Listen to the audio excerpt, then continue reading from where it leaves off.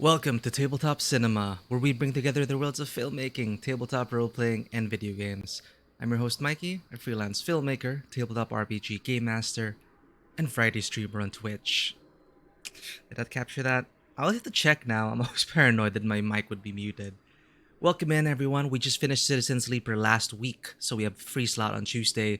We have something new for you today. We are going to be playing, for the first time, I Was a Teenage Exocolonist.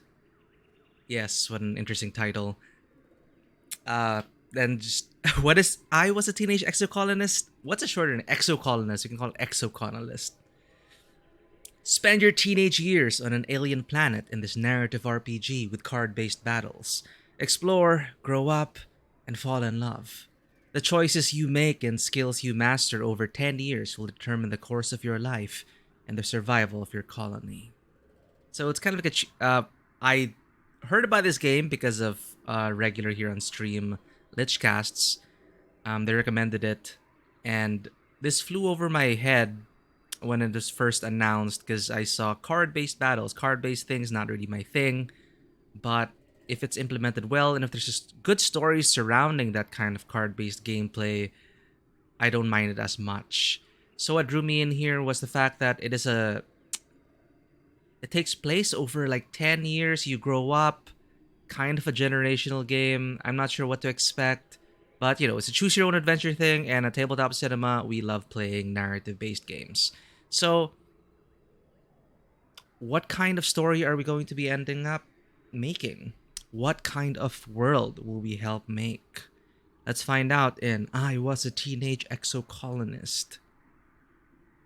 So before we begin, that is the wrong scene. I appreciate that this game also includes content warnings over here. Let's have a look at that quick before we begin.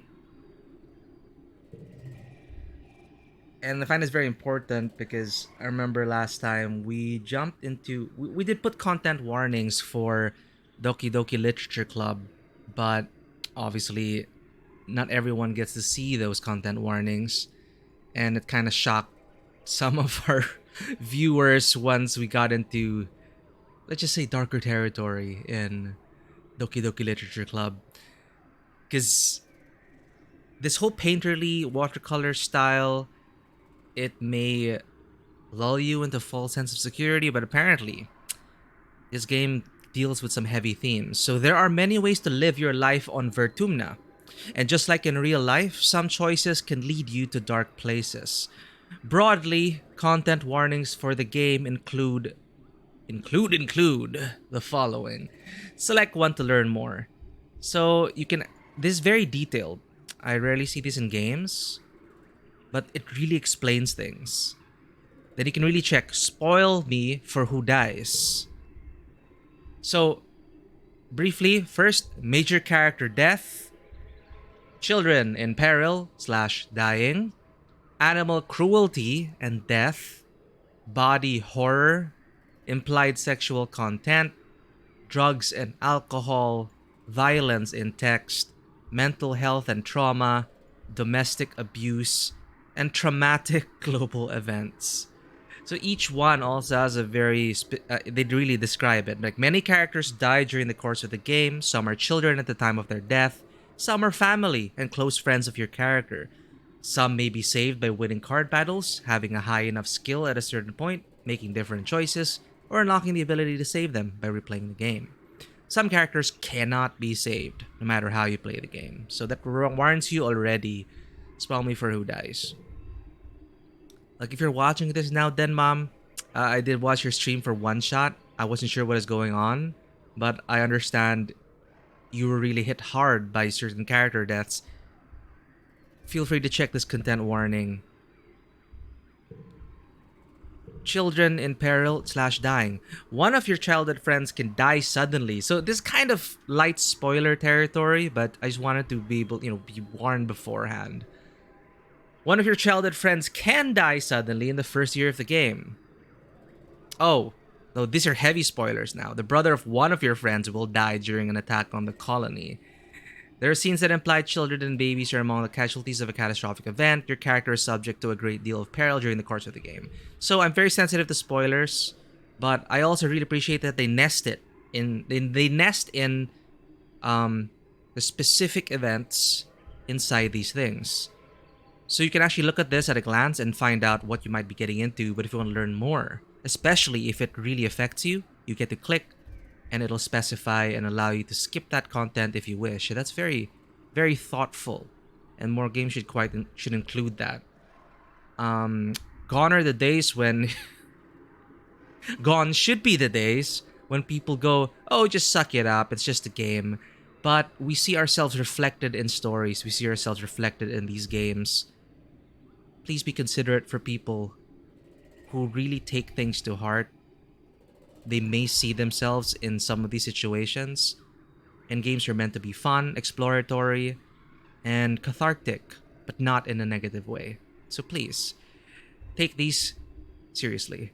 So once again, major character death, children in peril / dying, animal cruelty and death, body horror, implied sexual content, drugs and alcohol, violence in text, mental health and trauma, domestic abuse, and traumatic global events. Those are the content warnings for the game.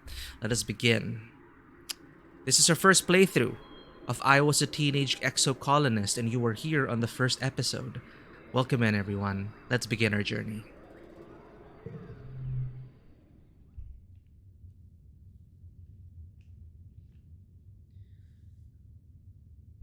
Wake up.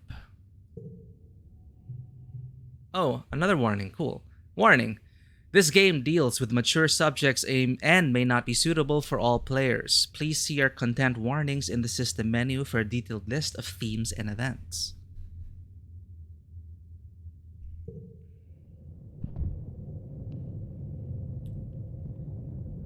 You wake to chaos, confusion of light and heat and smoke. Fire.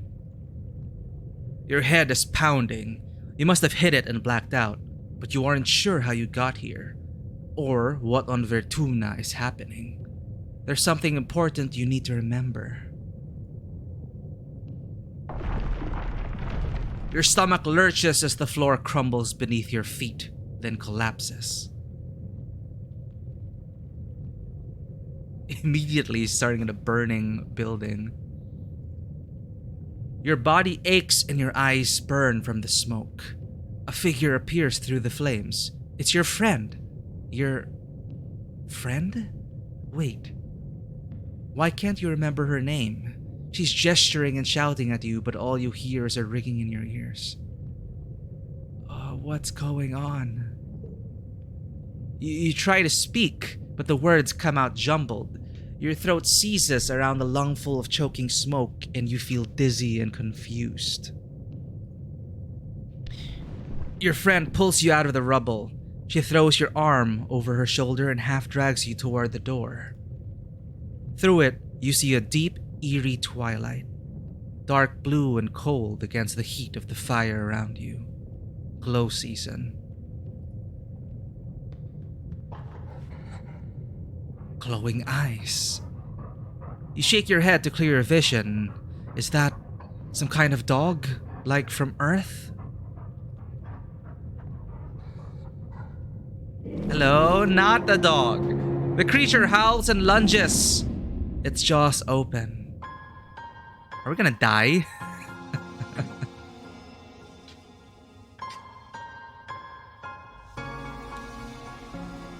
Great way to introduce things.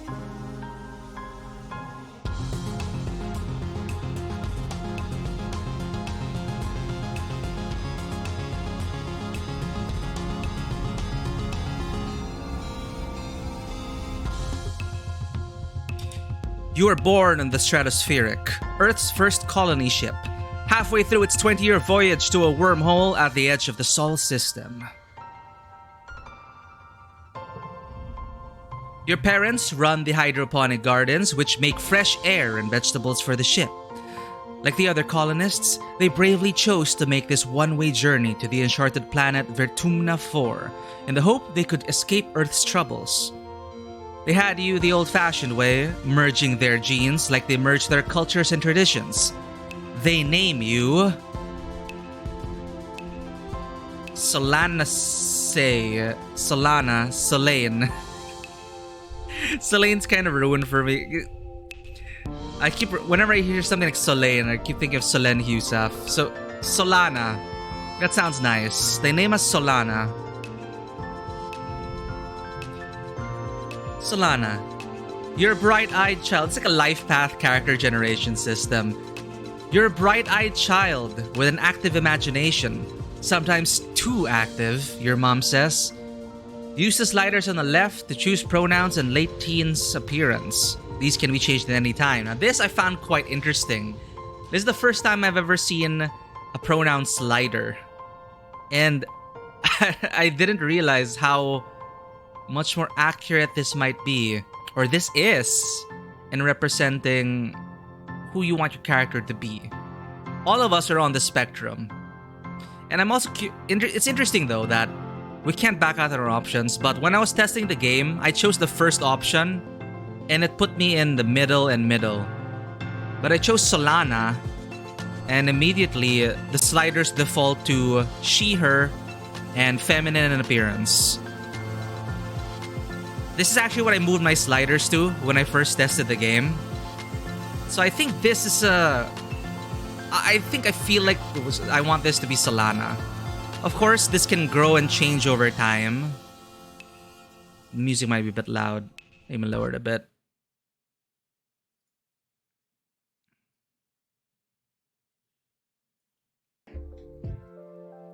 What is that? Oh, that's my stream beats. Alright, 25%. Let's see how it goes. Alright. So yeah, interesting. The fact that there are sliders here. And it's like on a scale of 1 to 10, what is your pronoun? Or on a scale of 1 to 10, how feminine do you look and how masculine do you look? So I like this. I like where the sliders are right now. I like her name. It feels right. And that's the important thing, right? You slide this until you feel right. And that's the important thing. So I was surprised by the inclusion of gender sliders and pronoun sliders. Very interesting. You have vivid dreams of things you've never experienced. Dirt under your feet, skies overhead, endless jungles and strange animals. You wonder if this is what Vertumna will be like. Every child on the stratospheric is given one genetic enhancement. By age 6, you see the first signs of your eagle eyes. Choose your perk, your human variant perk. Eagle eyes, extra fingers, absorbent brain. Super strength, calm temperament, nothing at all. Should we go with like, they didn't give us any genetic enhancements? No. Calm temperament, I feel like that's just something we already are, or what I might try to make for Solana. By default, we don't need that enhanced. Super strength sounds cool. Absorbent brain, extra fingers.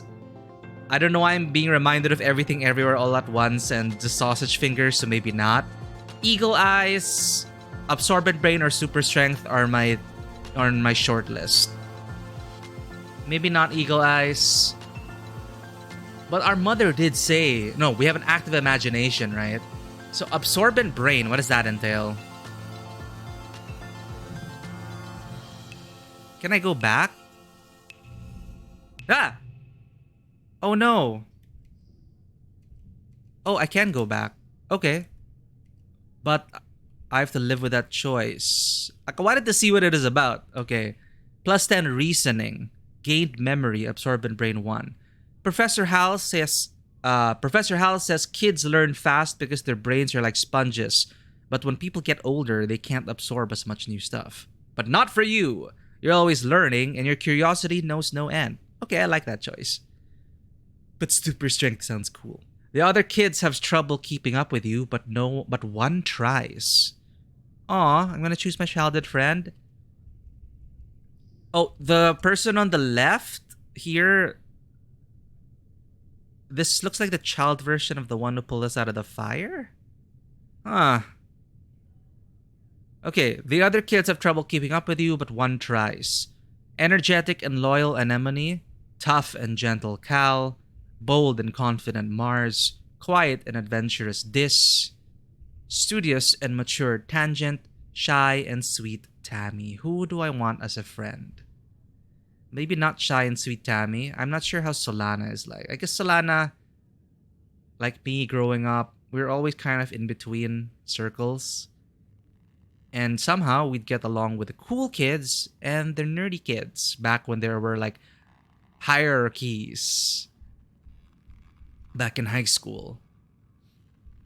And we generally did get along with any of the circles. So maybe.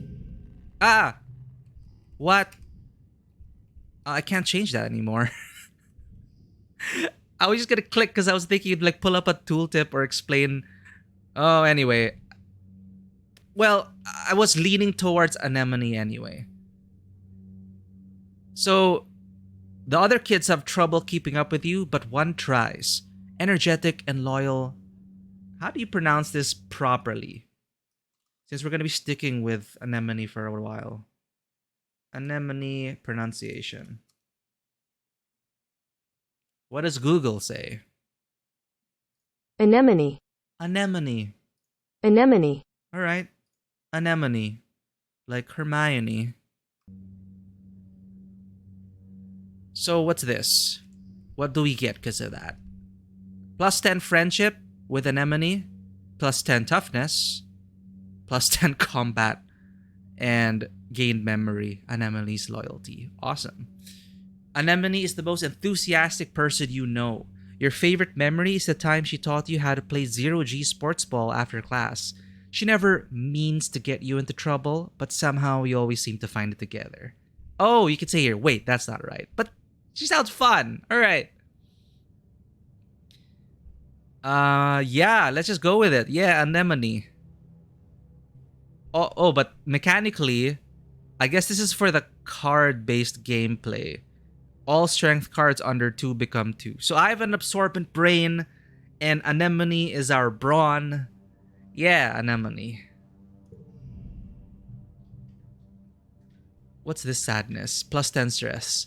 You're 10 years old when the ship finally reaches the wormhole.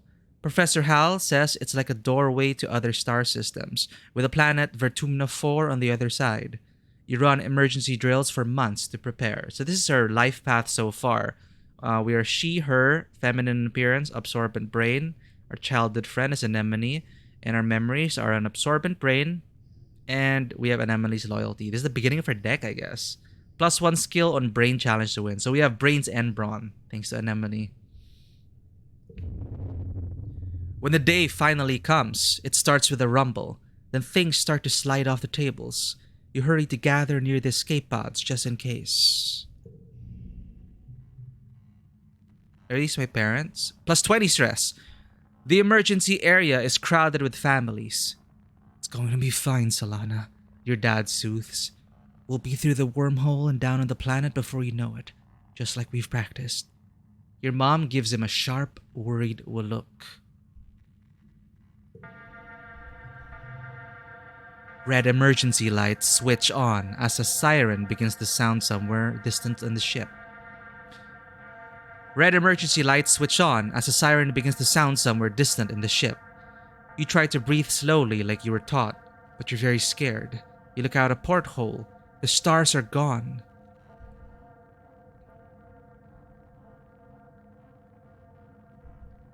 When you're frightened, you put on a tough face, get in touch with your emotions, or find the distraction. Oh, we can't even choose this because we need organizing 5 or greater.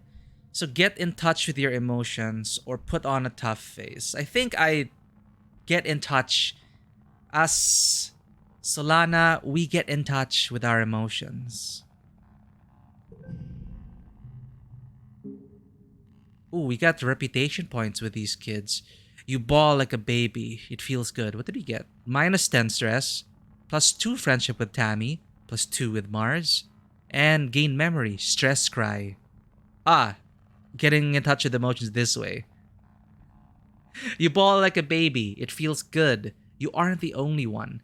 Nearby, your classmate Tammy has tears streaming down her cheeks. Mars is trying quietly to console her. She sighs as your cry makes Tammy wail even more loudly. Your dad puts his arms around you as you let it out.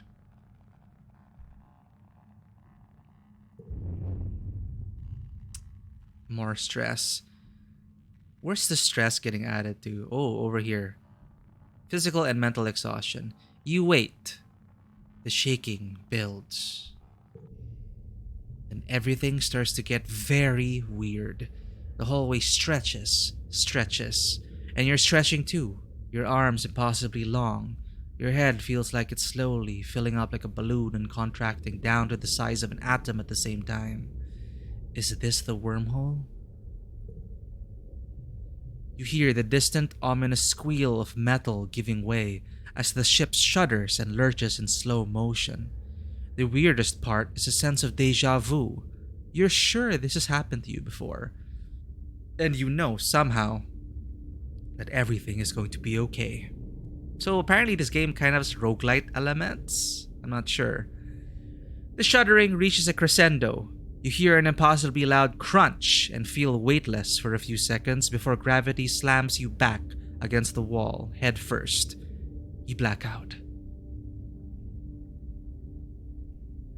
How's it going, Lichcast? Thank you again for the recommendation. Well, I am literally on a trip right now through a wormhole and I blacked out. As you slip unconscious, you feel yourself twisted. Have you finished your first playthrough, Lichcast? I haven't done much research on this game because I didn't know about it. Or at least I forgot about it until you reminded me about it. This game cannot leave my brain second playthrough. I see. And it encourages multiple playthroughs, right? Because you kind of remember your previous lives and then you bring it forward and there's so many story events. But we're going to try and go through one playthrough here because I heard that it's around 10 hours for one playthrough. So not exactly like a roguelite where you can get one clear in maybe an hour to do it all over again. You finished second last night at 4 a.m. Wow. Okay, now I'm excited. I don't know what to expect. So what happened so far? We just began. I am Solana.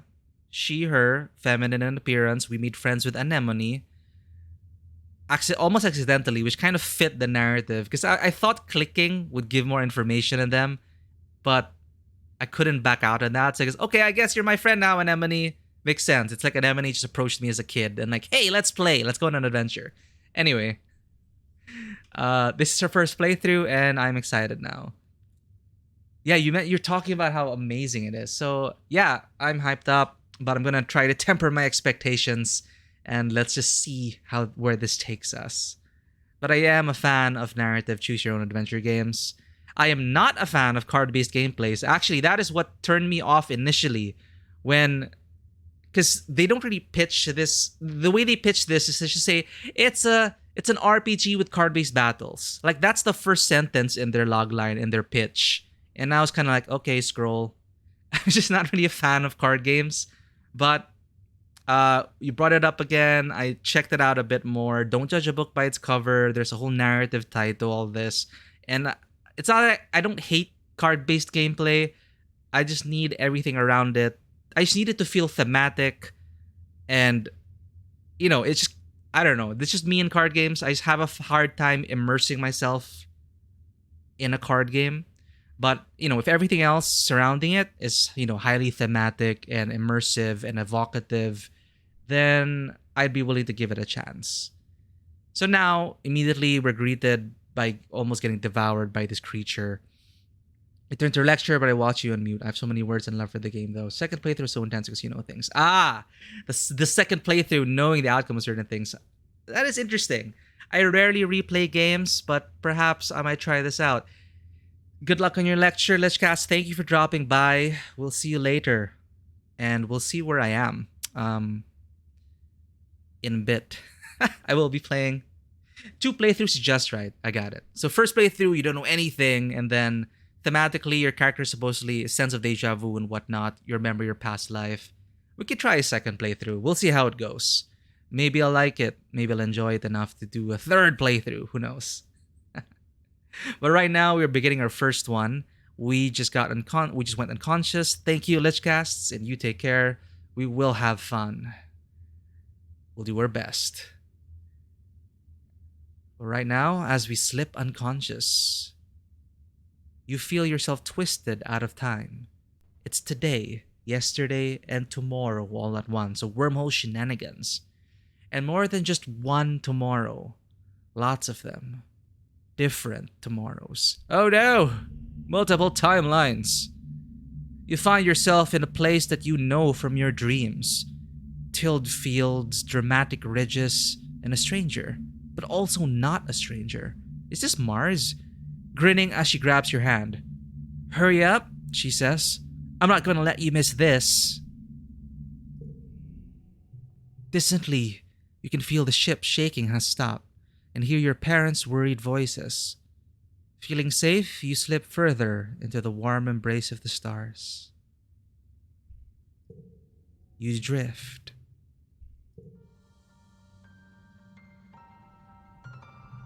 Gradually, minus 20 stress. Gradually, your consciousness reforms. You wake up in the medbay.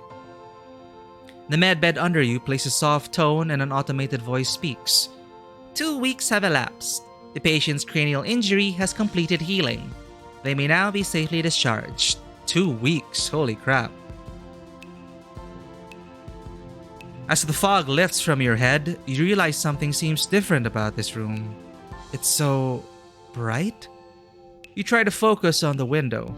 Something is definitely different. Sunlight? Trees? Ground? I think trees. Trees? Instead of the familiar blackness of space, bright light from twin blue and yellow suns is streaming through the windows. You peer out and see fields, glass-walled domes, and walls ringed by giant mushroom-like trees. Wait, built that much in 2 weeks? There are construction materials everywhere, and people walking around, outside, on the ground. Huh.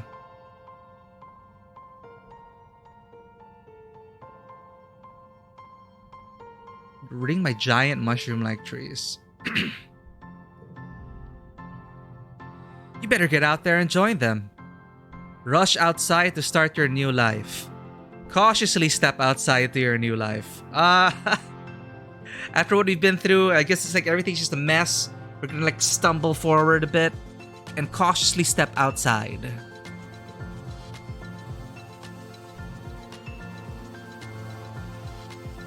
Oh, adorable.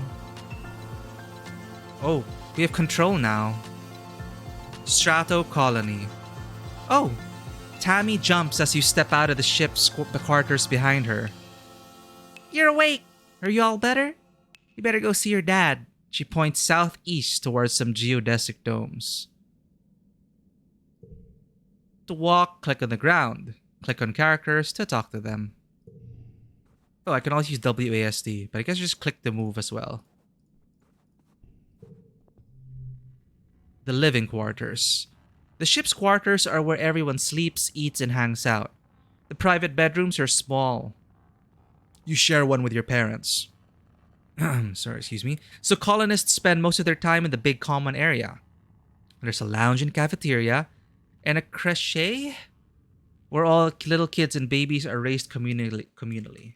Creche pronunciation. Learning new things.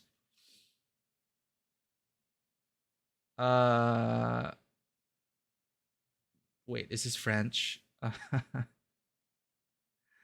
Creche? How to pronounce creche? Break creche down into sounds. Creche. Say it loud and exaggerate the sounds until you can consistently produce them. Creche. Let's just go creche.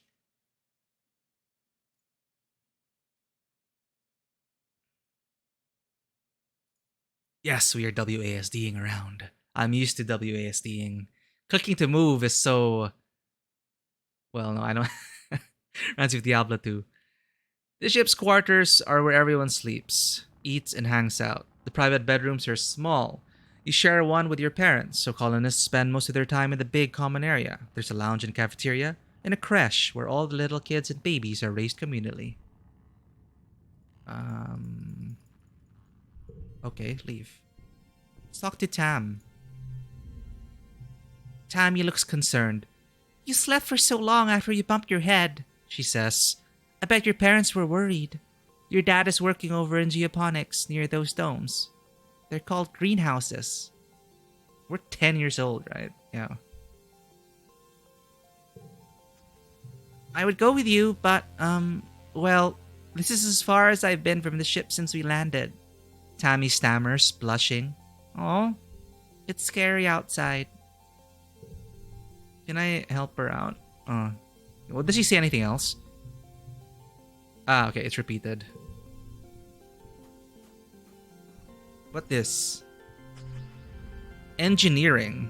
A low throbbing noise comes from the engine room, which provides power to the colony.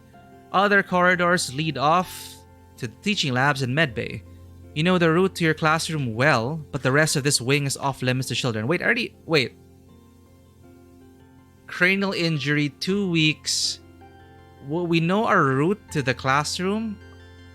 Wait, so this is way after? Oh, okay, let's keep playing. You know the route to your classroom well. Ah, wait, no, sorry. This is part of the ship. Never mind. Of course, there's classrooms on the ship. We know the ship well. You know the route to your classroom well, but the rest of this wing is off limits to children. Congruence. The ship's onboard AI beams down at you from a nearby holo screen. Don't forget to study hard, Solana. Thanks, Congruence. What's this? The garrison. A small team led by Security Chief Rhett was enough to keep the peace on the stratospheric. To stay busy, they also ran the exercise gym and sports ball courts. Here on Vertumna, the garrison has expanded fast. They're building a huge wall around the colony and have an outdoor firing range and a big covered dojo. And best of all, a regulation-sized sports ball court. Do I like playing sports ball? I see volleyball here. Oh wait, no, it's volleyball, but they're like hoops, like Quidditch. Sports ball. I wish there was a way to highlight interactables. Is there a way? Hey Dad, I'm gonna explore first. Command. Command is a warren of long hallways with doors off to tiny nondescript offices. Everyone you pass seems to be hurrying off to something important. The end of one hallway opens into the supply depot, which works as both requisitions office and general store. Beyond it are cavernous warehouses stacked high with supplies from Earth, now gradually unpacked and distributed. View the notice board. Colony food shortfall minus 100%. Colony security rating evaluating. Upcoming event. We will be hosting our first annual Vertumnalia Festival during the second week of Dust. Chief Administrator Seek. Notice. Take precautions outside the colony boundaries. Xenofauna have been sighted in the area. Survey teams are investigating. Chief Surveyor Tonin. Sounds grim. Current Council and Administration. Government Udico, Command. Governor Udicott, Command. Chief Administrator Seek, Command. Security Chief Red, Garrison. Chief Engineer Instance, Engineering. Chief Cultivator Flulu, Geoponics. Chief Steward Antecedent, Quarters. Chief Surveyor Melatonin, Expeditions. Alright. That is the Command Council. So the wall. Oh, okay. Not that big. Alright, let's talk to Dad. Solana! Your dad gives you a big warm hug. I'm so happy you're finally awake.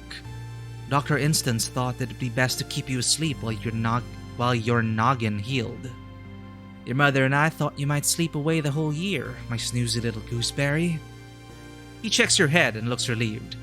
He was clearly very worried about you, but covers it with jokes and smiles. Well, how will Solana respond, I guess? He's so embarrassing. Maybe...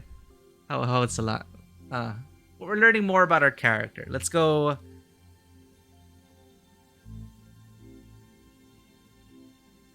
Okay, he's so embarrassing. Welcome to Vertumna, he says, gesturing around you. You've never seen the stratospheric from the outside, except in pictures. The ship has been separated in two, and parts taken off to form other buildings and a big wall around the whole colony. The alien jungle creeps right up to the wall. Only the geodesic greenhouses pass outside it, dotting their way up the hill. What's outside the walls? It's beautiful. How did he do this so fast? Was my question when I was waking up. I guess I'm still kind of confused, full of questions.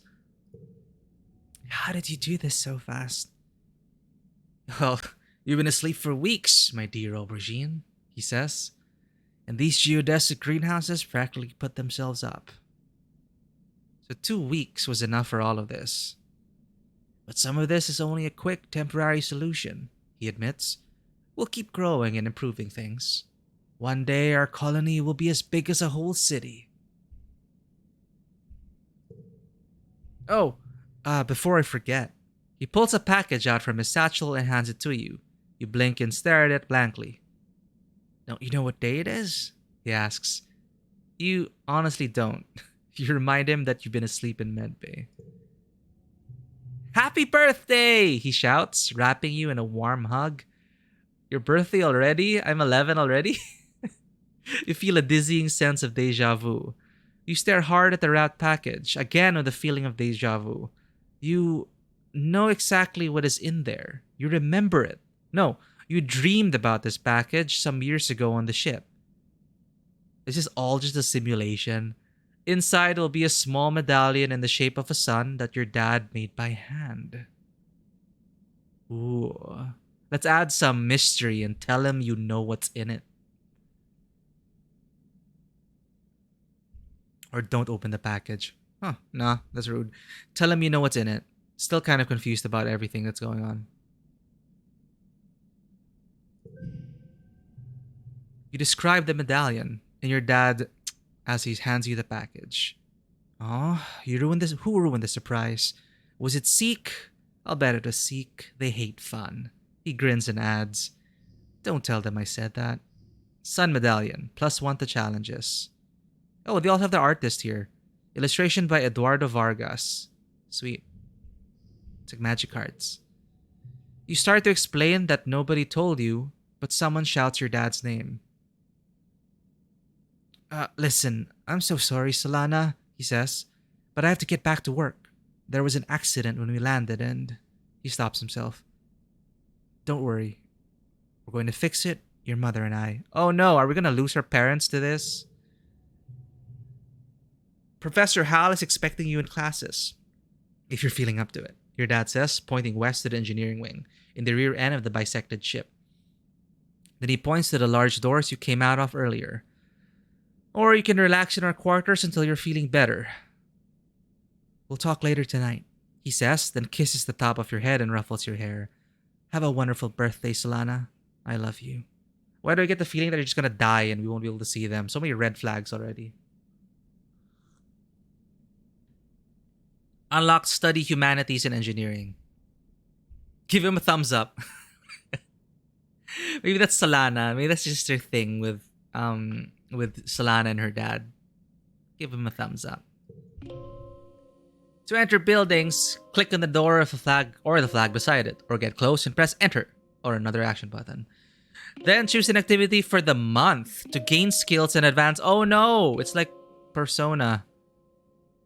To gain skills and advance time. There are 13 months a year and 10 years to the end of the game. Limited actions. Well, that means each action has even more importance and more at stake, right? You'll only have time to focus on a few things. Okay. Geoponics. The greenhouses have different biomes inside, growing plants from earth that might belong in a desert, jungle, or temperate forest. Some are so delicate you have to spray off any germs in an airlock before you can enter.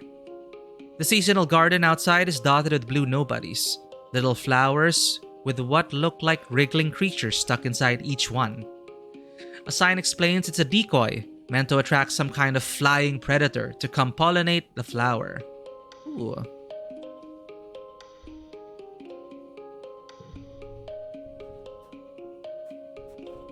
You're the quiet one, right? You see Dis sitting on the ground beside some bushes. Is he hiding from somebody? He seems to be watching the gate in the wall to the south, where grown-ups are coming and going. Kids aren't allowed past the walls, he says quietly without looking up.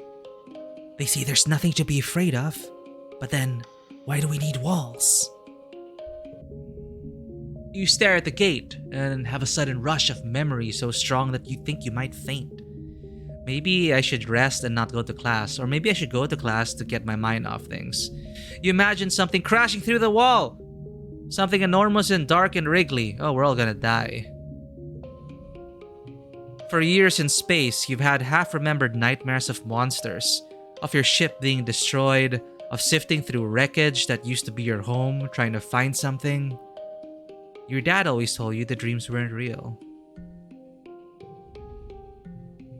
Breaking you from your daydream, Dis whispers, I think there are monsters out there. Our parents will keep us safe, stop making things up. I don't know why, Dis, but I believe you.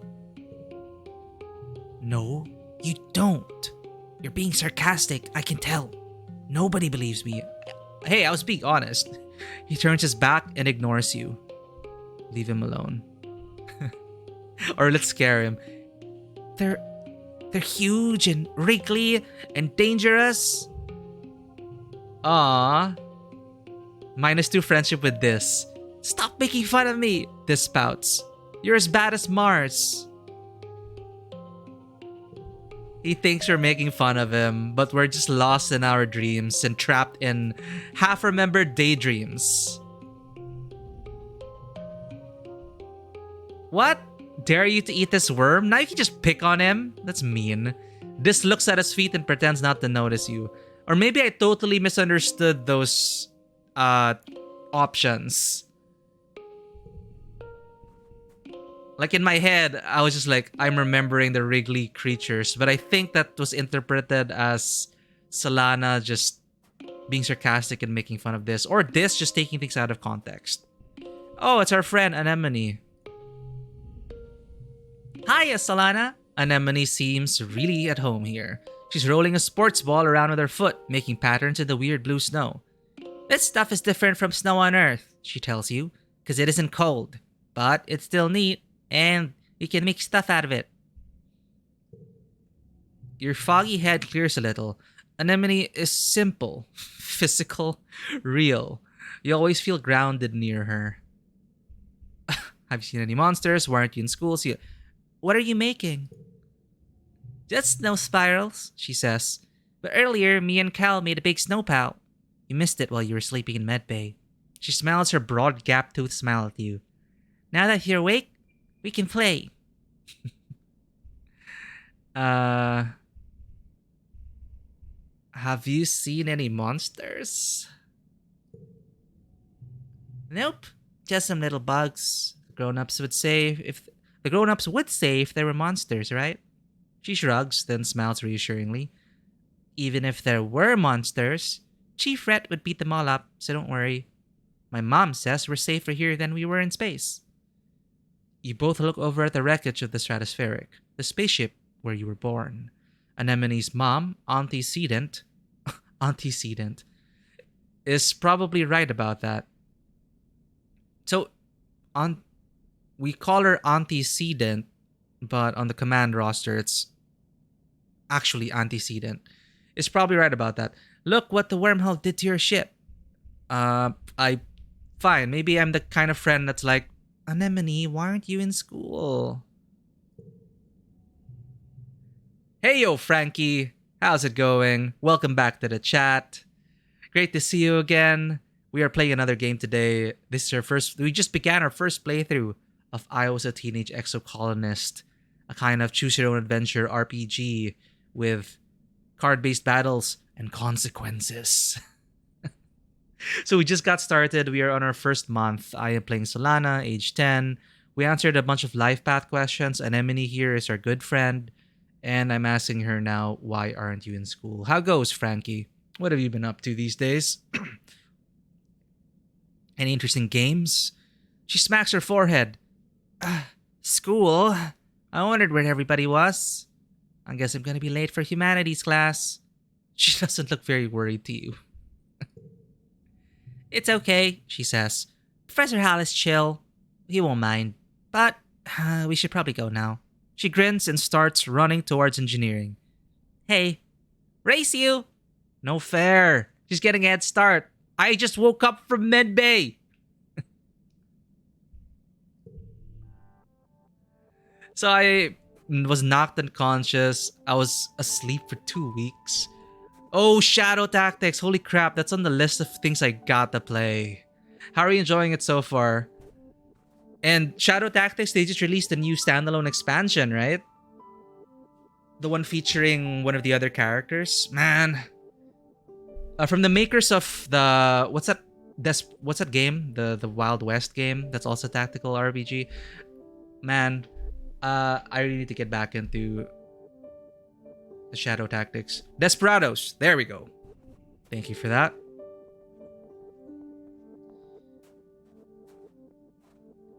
Yeah, like top-down stealth game. Well, I am a fan of stealth games.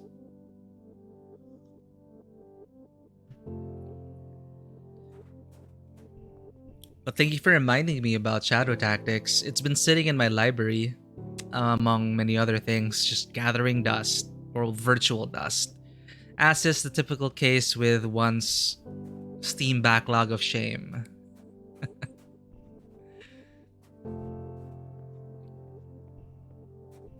We're gonna go to class. Engineering. A low throbbing noise comes from the engine room, which provides power to the colony. Other corridors lead off to the teaching labs and medbay. You know the route to your classroom well, but the rest of the wing, we already saw this. Don't forget to study hard, Solana. Study humanities. Well, I am biased towards studying the humanities, but what is Solana like? I'm still trying to define her as a child. So, Solana, we had an absorbent brain, but... let's go with humanities. +2 creativity, +2 persuasion, but +15 stress. Stress already comes with it. +2 biology, +1 reasoning. Or maybe we should play against my what I usually play.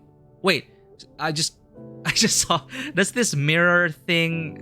Well, does the camera have like ears? Yeah, it is. It's like it's the AI, the holo screen. They're like cat ear hairstyle, and they're like cat ears here. Adorable. I think us kids like put a bunch of stickers and really decorated the AI. I'm pretty sure the AI appreciates it.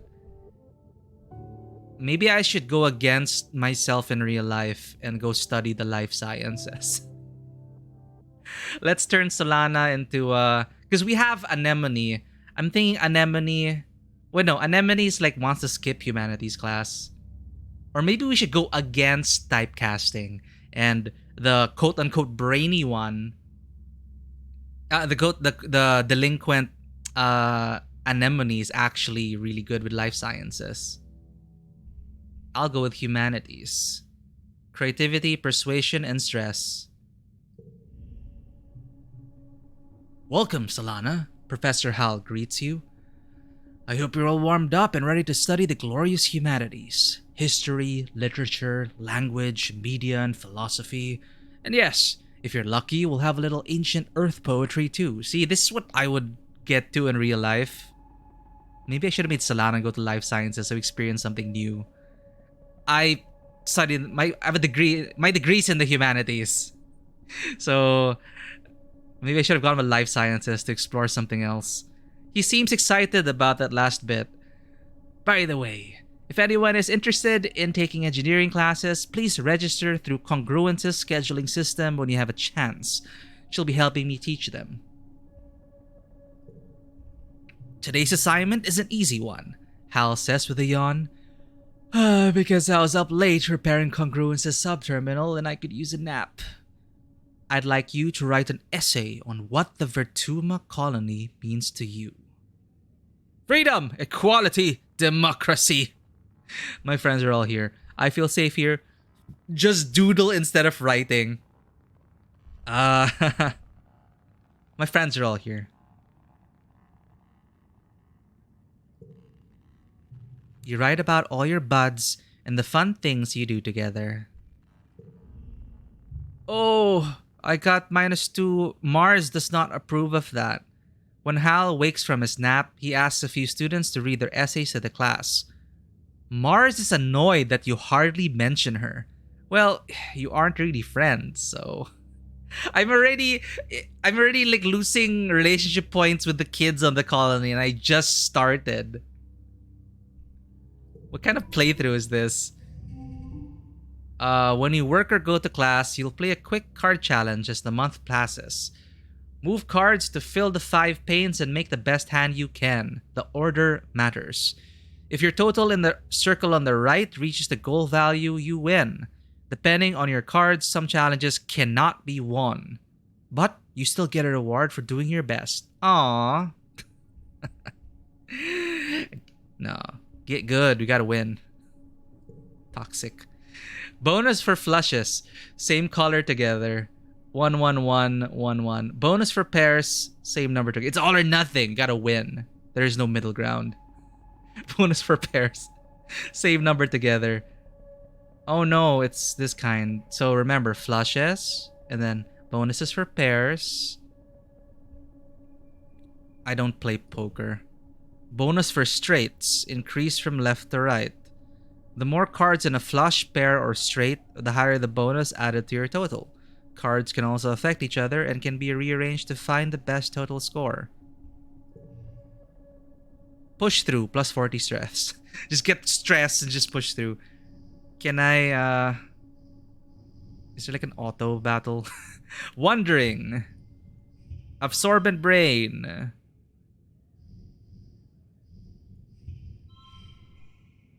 I like how they really put the artist here already, because if you see cool art, you want to know the artist right away. Right there. Eduardo Vargas, for example. Discovering. And first steps. What if you overkill? Do we lose those in the hand? +1 challenges. Sun Medallion. Studying Humanities. Okay, win. Victorious. You worked well this month. +1 creativity. Your skills increase when you work or go to school, with extra skills if you win the challenge, and a kudos bonus if you make the highest scoring hand with your cards. Did we get a kudos bonus?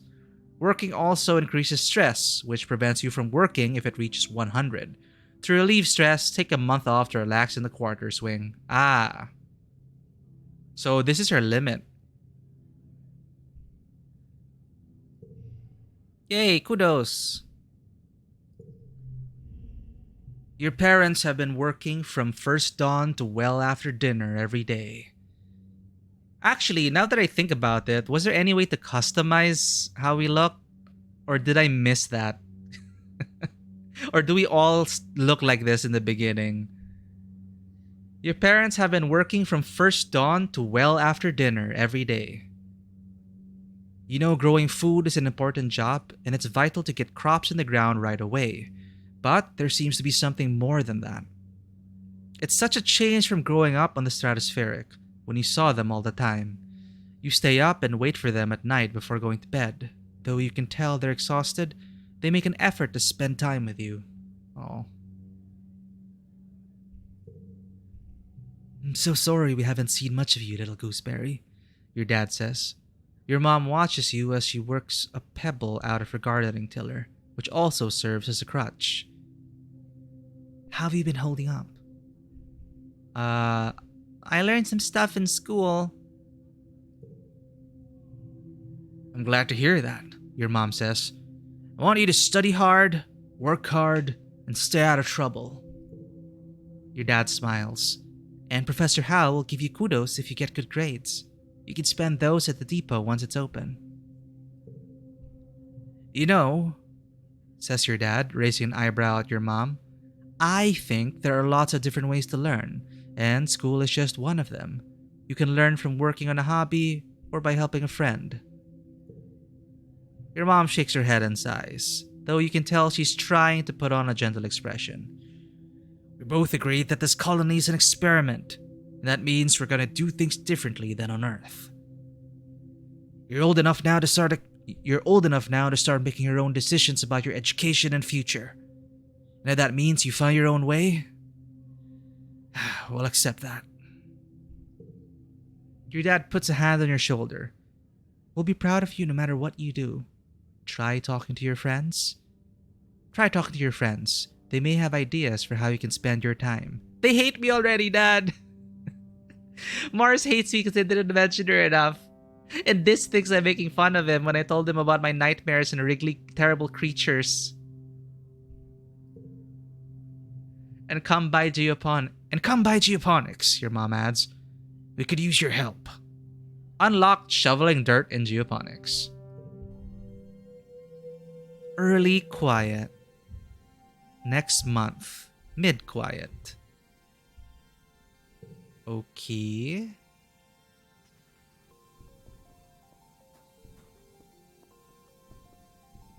Hi, Anemone.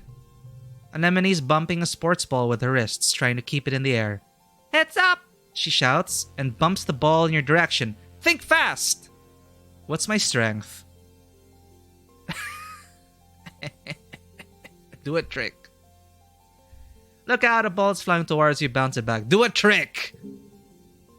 You catch the ball with your wrists, bop it up, and headbutt it back to Anemone. She grins her huge gap-toothed smile. Whoa! Nice move, Solana! You bounce the ball back and forth with her, trying to see how many times you can rally and keep it going. Anemone tells you about the new sports ball court, a proper regulation-sized court way bigger than the little 0G1 on the stratospheric. Her brother, Calm, is coaching the junior sports ball team this year. He's so great, she says. He's good at everything, especially spiking. He's coaching me to play awesome like him. You should come join us. Unlocked sports ball in the garrison. Alright, that's new. How do you play sports ball? At the garrison. Do you say something else? I don't want to go to school, Anemone pouts. But I guess we have to. You know how to get there, right? Through the door in the engineering wing behind me. You know, the big thing with the rockets on top? She laughs. I was confused too at first. I never seen the ship from the outside before. You need 20 toughness to train together. I am not tough enough for Anemone. Who else is around? So you can relax in the lounge to recover stress. We have 65 out of 100. No need. Let's push ourselves to our limits. You hate me more. Oh, did we check this out before?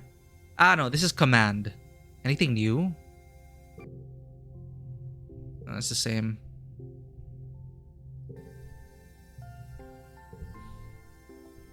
Do you still hate me, Mars? A sharp whistle interrupts your thoughts. Hey, Solana, Mars calls out to you. Come here, I have a job for you. You walk over to Mars, who's sheltering from the snow under the ship's overhang. It's so gross here, she complains. The spark snow would ruin my good clothes. The spark snow would ruin my good clothes. At least on the ship, we had climate control. Ugh. Tammy made me some soy sweets, but there's no way I'm going out in all this weather.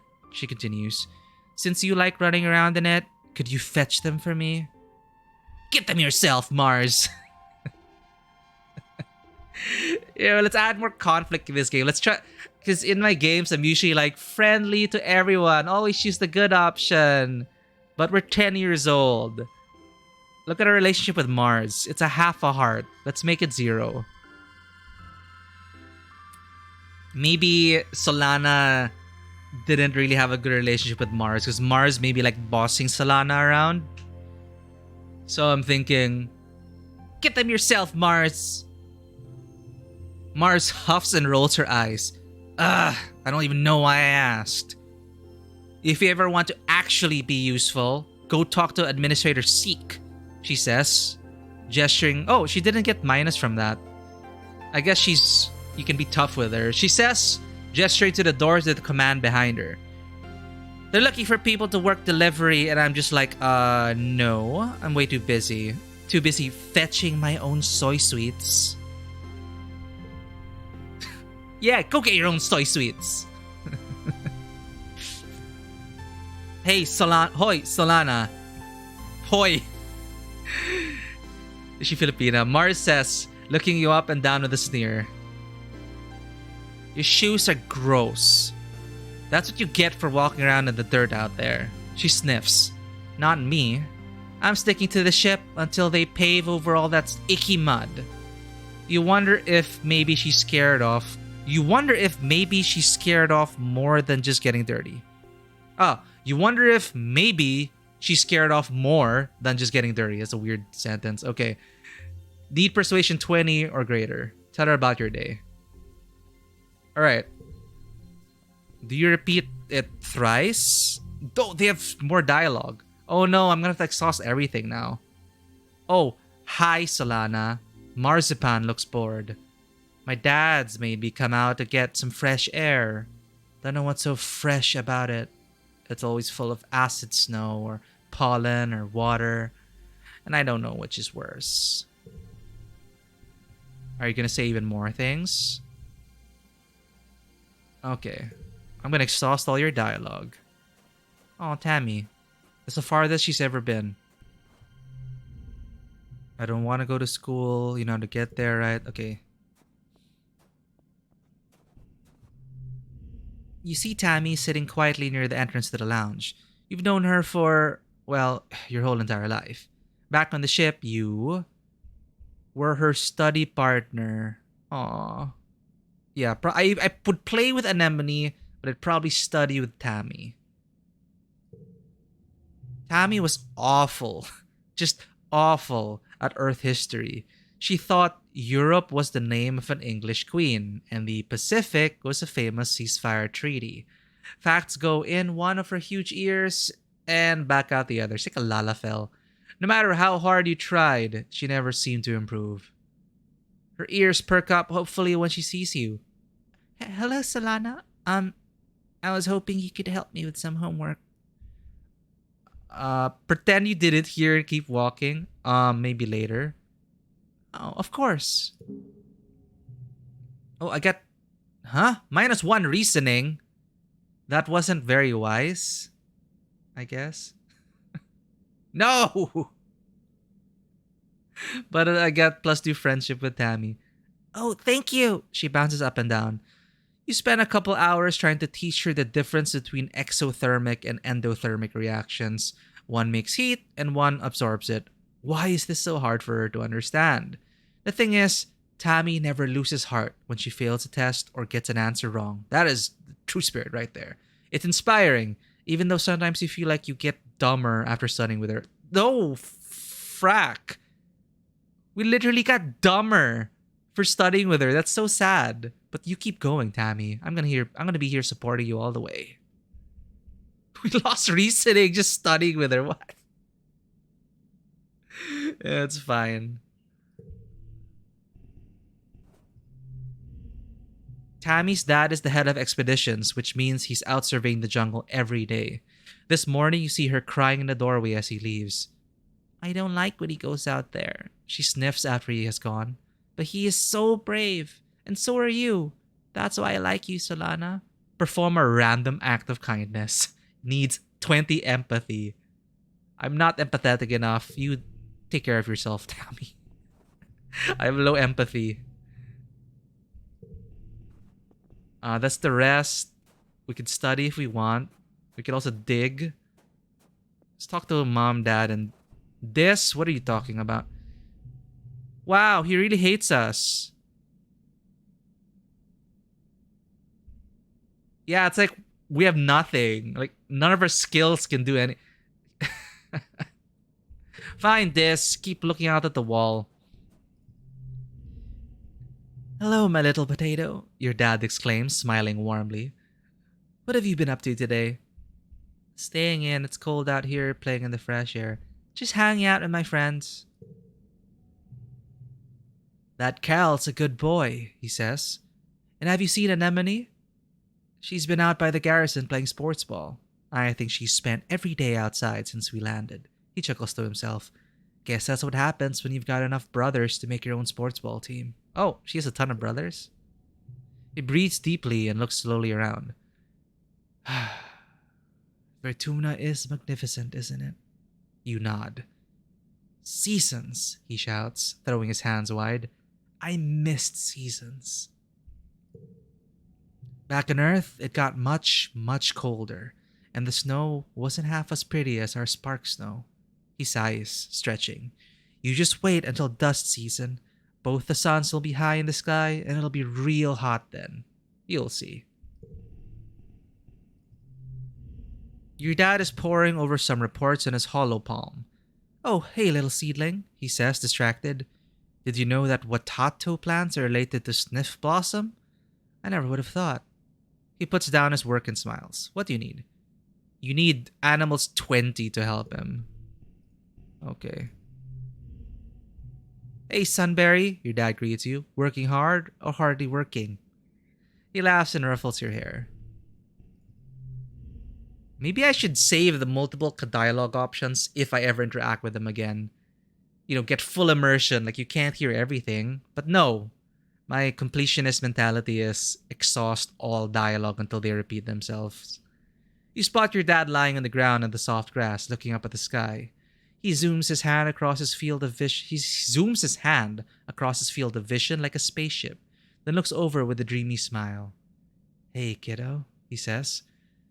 Sometimes I can't believe we're back on solid ground. After 20 years in space, it still doesn't feel real.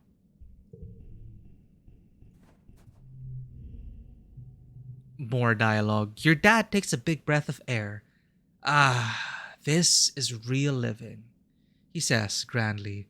Sometimes I wake up thinking we're still hurtling through space in the strato, and I'm just so jazzed when I remember we're here, on a real planet. He slaps you on the back. Never take this for granted, kiddo. Let me guess, our colony is gonna blow up at some point. If your mom already said no, I agree with her. Your dad says without looking up from his work. I know you two disagree about things, but she's still your mom.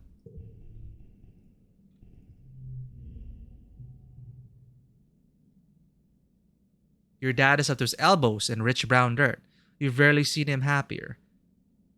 Hey, Gooseberry, he says, scrunching his nose at you instead of waving. Here to give your old man a hand? I could use one.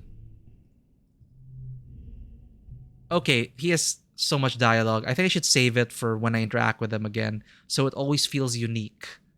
You catch your dad taking a break in the shade at the geoponics dome. Oh, hey, he says, waving lazily. Taking breaks is important. Don't forget to take care of yourself, okay? I can't help it. I need to know all the dialogue. Hey, Sprout, your dad greets you. How are your classes going? I know it's hard to sit in a classroom while there's so much to explore, but everything in life is going to get easier for you if you take the time now to learn about a lot of things. He laughs. Who knows? Maybe you'll be running this place one day. Foreshadowing. I think maybe to build your skill engine, you go to school. Oh my god, it's a unique dialogue each time. I think I have to fight my own completionist tendencies and just accept that I shouldn't exhaust all the dialogue. Your dad is watching your mom work. You can practically see the hearts in his eyes. Your mom's an incredible lady, he says dreamily. True love is hurtling yourself into space with someone and hoping for the best for your children. Ew, Dad, gross. I'm sorry, I can't help my habits. Please. Okay, finally he's repeating his dialogue.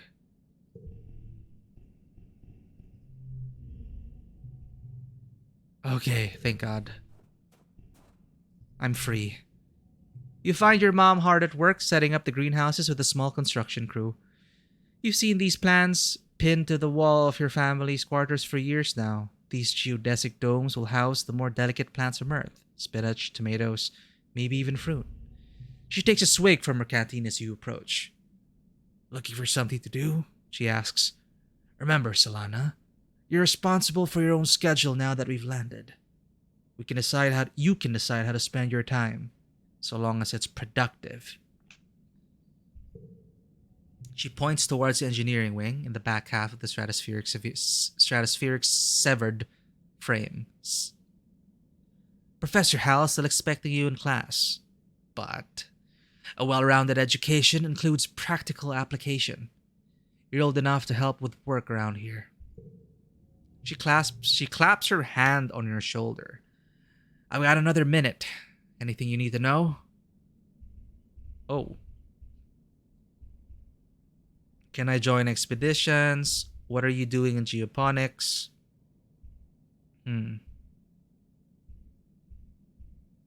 What are you doing in geoponics? She looks down and nudges at a sprout growing between her feet.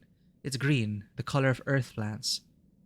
We're doing our best, she says. But it hasn't been easy. I just hope the potatoes and corn can handle the weather here, she says, glancing up at the sky. I hear it rains like hell in the wet season. She takes a long look at you, up and down. You're growing fast, Solana, but you're still too young for real farming. Instead, well, there's a lot of soil that needs to be hauled. How is your blue hair and what are your pronouns? How's it going, Matthew? That is the Kotaku headline, right? They call this the blue hair and pronouns game. How's it going? Thank you for extending your subscription. It has been 10 months since you subscribed. It's been a year since you started this whole streaming thing as a side project, but I'm still into it.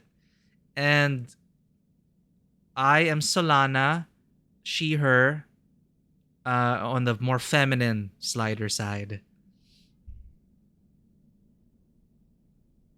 It's a Kotaku headline, but the joke is based on an actual PlayStation blog. Oh, so Sony was the blog was actually the one that said it. There is something like I realized that there's really something about dyed hair, and I don't know. It tends to be associated with that kind of thing, right? I love the PlayStation blogcast. Like blue hair and pronouns, they go together for some reason. She takes a long look at you, up and down. Or maybe it's because of the cultural implications of, we've grown up thinking people who dye their hair, get piercings, and everything are like,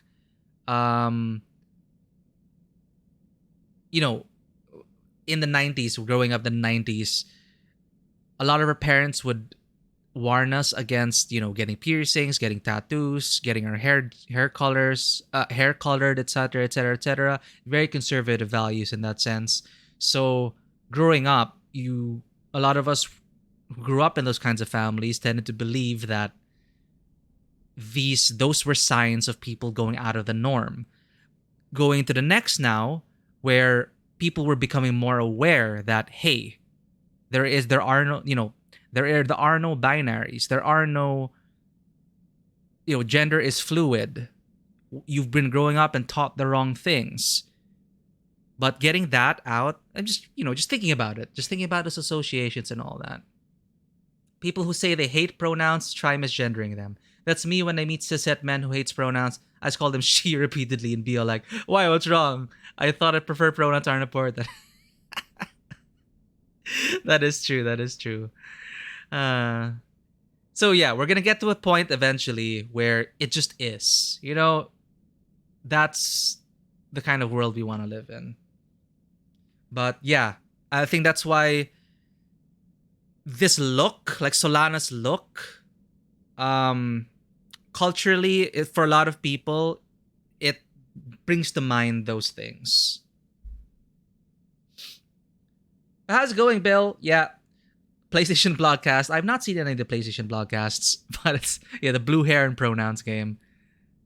Shakes a long look at you, up and down. You're growing fast, Solana, but you're still too young for real farming. Instead, well, there's a lot of soil that needs to be hauled. I'm also unfamiliar with the tenets and the beliefs of Buddhism, honestly. Is that a thing for them that pronouns don't exist to Buddhists? Or is it just like nothing exists? Is that just like a very overly simplified way of looking at things? I'm not sure. I'm not a Buddhist. I'm not familiar with the Buddhist teachings. Are they also the ones that go that to live is to suffer?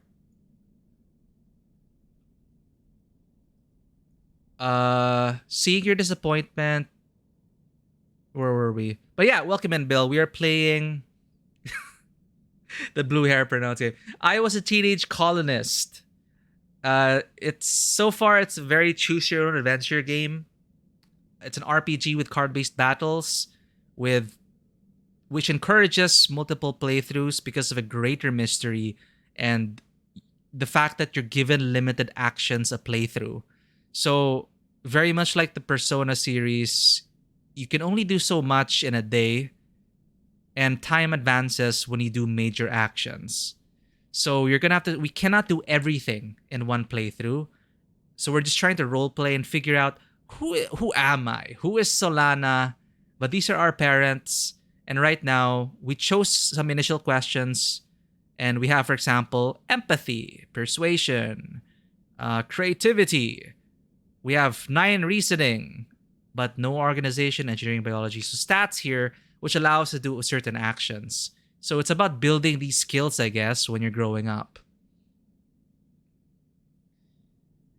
Do you like card-based games? I was just saying, this I didn't really pay attention to this game first because I saw the first sentence.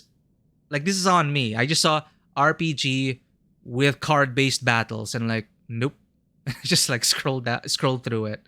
But Lichcasts, thank you again for bringing it to light and recommending this game, because I had to look at it again. Do not judge a book by its cover or by the log line it presents to you.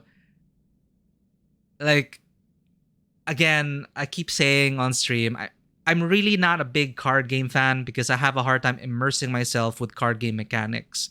But if you wrap it in something like this with beautiful art, beautiful music, an interesting premise, and a story, then I can get behind it.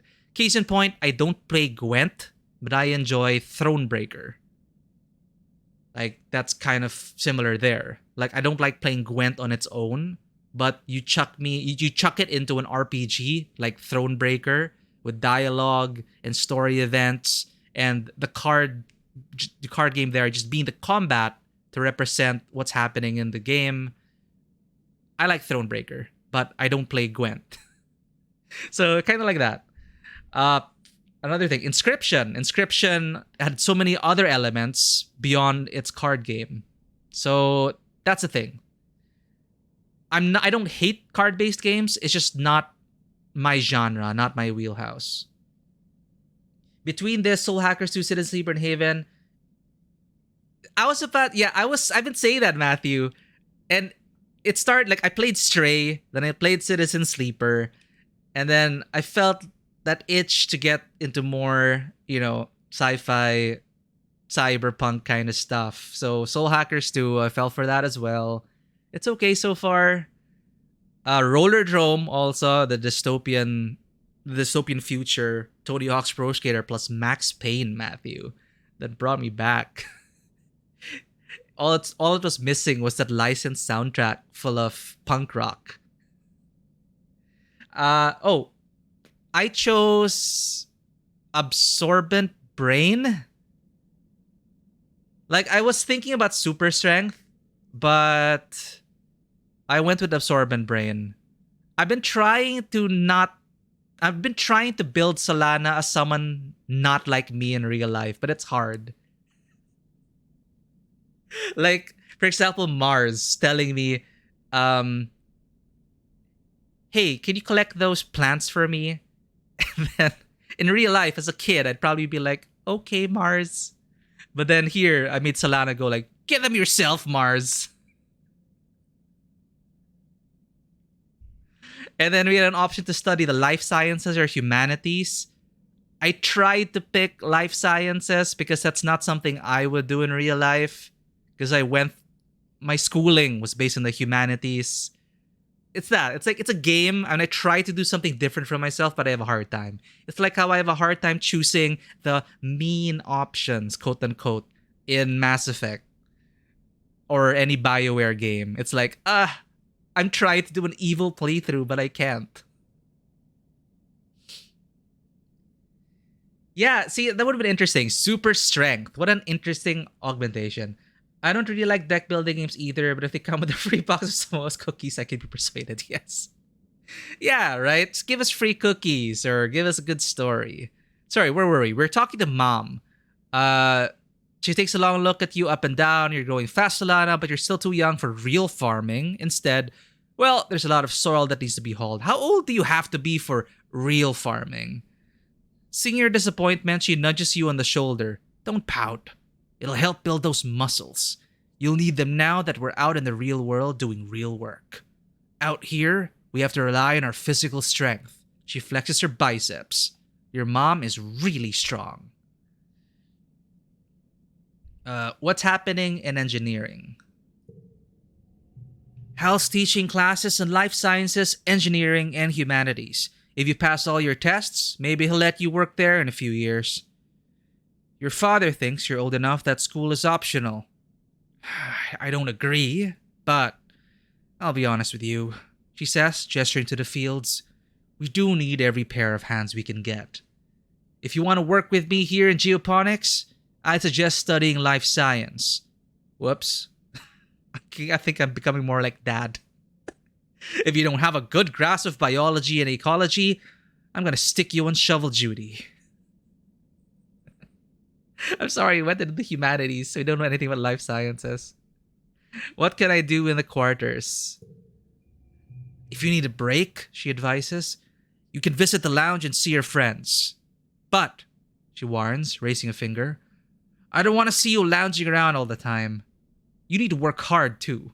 Oh, sorry, can I just say also, mine's going different places. You're asking about like blue hair, pronouns, what am I? This is the first time I've encountered a pronoun slider and a gender slider, or an appearance slider.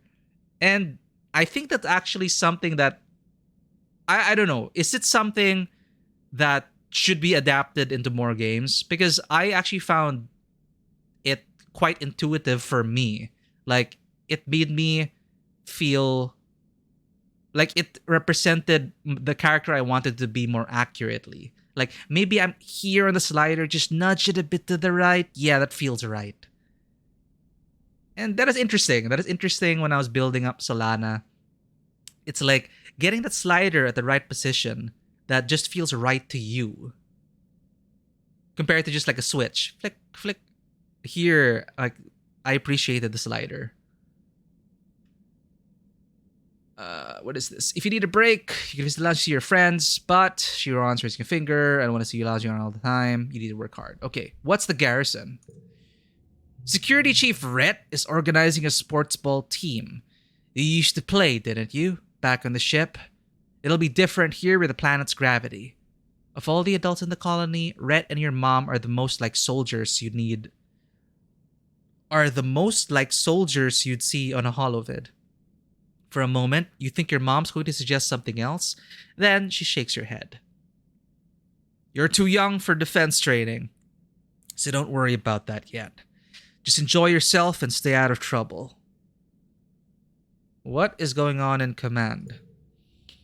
I think Seek said they need someone to deliver supplies from the depot. They're also setting up a shop there if you got some kudos to spend. And of course, that's where Captain Governor Udicott works. But you shouldn't bother her. She's a busy woman and she doesn't have your mother's patience with kids. You try not to giggle. Your mom isn't usually known for her patience. Can I join expeditions? Oh, you're too young to leave the colony. It's dangerous. She shakes her head. Your father would be worried. There's so much we still don't know about the world out there. Let the adults find out. Then maybe you can join them in a few years when you're older. She gives you a stern look. She isn't going to budge on this one. For now, stay inside the walls. Okay, bye. Your mom is hard at work, breaking ground for the new fields. As the colony's chief cultivator, she's been preparing for this year for as long as you can remember. Oh, okay, it's repeated dialogue and just tips for what to do. If you're not going to class, you'll be at work. Wait, is this new? Your mom is hard at work, breaking ground for the new fields. As the colony's chief cultivator, she's been preparing for this year for as long as you can remember. Hey, Solana, she says, leaning hard on her tiller and mopping her brow. You need me for something? If you're not going to class, I can put you to work. No, I'm good. Okay, no repeated dialogue. Damn it, what do I do? Go to class again? Why do I have a like? Oh, I have a kudos. It's the kudos I earned. Reputation-based currency. It's like Death Stranding all over again. Mash that like button! Speaking of which, Death Stranding is on Game Pass now, right? I'm bored. This is boring, Mars complains, stamping her foot. All the adults want to do is work, and they're not paying attention to me. I'll need more persuasion to tell you about my day. I'll come back to you.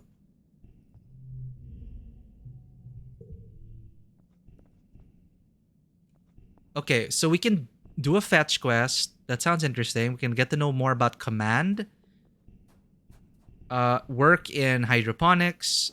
Work at the greenhouses. Play sports ball. Go to school. Let's do a fetch quest. What would Solana do? Like, I know you can treat this as a board game of sorts and try to min-max and like meta your way through it. Like, get your skill engine up, etc., etc. But, what would Solana do? Let's try to get back to the narrative. I mean, Solana could be an optimal kid, making the most out of their time. Oh, wait, right-clicking? Oh! Tammy. Aspartame. Sweet, down-to-earth girl who prefers to stay close to home and care for others. She, her. I don't know her birthday, augment, relationship, likes, dislikes. Oh, okay, we get to know them. And unlock new info. Very gacha game. All these choices are skill growth based. Kudos is weird. It's partially utang na loob. I guess, yeah, right? Like, hey, you did a good job. I'm going to do you a favor. I guess it kind of represents that. You keep that info through your playthroughs. Oh, okay, cool. So yeah, that makes sense. Then you'll be able to, then your actions will be more informed. I get it. Well, let's trust in the system and just do what we think we need to do. Command is a warren of long hallways with doors off to tiny nondescript offices. Everyone you pass seems to be hurrying off to something important. The end of one hallway opens into the supply depot, which works as both requisitions office and general store. Beyond it are cavernous warehouses stacked high with supplies from Earth, now being gradually unpacked and distributed. Do I have organizing 10? Ah, you're kidding me. I don't have stewardship. Let's cast. Damn it. Wait. Or. What's my toughness? Ah, I am tough. Thank you, Anemone, for making me tough. Apply it to deliver supplies. Chief Administrator Seek greets you at the depot. They look you up and down. Solana, you never struck me as particularly responsible or organized, but children never are. What makes you think you'd be a good fit for the position of courier? You didn't realize there was going to be a job interview. Who cares? It's just delivering stuff. No. I can carry a lot. Strong for your age, maybe.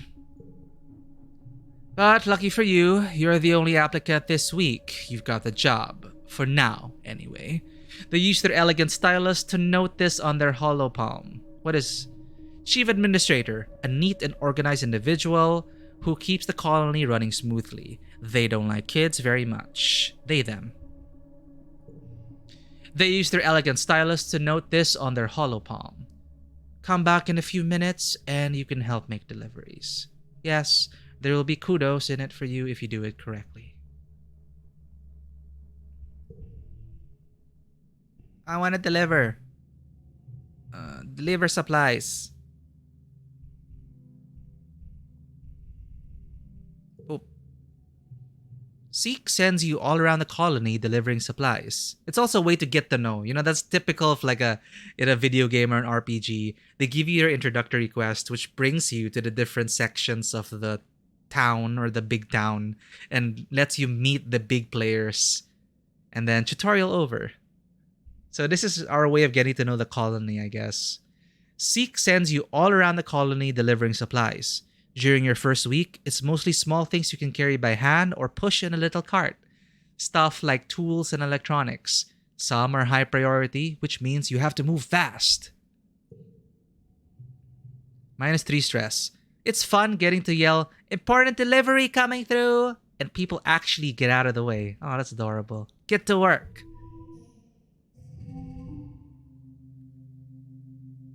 How do you play poker again? Pairs are good, right? All strength cards under 2 become 2. So we have pairs. Boop, boop. And this. I'm still not sure how this works thematically. First words, discovering, first steps, Anemone's loyalty. So is it like, maybe I'm imagining Anemone, of course, is helping us out. Because Anemone's always out of the house. So probably sees us delivering supplies and we're both together, like delivering things. That's so adorable.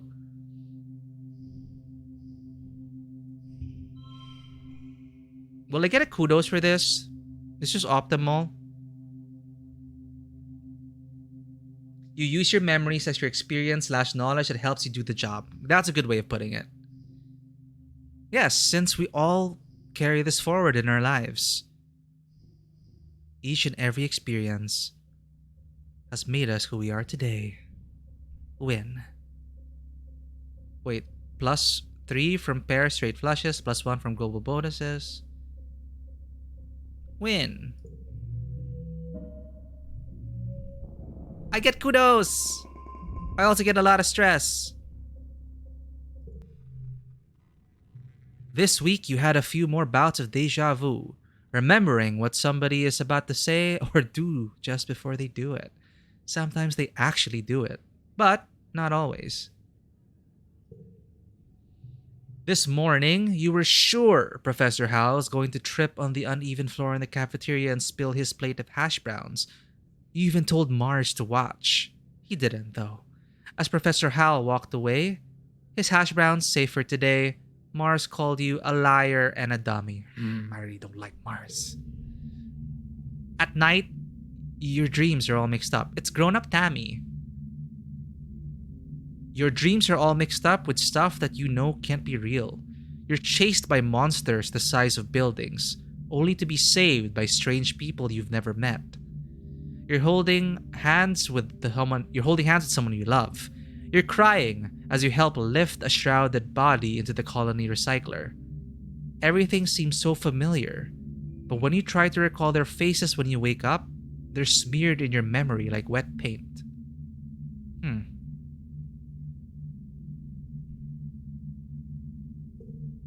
But what if? What if those things haven't happened yet, but they will someday? Anytime you try to tell someone, they think you're playing a trick. Yeah, like this. He hates us now because we were telling about the monsters in our dreams. Or that you're sick and need to go to the med bay. You eventually decide to stay quiet about your strange dreams. Why? Secret powers are fun. Nah, I think Solana... what do we want Solana to be like? Maybe Solana's all about, like, you just want to be normal.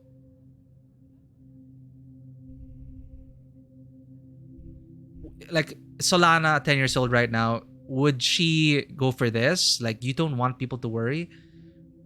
Is that the kind of kid Solana is? You know what? I'm just gonna pull out a die for these kinds of options.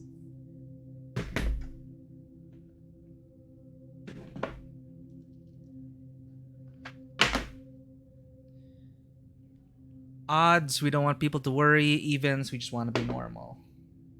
Even, we just want to be normal. You hope that if you don't think about it, it'll go away.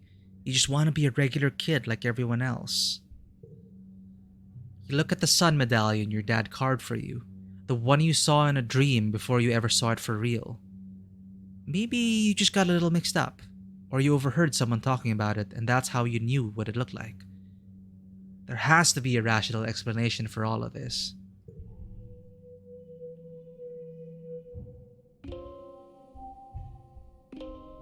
Late quiet. Mars. Still says the same thing after weeks. I still cannot tell her about my day. What's Tammy need again? I need 20 empathy. 10 empathy. Oh. Tangent is hunched over her hollow palm, frowning and poking angrily at the air. She speaks without looking up at you. Tangent, studious and mature girl, often too busy to play with the others. She, her, 9 years old. Professor Hal wants us to prep a list of native flora with pictures. There should be a catalog on the Colony HoloNet, but I can't find it anywhere. Plants? Let's make our own list. I'll help you find that catalog. Plants? Tried looking outside.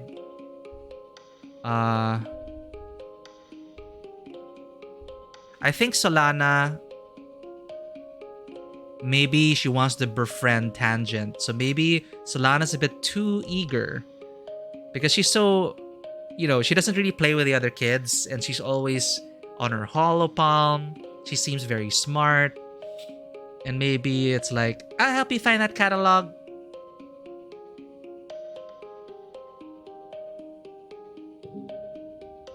Oh, we got a plus. +1 to organizing and +2 friendship with Tangent. You launch your own holopalm and start searching the colony's HoloNet archives for a list of vertumnal plants and animals. 10 minutes later, you find it buried under survey logistics in the expeditions net. Anemone passes by and pulls a face at the two of you. Hey, holo nerds, she shouts. School's over. Come play sports ball in the sunshine. Tang just rolls her eyes. Ah, yes, my two friends.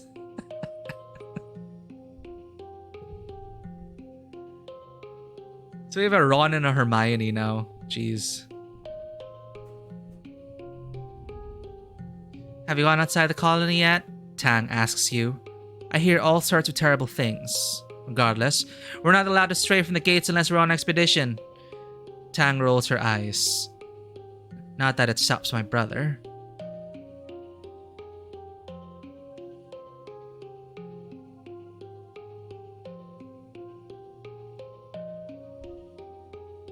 So has a brother on an expedition, or goes out on expeditions.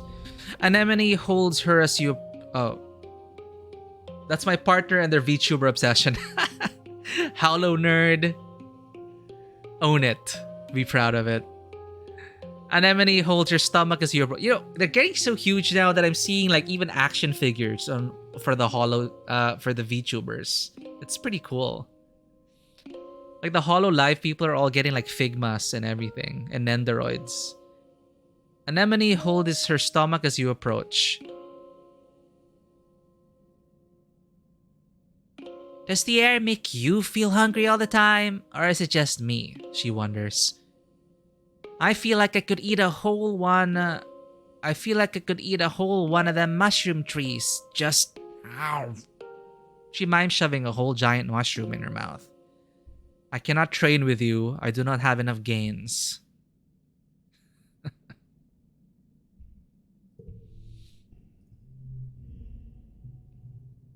Anemone runs up to you. Hi, Solana. Hi, Solana. She huffs, catching her breath. She grins. On the ship, adults are always saying, "No running, Anemone. No running." But outside, there's so much room. I can run for 5 minutes in one direction, even more after the robo-plows clear the land for farms.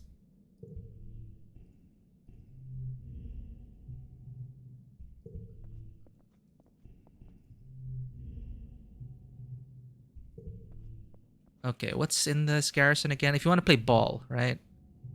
A small team led by Security Chief Rat was enough to keep the peace in Stratospheric. Blah, blah, blah. Pick an activity. You can play sports ball. It's bravery, toughness, friendship with the enemy, and stress. Are you still ignoring me, this? This is sitting on the ground just inside the gate, under the watchful eye of someone working in expeditions.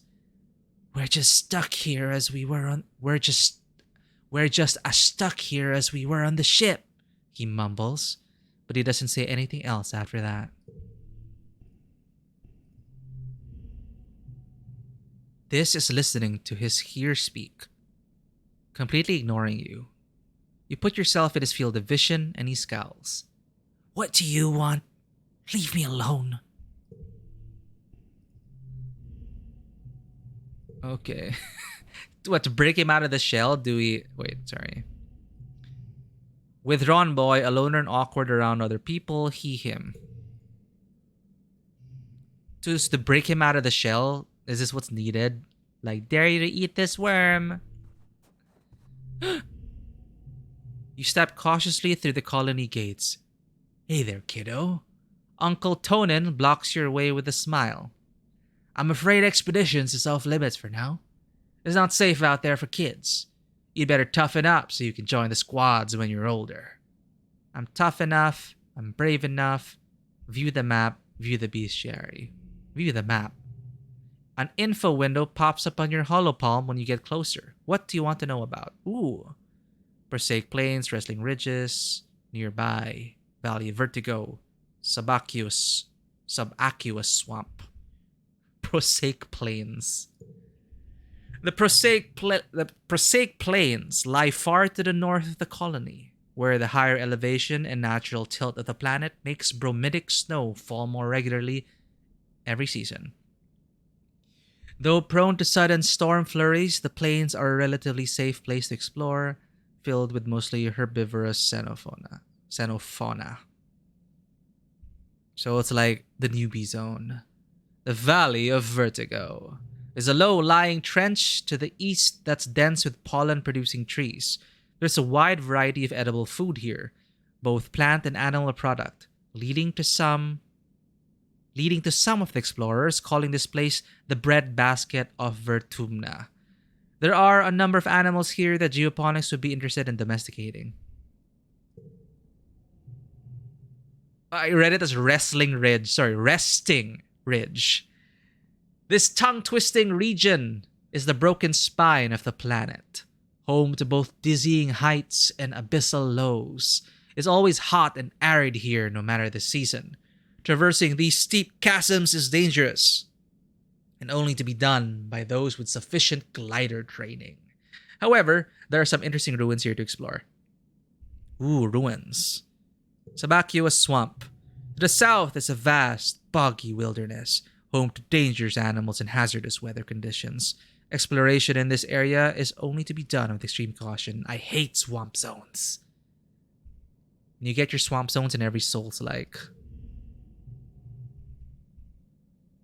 View the map. View the bestiary. Oh, we know some float cow. Sanolevis bovidae. These cumbersome-looking creatures are actually lighter than air due to large helium sacs on dorsal and ventral sides. We don't have a picture. Careful balancing of helium and urine allows them to control their elevation. Fascinating. They produce a salty, high-protein, milky substance for feeding their young that is also nutritious for humans. Hop-eye. Common hop-eye. Xenophilus monoporus. A communal creature with two disparate sets of eyes and one strong foot used for both locomotion and defense. Though harmless, these small warriors can be fierce in groups. Manticore. Xenophilus tyrannus. Highly intelligent and predatory. Their plumage changes according to the season. Their body is composed almost entirely of dangerous weapons. Do not approach. Okay, Uncle Tonin. I'm gonna grow big and strong and go out on expeditions.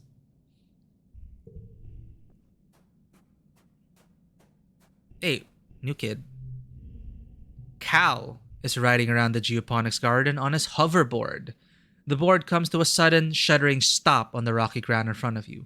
Cal falls off but catches his balance before he eats dirt. Hi, Zolana. Real ground is way harder to hover on than ship floors. There are bumps everywhere. Maybe hoverboards don't work outside. We all have to adapt. I think Solana's like, yeah, that sucks. Oh, no way. I didn't really mean. Oh, no way. I didn't mean it like that, Cal exclaims. It's actually really cool. Oh, okay. Hovering outside is rad. Look at this. He runs over to a small depression in a nearby hill and presents it like it's something amazing. Look at this. It's a skate bowl. Cool. Can I try? Sure, but please be careful. Mom says if I break my hoverboard, we can't make another one. Oh. You take turns riding around the bowl, trying to get up enough speed going down one side to come back up on the other. You don't land any tricks. It's hard just staying on the board with this uneven ground, but it's still fun. Nice. Where's your skate park? I don't see it. Cal runs up to you, streaked from foot to neck with purple dirt. There's so much space. Me and Anomany just ran for 20 minutes and we never ran down the same path twice. He leans over and braces his hands on his knees, breathing heavily. Wee, she's so fast. Want to hear a fun nature fact? Biology 20. Volunteering such random information. Alright, talk to Dad. You spot your dad playing cards with two of the other agriculturists. You don't recognize the game, but you watch your dad throw down his hand and groan, then peel off his shirt and toss it into the pot.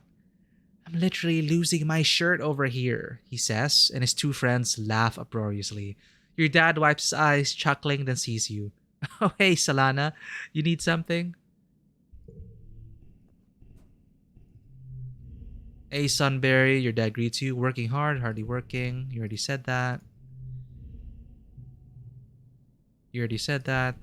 Goodbye. You already said that. Anything new? Geoponics, engineering, blah, blah, blah, blah, blah. No, I'm good. Okay, let's... What do we do? Maybe we should shovel dirt. Now, let's go to school.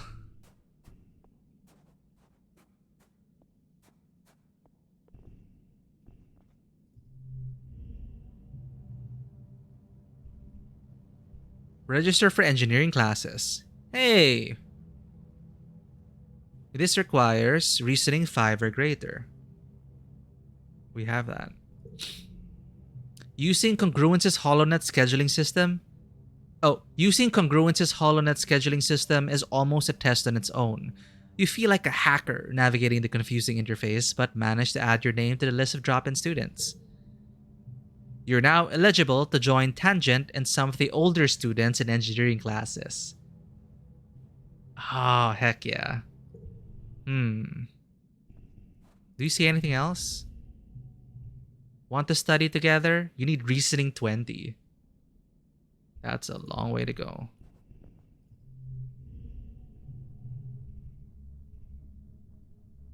You know what? We're just starting out. Feel like having fun with Anemone. Let's play sports ball. Since, we just woke up. We've always just been playing sports ball on that small court on the ship. This is the first time we get to experience this. Anemone's probably calling to us, tempting us. Like, we're about to enter the classroom, and Anemone's there already playing sports ball and calling us over, and we're going to take the bait. We're going to play sports ball. Anemone meets you on the court. She's bouncing from one leg to the other in excitement. My brother Com is organizing the youth team, she tells you. Kombucha offers you a high five and greeting, then tosses a sports ball on your way. Your way.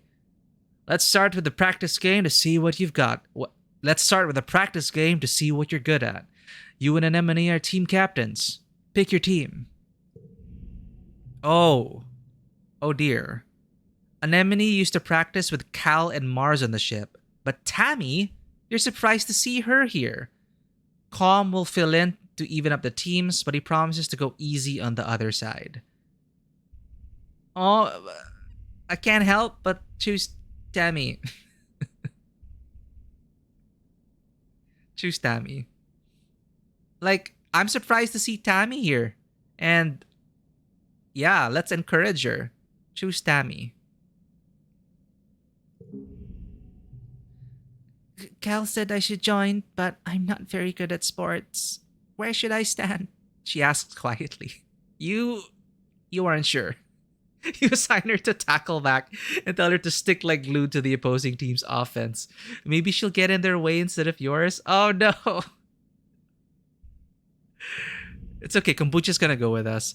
Anemone chooses kombucha. Of course, they bump fists. Your next choice. Okay, we're not really on good terms with Mars yet, so I'm gonna choose Cal because we had a fun time hoverboarding. Mind if I play goalie? He asks. Sports ball is fun, but it feels mean to score against the other team. Okay. You face off 3-on-3. Start the game. I am tough. Looking for more difficulty? This harder card challenges option will keep you on your toes. Want to focus on the story? This will replace future minigames with a quick coin flip based on your age and skills. You can change either option anytime from the settings menu. I don't really like the idea of just flipping a coin to determine things. Harder card challenges, maybe? Oh, wait. Oh, we have to choose one or the other. Okay. Harder card challenges. Story challenges have 3 rounds instead of 1. After every round, you'll keep the cards you didn't play and unlock an extra slot to play them in. Oh. Losing isn't always a bad thing in story challenges. So this is the Gwent format. We were just talking about Gwent. Goal 27. Our memory, stress cry. But this is a toughness challenge. All strength cards. Yeah, let's get that pair in. Wait. 0, 1, 2. We only have a pair right now.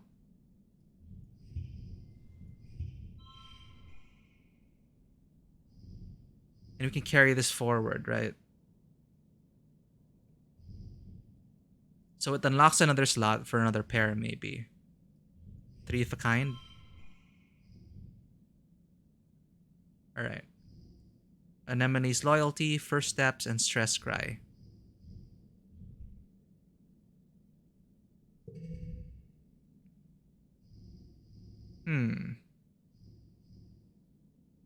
+1 skill on uh, mental blue challenge only if you win.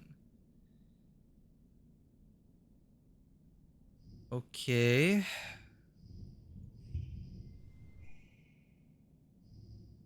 Three of a kind. 4 of a kind.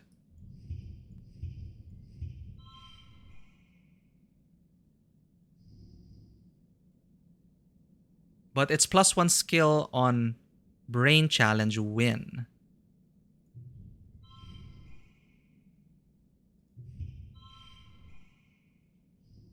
Anyway.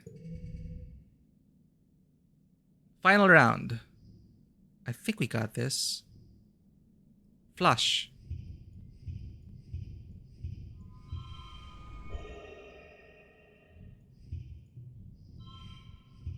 What?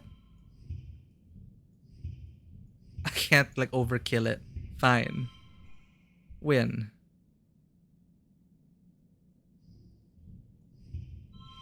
Oh, there. Finally. Win.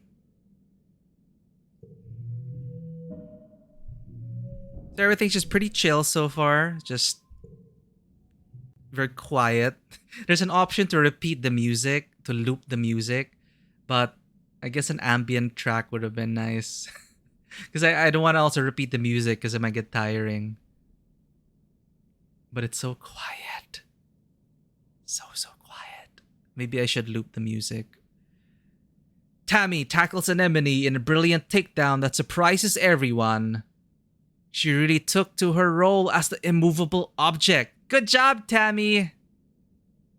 Cal makes an amazing jump save, but is winded when the ball hits him in the chest. The score is tied, with Anemone and Calm putting the pressure on. So no one chose Mars. Maybe she didn't want to play anyway.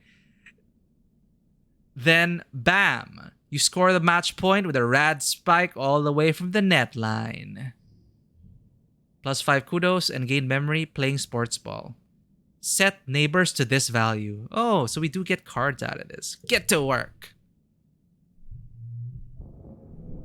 Oh, we're super stressed out almost.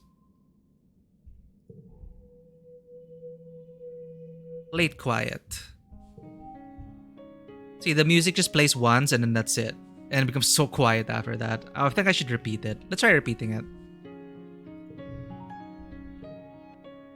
So your constant music.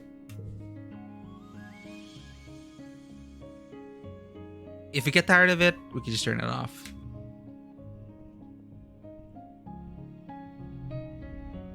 Are you practicing for Vertumnalia? Anemone says as you approach. There's gonna be a festival in dust season, and they're having a bot wrestling contest. I'm gonna compete. Awesome. Bot wrestling contest. This is listening to his here speak completely ignoring you. As usual. Tangent sniffs the air. It stinks out here. Not just one stink either. Every day it's a new stink. Today it smells like... She wrinkles her nose. Like that time the waste reclamation unit broke down. Yuck. You haven't noticed the smell. She sure is sensitive. Or maybe she just likes the stale air inside the ship better.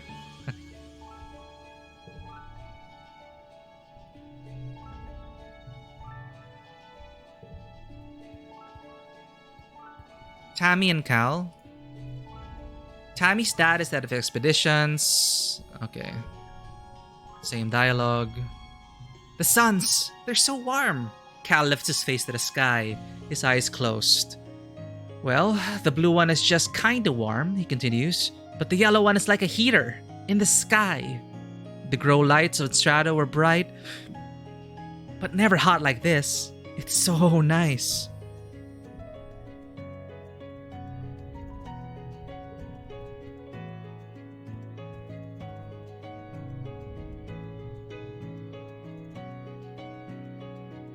You spot your dad catching a break inside a geoponics dome. He takes a huge glug from his canteen, then upends the rest over his face. Whew, he exclaims. Wish I could take my eyes out of my head, wash them off, and pop them back in. He laughs at the look on your face. Too gross? Too gross. Sorry, kiddo. This pollen is just so itchy.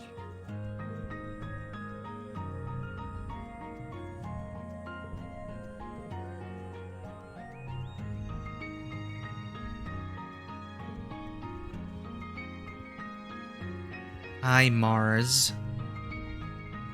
I have all these kudos and nowhere to spend them yet, Mars says, sighing. Seek says the depot store won't be open till next year. How am I supposed to show off how much better and hardworking I am than everyone else? Wow. But I'm probably... This is coming from somewhere.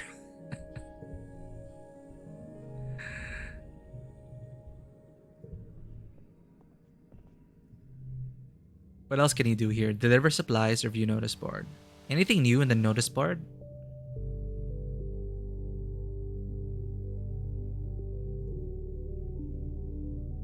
Nothing. Yeah, I think this is better. Continuous music. It's just so eerie and weird just having no music in the background.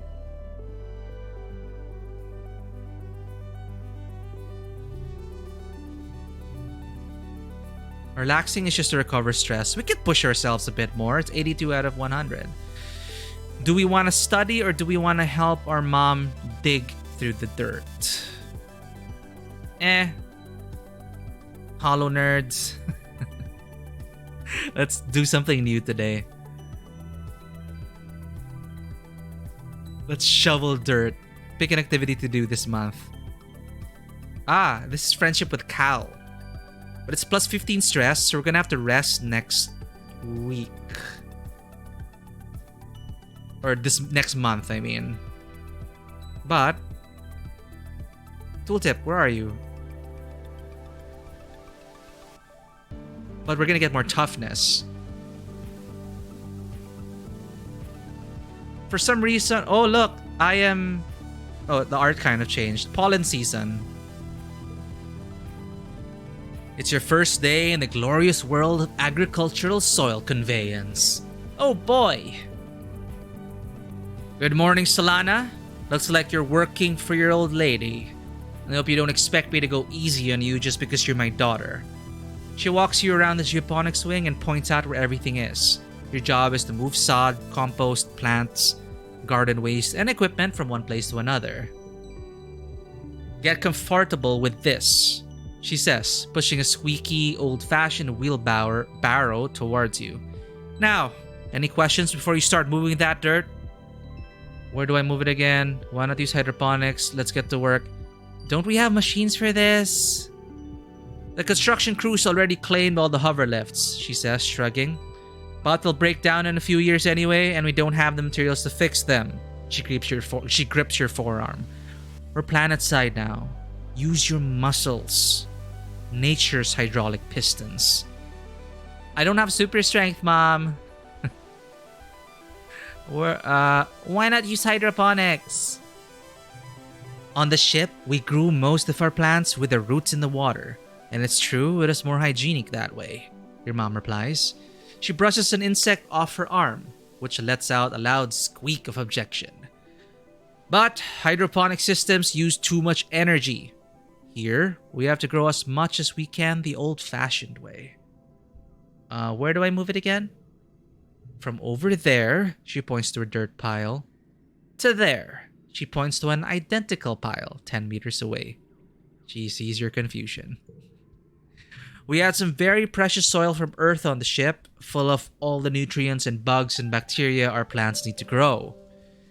But it was lost, she sighs, in an accident. Now we have to make more from scratch using Vertumnan soil. This is part of the process. Let's get to work. That's my girl, your mom says, slapping you on the back. You stumble a little. She probably has a super strength augment. Your arms start to ache after the first half hour of work, but you keep going. By the end of the month, you feel utterly drained and exhausted. And good somehow. You can feel your muscles growing already. Shoveling dirt. We're getting a lot of toughness cards. We are getting more toughness cards here. Goal is 14. No collectibles, sun medallion. So there's no rounds, it's just one challenge. Let's go for a royal flush. Oh, what? Why did that become... Oh, sets neighbors to this value. I see.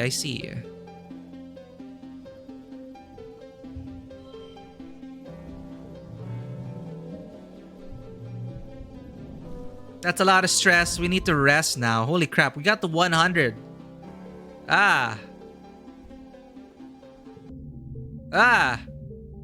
This is what happens when you're full stress. You wake from an afternoon nap. You squint into the pink-tinged light slanting through the windows. You must have fallen asleep in the lounge. Tammy's shadow falls across your nest of pillows. Oh, I'm sorry, Solana, she says, giggling. I didn't mean to wake you up. It's just so nice outside with pollen sparkling in the sunlight. I wanted to open the windows. You rub your eyes blearily. You're having the weirdest dream.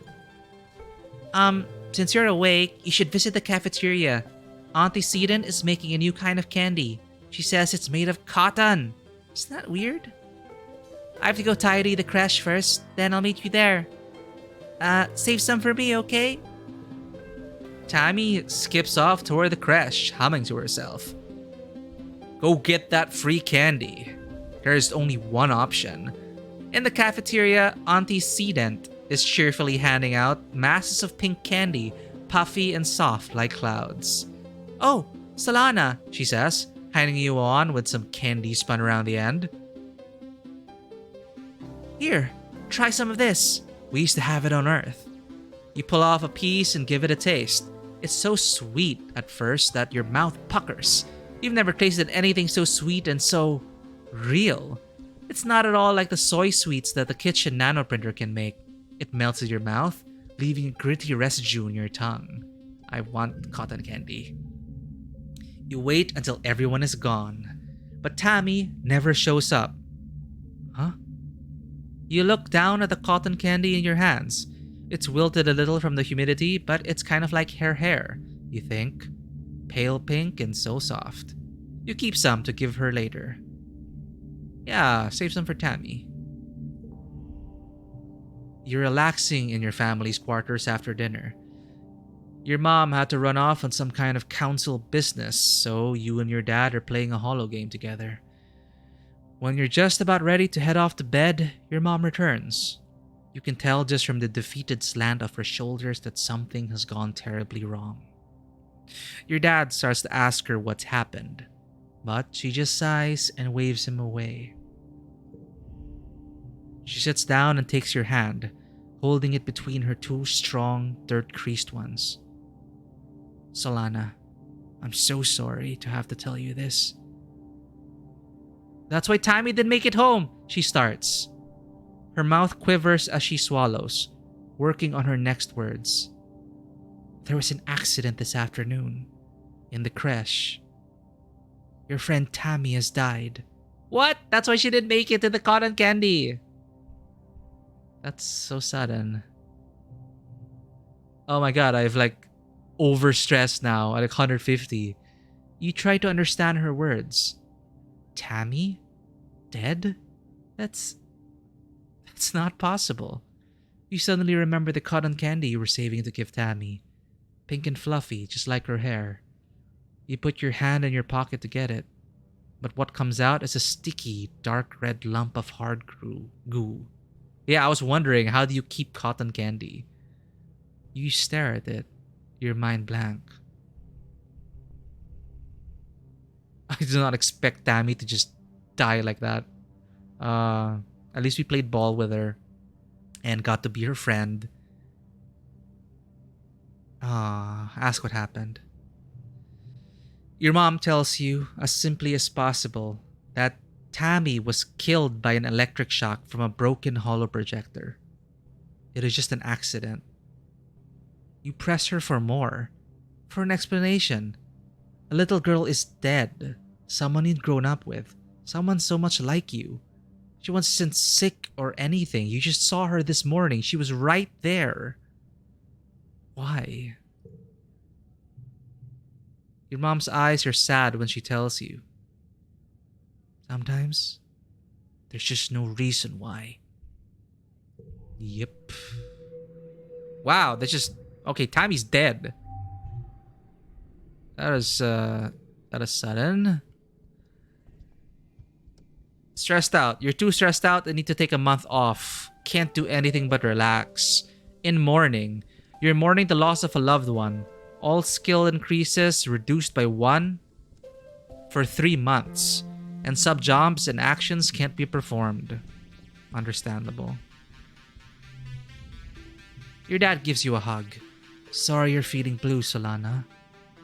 He says, things will start to look up again soon.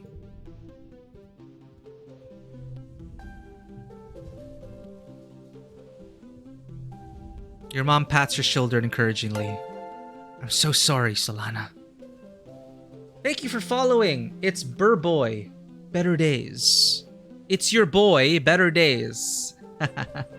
How's it going? It's your boy, Better Days, BBB. How's it going?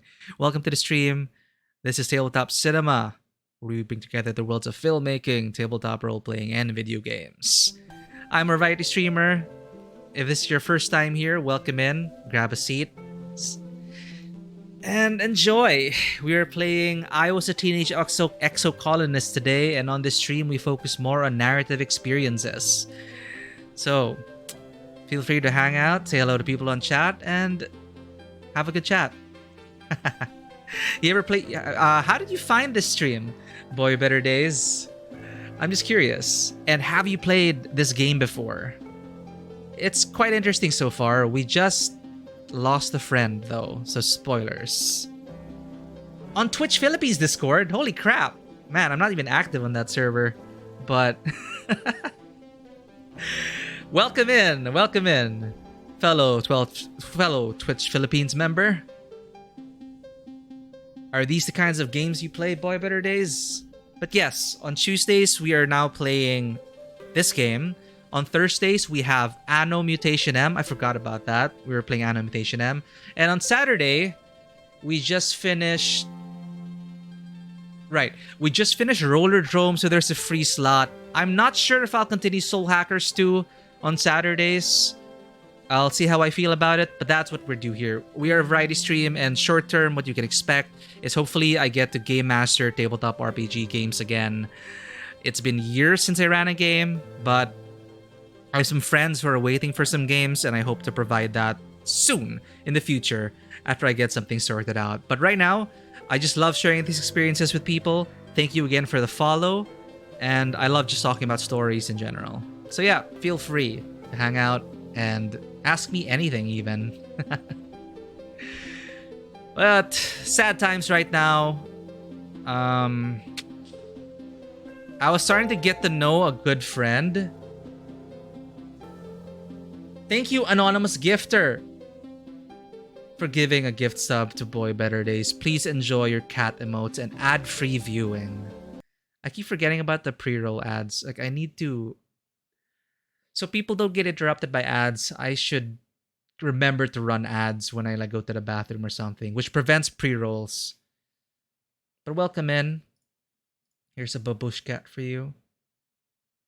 And also, you get your dragon egg as a sub badge.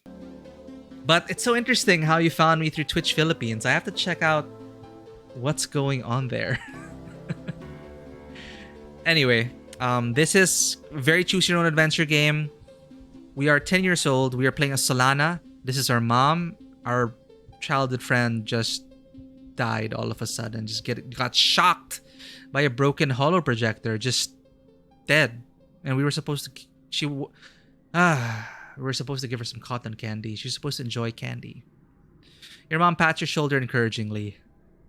So sorry, Solana. No. That is so sudden. I didn't even get a chance to get to know her. But now my character's super stressed out. So very Sims-like. We have all these bars for our mood. Rebellion. Relationship with adults and colony government. What? Okay, there's a rebellion bar?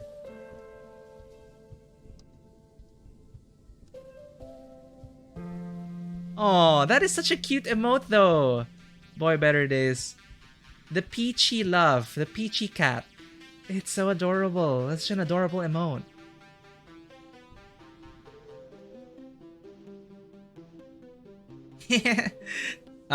You mean like Babush Cat? Yes, the orange tabby. That is my late cat Maple. He passed away at the beginning of the pandemic, so I've immortalized him in emote form. So enjoy the Maple Legion. That is Maple. But the two cats remain. Oh, the white cat. Yes. That is Passion. She is deaf, so she can't hear us, so we can be as loud as we want, and she's just gonna relax for the whole stream. Isn't that right, Passion? Yeah, totally nothing. I have another calico. Um, where's the calico? Okay, she's sleeping too. Maya's also sleeping. Just about to wrap up work. Start gaming. Wanted to inform me by to join us in Destiny 2. They just released a new expansion, right, Matthew? I stopped playing Destiny 2 after the Beyond Light. I've even lost track of when I stopped. If I feel like I'm in the mood for Destiny 2, I'll definitely hit you up on that offer. Thank you so much for that redeem, Lichcasts. Our childhood friend just passed away all of a sudden. And we were just getting to know Tammy. It's like, Tammy, you joined us for sports ball. Be on my team. Tammy, I'll save cotton candy for you. And then they just, no wonder why they're trying to shove Tammy in your face because she was going to die in the third month or something.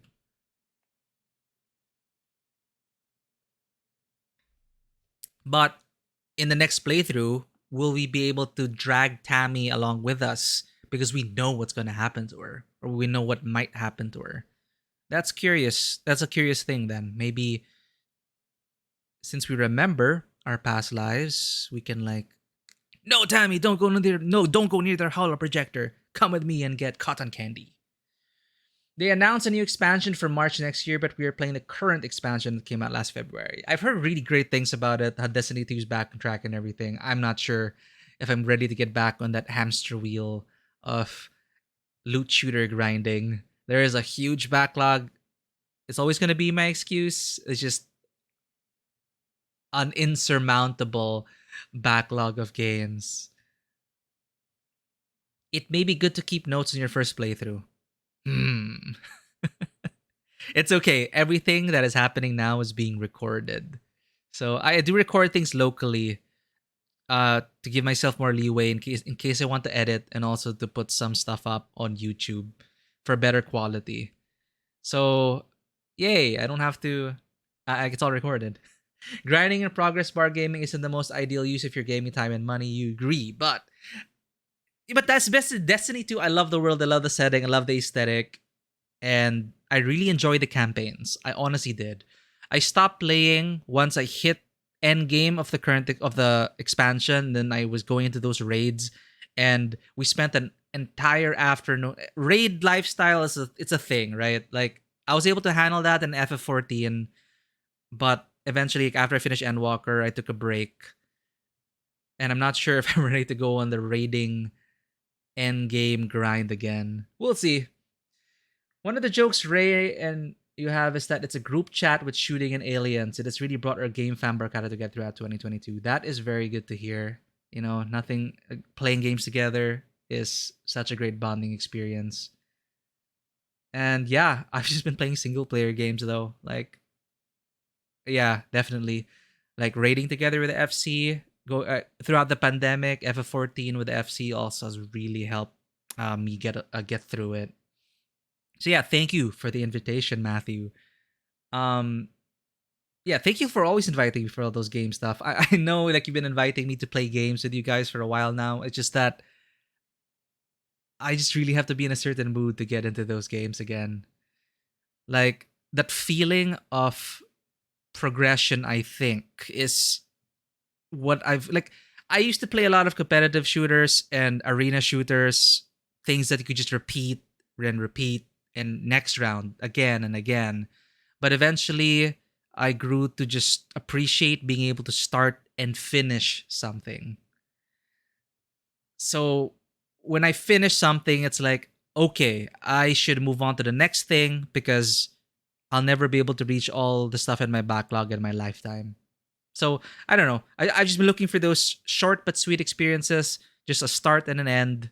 But we know those games don't exactly end. You know, you're stuck with your dailies, you're stuck with your raids, you're grinding for that gear, and by the time you know it, the next expansion is around the corner. So you're preparing to build up currency for that and building up and gearing up for the to get ready for day one of the next expansion, etc., etc., etc. That's called consumerism. Well, I am trapped by it. Yeah, you're telling me the new raid tier you're gonna get after. Yeah, you're gonna go for that as well. Yeah, I'm definitely gonna go back to FF14 to grind out Island Sanctuary for what it's worth and catch up on 6.1 and 6.2. PvP, the revamped PvP skills were quite fun for the machinist. And slowly but surely, I'm getting back into the groove of things. I might start reading RPG books again so I can run a game and get back into the raiding culture, raiding life. But for now, we're gonna enjoy this thing as much as we can after our friend just passed away. Oh no, don't remind me, Lynchcasts. Our gamer skills were not enough for that stupid jumping puzzle. No, we got to 3/4. We finished 3/4 of it. We were almost halfway up the matchstick area, which is the last area before the top. And it was just nice climbing with people and familiar faces. And I forget the character's name, but they eventually PM'd me. I noticed that this person, I think Mia was the avatar's name, and I noticed Mia passing by me like multiple times, and apparently that Mia had been finishing that tower puzzle over and over and over. And eventually she PM'd me saying, I noticed you've been at it for hours now. I can help with the rest if you need it. Like, thanks for the offer. I have it. It was like 4+ hours of trying to get through this stupid matchstick area. And I said, yes, I'll take you up on that offer, the Blue Mage Resurrection to the Top method. But 10 minutes before the event ended, I missed the jump so badly that I ended up at the bottom, out of range from anyone to resurrect me. So I couldn't even get resurrected to the top. It's like the game was just telling me, you didn't earn it. Get good and do Moonfire first. Try to conquer the tower next year, scrub. Then it kick you out. The tower just disappeared. It's okay. It is a good view from where we were.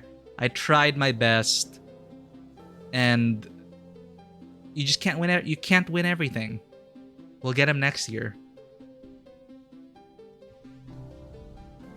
Cal is sitting in your mom's flower garden with his face in his hands. He's clearly been crying all morning and probably all of yesterday too. We noticed Cal was getting... I think Cal and Tammy were also close. Oh yeah, there. He and Tammy were really close. I assumed that because during the previous month, Cal and Tammy's sprites were together. They were just standing together in the garden. So confirmed, he and Tammy were really close. Whenever you guys used to play house in the creche, Tammy was always the mommy and Cal was the daddy.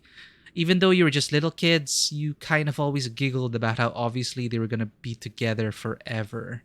Like a princess and a knight. At least you finally left your quarters. Are you okay? I miss her too. Me too, he sniffs, looking up at you. You can see how puffy and red his eyes are. Me really, really too. Tammy always liked these flowers, he mumbles. Sometimes I picked some for her. He runs his hands over the pretty white flowers. Don't tell your mom, okay? Tears well up and slowly leak out of his eyes. He doesn't even blink, just stares at the flowers as the tears run down his cheeks. You decide to give him some space. You should probably leave Cal alone for now. This. Can you believe Tammy died? This asks morbidly. I heard Chief Engineer Instance tell someone about it. He lowers his voice. Tammy got shocked by a broken holo projector. The one in the creche with the dancing teddy bear, you remember? When she touched it and she got chucked all the way across the room, he makes a sailing motion with his hand.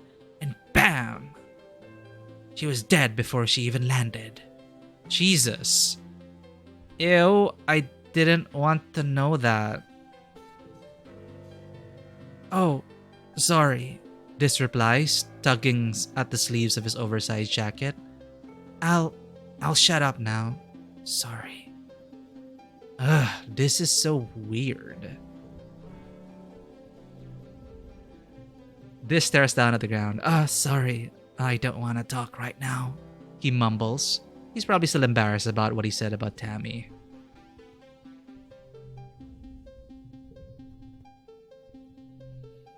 Anemone is chucking rocks at the strato, sending mechanical clangs ringing through the colony. Stupid planet, she yells. Stupid crash! Stupid spaceship! She bends down to pick up another rock, but instead just sobs and braces her hands on her knees. Stupid everything! Why'd she have to die? It's not fair! Kids aren't supposed to die. Give her some space. I just don't know how I'm supposed to feel about what happened to Tammy. Anemone sighs, rolling a sports ball around with one foot. It just doesn't feel real. How long till it feels real? Damn, we're 10 years old. I don't even remember what it's like at 10 years old. Tang is pacing around in front of engineering. She looks upset. It shouldn't have happened, she says. Tammy's... What happened to Tammy? It shouldn't have been possible. There was no reason for that holoprojector to break. Professor Hal said it was recently serviced. Nothing was wrong with it before it just... She gestures angrily. Just blew up for no reason. Nobody would have wanted to hurt her, so... Why? How? It doesn't add up. Sorry, Solana. I want to think about this some more. I hate when I can't find the answer. But our mom said sometimes there's just no reason. Tang still looks lost in thought. Sorry, Solana. I want to think about this some more. I hate when I can't find the answer. I can't do anything. I have to rest. Because I'm full on stress. That was a lot. Mars, what do you have to say? Why is there an egg? You find a hefty red Xeno egg. Mars is staring into space, looking somber. She doesn't even notice as you come up beside her and barely reacts when you say hello.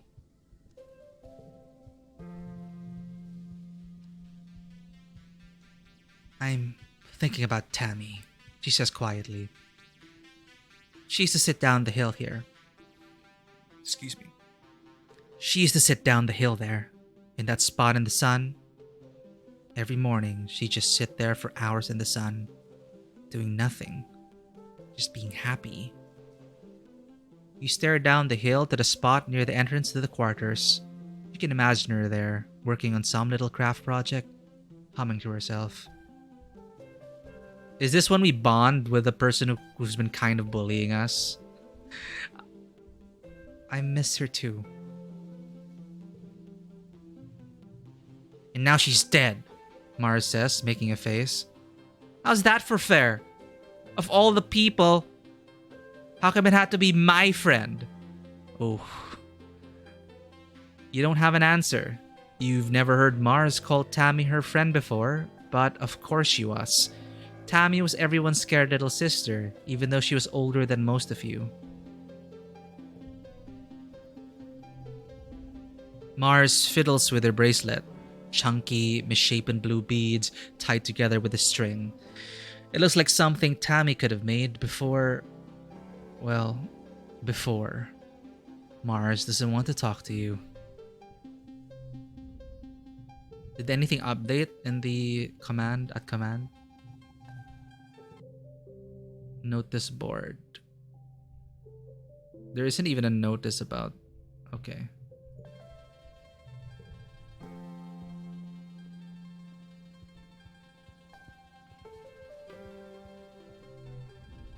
Oh no.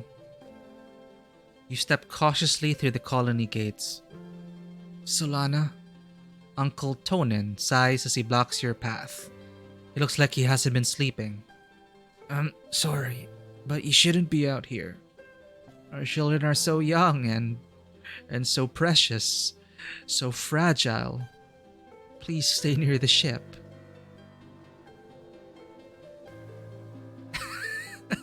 I haven't been going to school, Lechcasts. I've been playing sports ball and farming.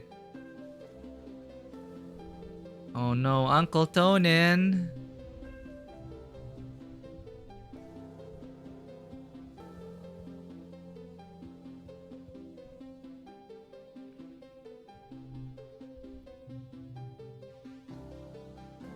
This is gonna be so weird. Like, this is where Tammy died.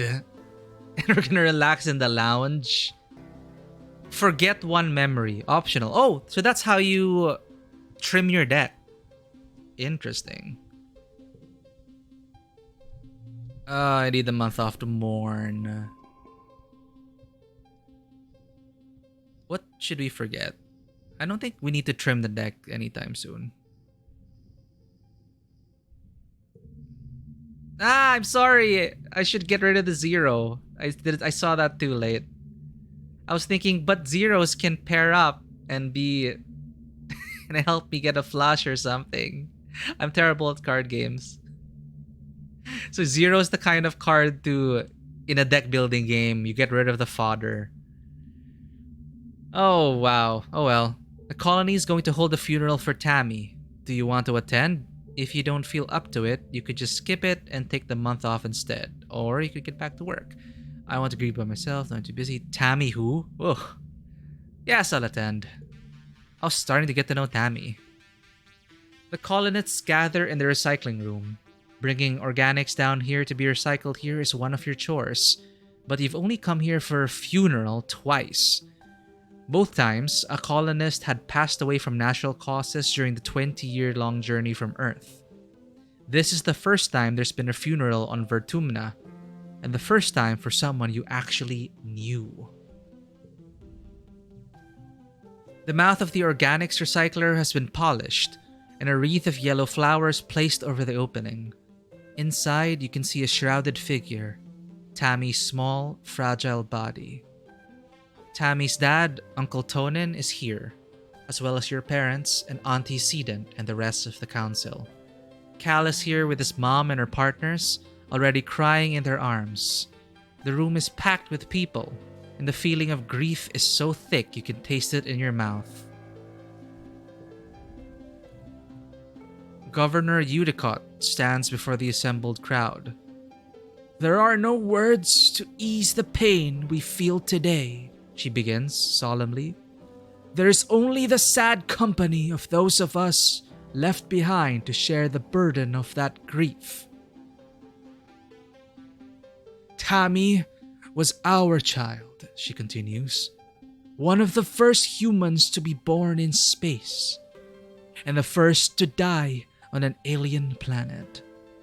In her short life, she exemplified the very arc of human accomplishment, bending hopefully towards life beyond our humble Earth. She is the first of us who can truly call Vertumna home. Her passing was as senseless as it was sudden. Losses like this are impossible to hold within oneself. A painful reminder that life is impossibly precious and fragile. But they also remind us, as always, that as a community, we are capable of great strength. Udicott closes the door to the recycler.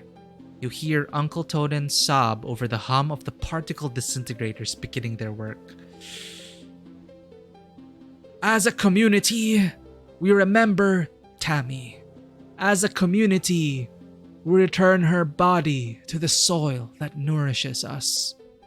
In this way, Tammy, our child from the stars, will never truly be lost to us. The ceremony is adjourned, but a few people stay back to console Uncle Tonin as he keeps vigil over the recycler. Cal and Uncle Tonin hold each other and weep openly. Your mom stays behind to receive Tammy's remains.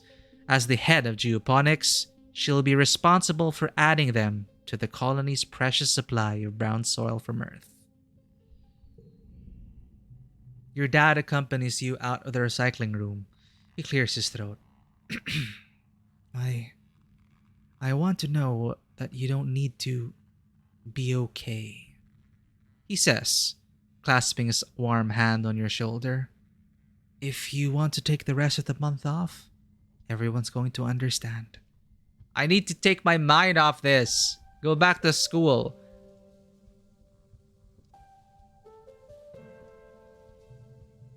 Minus 10 stress.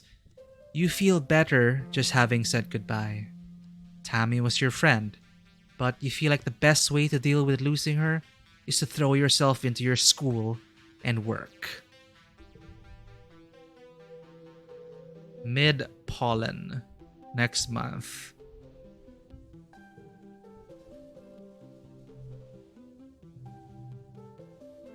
That crash is cursed forever. So, maybe really it was just an accident. Mars shoots you a sympathetic but distracted smile. Well, that's one way to bring people together. A funeral. Let's go to school. After talking to everyone. Your dad gives you a hug.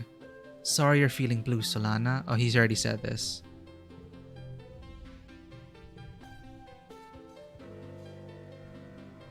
How are you doing, Cal?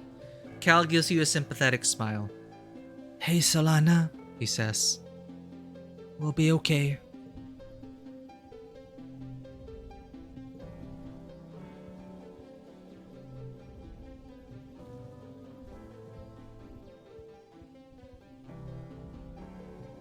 Sorry, This mumbles. He looks uncomfortable to be around you.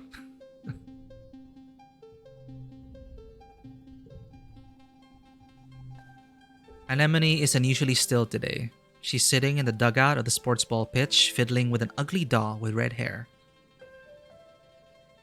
Tammy gave me this. I kinda told her to shove off because I don't play with dolls. Why'd I have to be so mean to her? Oh.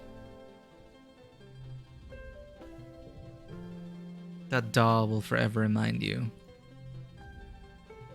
Tangent shoots you a distracted look. Sorry, she says. I'm not really good cheering people up.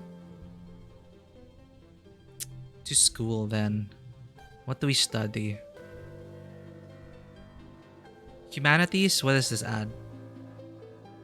Creativity, persuasion, friendship with Tangent. Oh, Tangent is in the humanities. Engineering? Oh no, Tangent's in all the classes. Studying, you become friends with Tangent. So biology and reasoning. Engineering and reasoning. Creativity and persuasion. But in games I always make sure I get the persuasion. I'm almost always charisma based with persuasion perks. Because I remember how I said I love getting all the dialogue. I always try to get lockpicking and persuasion because that is literally unlocking doors in content and unlocking dialogue options. But what is Tammy? We're 10 years old. We're figuring out what we want to do in our life. So we're going to cast a wide net. We already went with humanities. This might not be meta. Like we could focus on a field of study to get those skills up. But let's try something new. We started shoveling things. We picked up an egg, actually. We found an egg, so maybe Tammy's kind of curious. Solana's curious, like, life sciences. What is this egg? I'll probably show it to the AI, to congruence. And show it to our professor. Study life sciences. See, we have a Seno egg. +1 to a card. Change suit to strength. Is this a single-use thing? Or is it a... Oh, so something we activate? Okay. Change +1 to a card. Change suit to strength.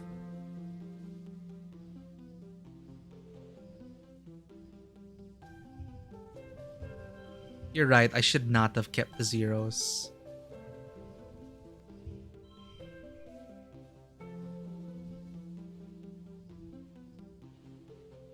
We can't even finish this. We have to push through.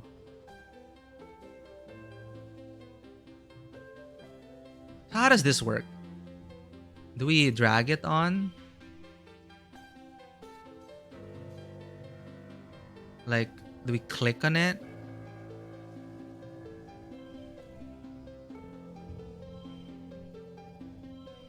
Oh, wait, we used it up. Whoops. We used up the egg. Well, we can't even finish it anymore. So, god damn it. Oh, there we go. The order is important. So, +3 for flush of 3. 3 for 3 of a kind. So the color also matters. Right, the suit. I'm so bad at this. Victorious, you worked well this month. And we're friends with Tangent. Late pollen. Early dust.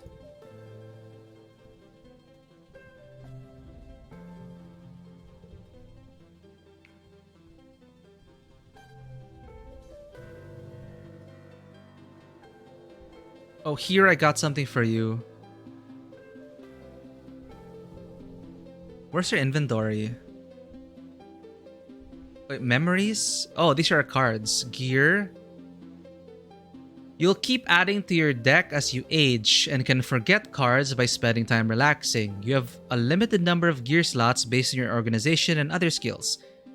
Click gear to equip, unequip it. Collectibles that you find while exploring may be given as gifts to your friends or used during challenges for one-use bonuses. Ah, we used up the egg. Damn it. I could have given that to someone.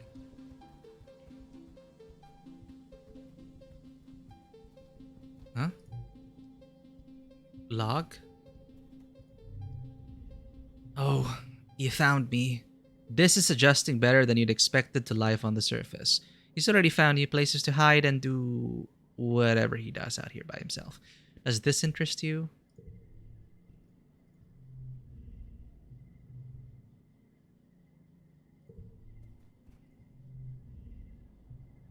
Hey, Sprout.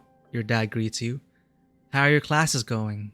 I know it's hard to sit in a classroom while there's so much to explore, but everything in life is going to get easier. Oh, you already said this.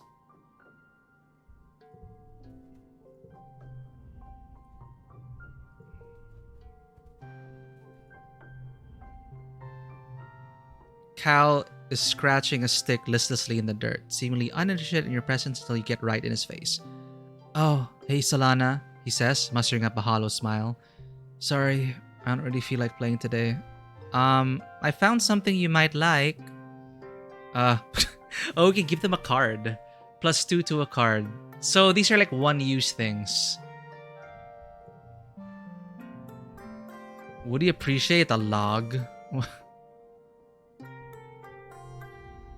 I have all these kudos. Is there a kudo? The kudo shop is open next year. Oh, Tammy's missing.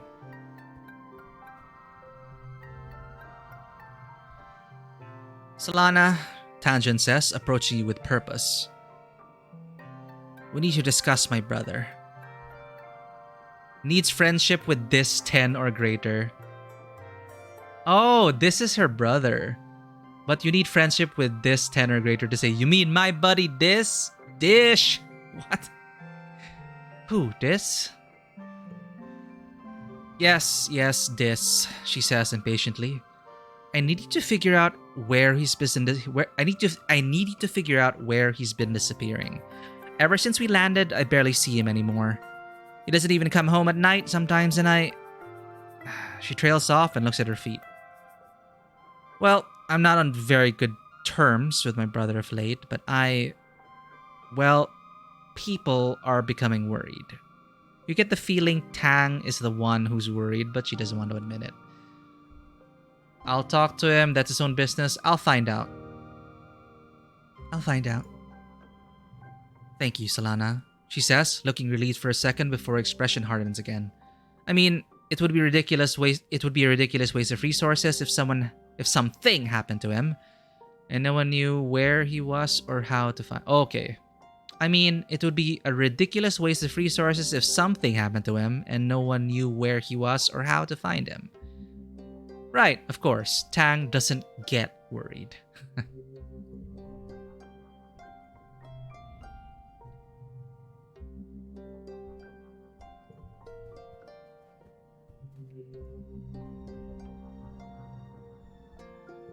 Maybe I'll give a log to Cal. Can you give it to adults again as well? You step cautiously through the colony gates. Well, hey there, Solana. Uncle Toden tries to muster his old smile.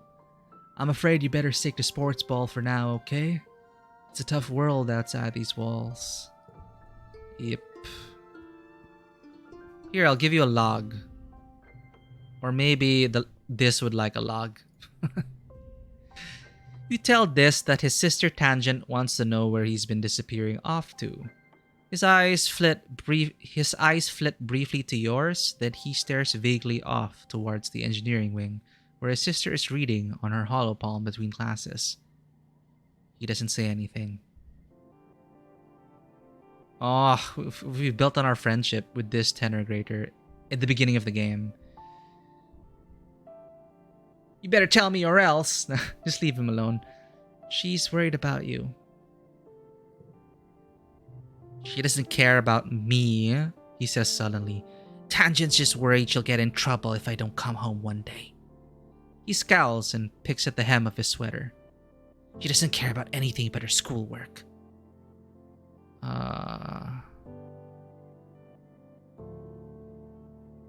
What do I do? Leave him alone for now? His shoulders slump in relief as you go.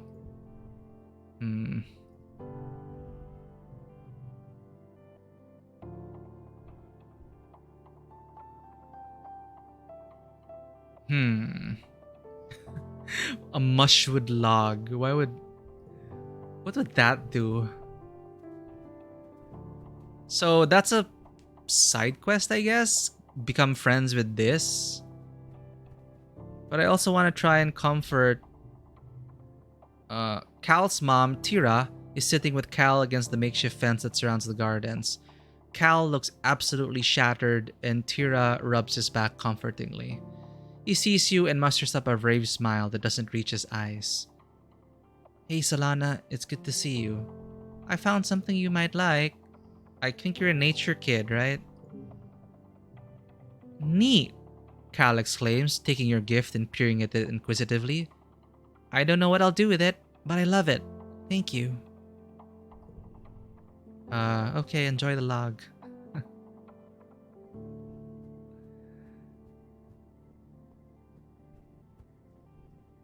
Update. Nope.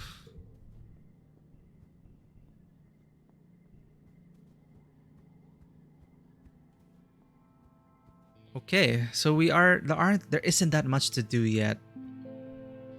So let's explore everything. Let's now study engineering.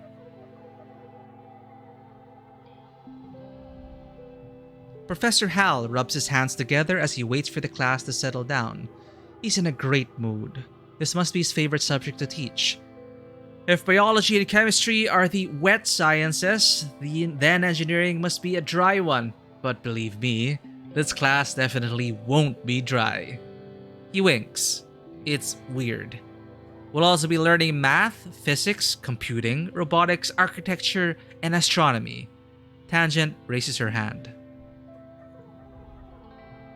Will we also learn about nuclear engineering?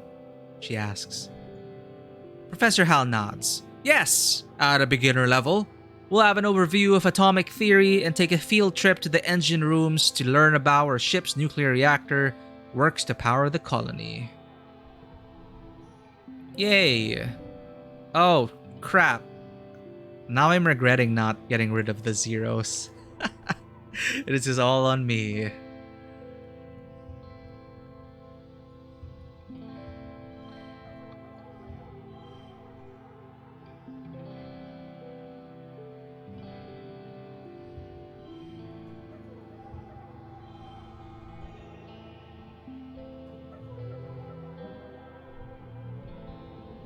Oh, we didn't get the kudos. Oh no, total 12 out of best score 13. We wasted that opportunity. It's time for Vertumnalia. Udicott and the council have called a festival to celebrate life. I'm so annoyed. There's a star rating here. It's like if I don't get a 3-star rating in that gacha level, I can't continue until I get a 3-star. It's time for Vertumnalia. Udicott and the council have called a festival to celebrate life here in the planet Vertumna. Everyone gathers in the colony square to hear Governor Udicott's speech. In Earth's history, Udicott begins, and then clears her throat and waits for everyone to quiet down. In Earth's history, Vertumna was known as the god of seasons, change, gardens, and fruit. It's no coincidence that our forebears of the Vertumna project chose to take on such an auspicious name, in the hopes of seeding future bountiful seasons of humanity. We will continue this tradition of Vertumnalia, a midsummer festival to celebrate our Vertumna, this lush planet upon which we find ourselves today. Clap, clap, clap, clap, clap. What's this? +5 loyalty. Ah! We're loyal to the colonial government. What? It is so funny that it's a rebellion bar here. It's like, in these games, usually rebellion is the answer. Is there actually going to be a valid... I guess going the colonial government part, is that quote unquote, you know, it's usually painted as the bad path in anything. I wonder how they're gonna paint the picture here. Everyone cheers and applauds.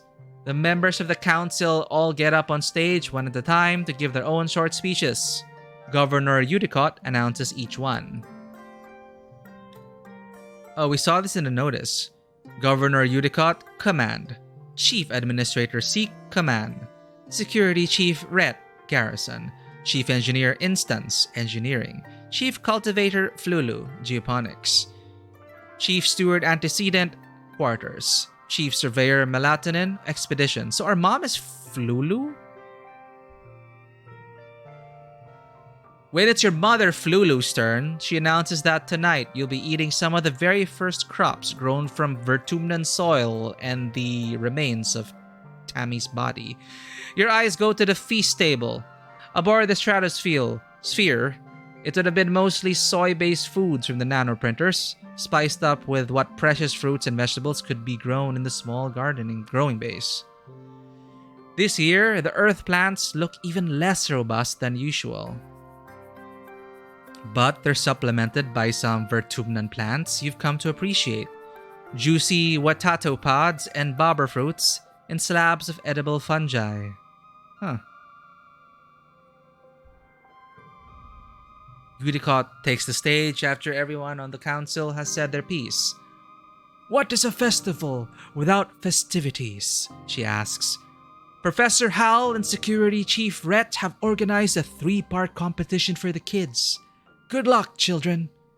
Which one do you join? Anemone said she was gonna join bot wrestling, right? What? We can't go to the talent show? We're not creative enough?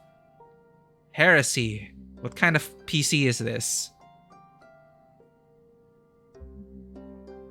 Our creativity is 3 out of only 3. We can't join the talent show. I'm sad.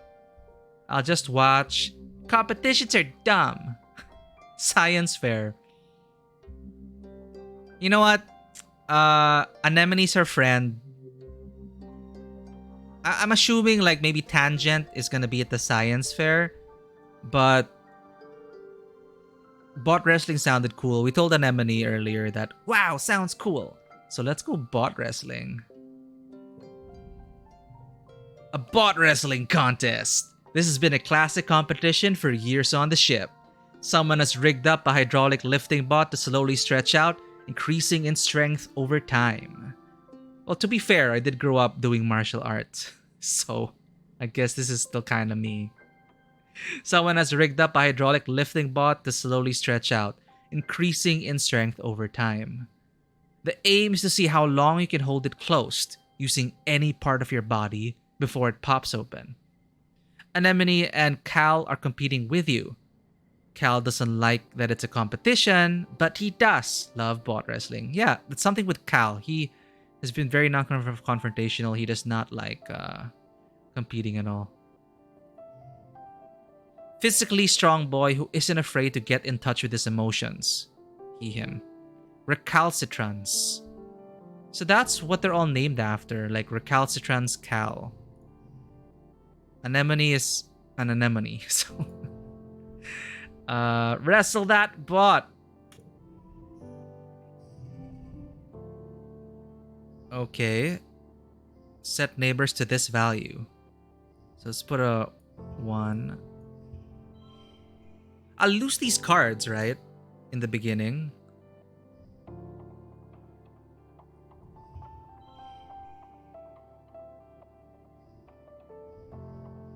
This is a waste of playing sports ball.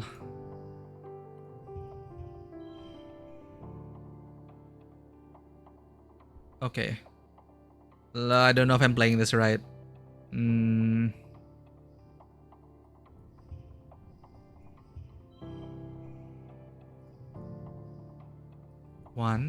1.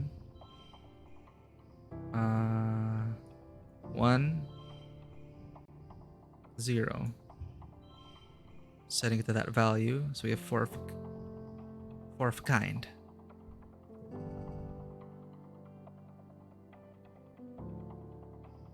How can we even reach this?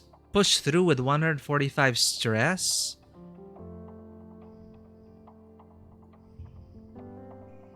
Wait.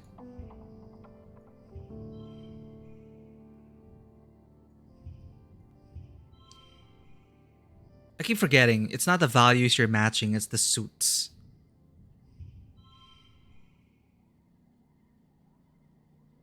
Give up? Well, I guess I lose. Meh. What a waste. Anemone's brother Calm is a judge and awards bonus points for technique as well as brute strength. You sit on the hydraulic bot and use your weight at first, but it wobbles too much and eventually tosses you off. But we got friendship with Anemone and Cal. Anemone uses a strong leg hold technique and lasts 30 seconds longer than you do before the bot finally escapes your grip. Calm declares her the winner. Unsurprising. She offers you her hand, then pulls it back at the last second before running away, cackling. Maybe next year. Damn it, Anemone! After the festivities are over, everyone takes time off for a much-needed break. During the fierce heat of dust, a few days rest is exactly what you need. You feel refreshed. Mid-dust.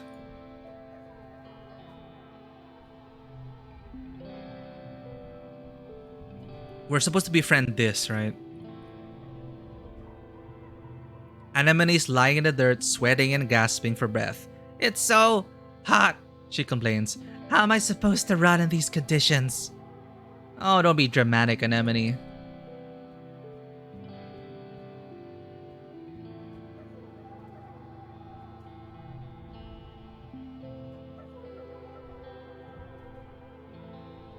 I'm looking for collectibles. Anything to forage.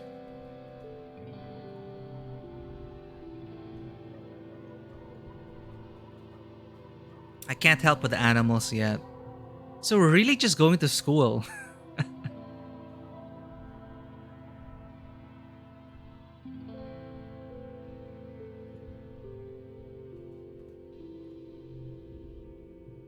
How do I help this kid break out of his shell?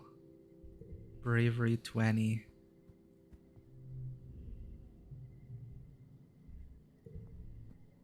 Playing sports ball. What does that do again? What gives us... Okay. 2 bravery and 1 toughness.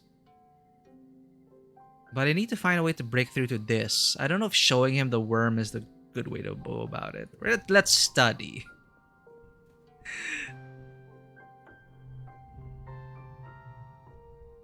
Let's go back to humanities. Creativity, persuasion.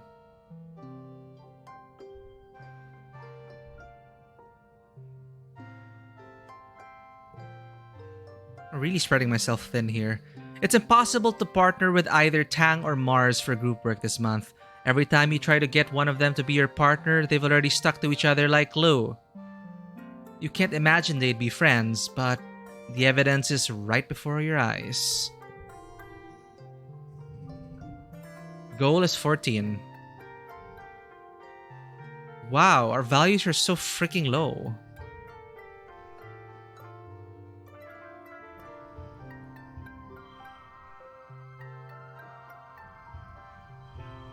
Thanks to the memory of Anemone's loyalty, we win.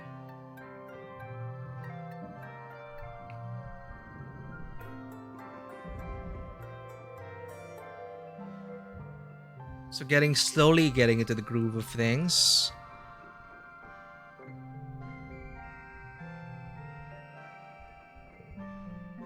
Getting to this. Oh, new quest? So then I trapped it in my room, Anemone says, telling you all about the bug she saw in her quarters.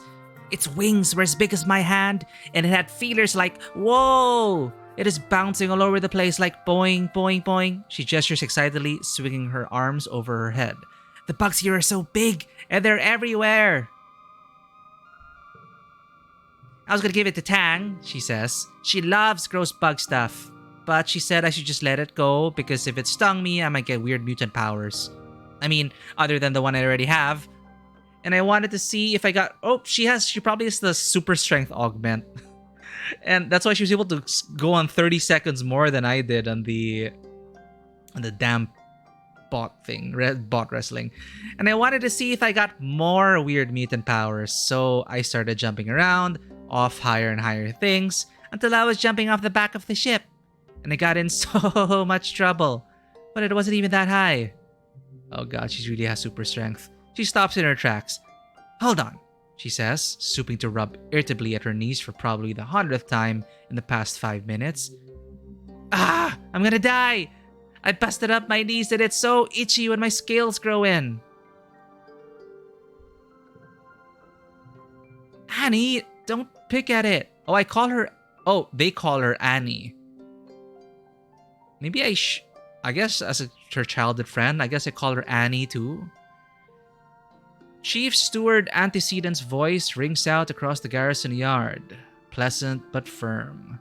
It instantly transports you back to being in the ship creche, tugging on her skirts and calling her auntie. Anemone jumps and stands up straight, her hands flying to her sides. But Mom! Anemone whines, digging her fingers into her knees as Antecedent approaches you both. It's so scratch-tastically itchy! I know, lovely, Antecedent soothes her, patting down her righteous red hair. But the more you pick at it, the thicker your scales are going to grow in. So she's really... Scales? What? Anemone tucks her... She's a... What, dragon girl? Lizard girl? Anemone tucks her hands under her armpits to keep from scratching. What if I wanna have cool scales? She pouts. Antecedent smiles indulgently. At the rate you're going, I'm sure you'll be covered in them before you know it. No need to rush. Anemone's skin is dotted with patches of protective blue-green scales that grow in wherever she gets a cut or scrape. Oh. She rubs the patch on her jaw indignantly. No wonder. The one she got when she ran headfirst into the food synthesizer back on the ship. Learned Anemone augment. Antecedent opens her satchel and pulls out a bundle of clothes. The queue for the nanoprinter is over a week long, so I patched your pants with scraps from your brother's clothing. Please try not to put any more holes in them. Or yourself, okay? She hands the clothes to Anemone and kisses her on her forehead. Anemone sticks out her tongue and gags. Yuck. Anemone evaluates the clothes as her mom walks away. Galactic, she breathes as she runs her fingers over the odd-colored patches. Then, right there in the middle of the yard, she unashamedly squirms out of her pants and pulls on the new ones. Wow! I look like a fighter jet from the Hollows! She exclaims, showing off her new pants. Like when they'd stencil your kill count on your plane. Or like a really cool scar. Anemone grins. Yeah, you get it. My pants are scarred, just like me. I feel like there's a bit more to that. Anemone's running around the sports ball court, touching her hand on the ground at each corner. 18, she counts. 19. When she reaches 20, she collapses into the grass and checks her hollow palm. I'm training, she explains. My big bro Calm says I have to get my legs climatized to the planet if I'm gonna be team captain like him.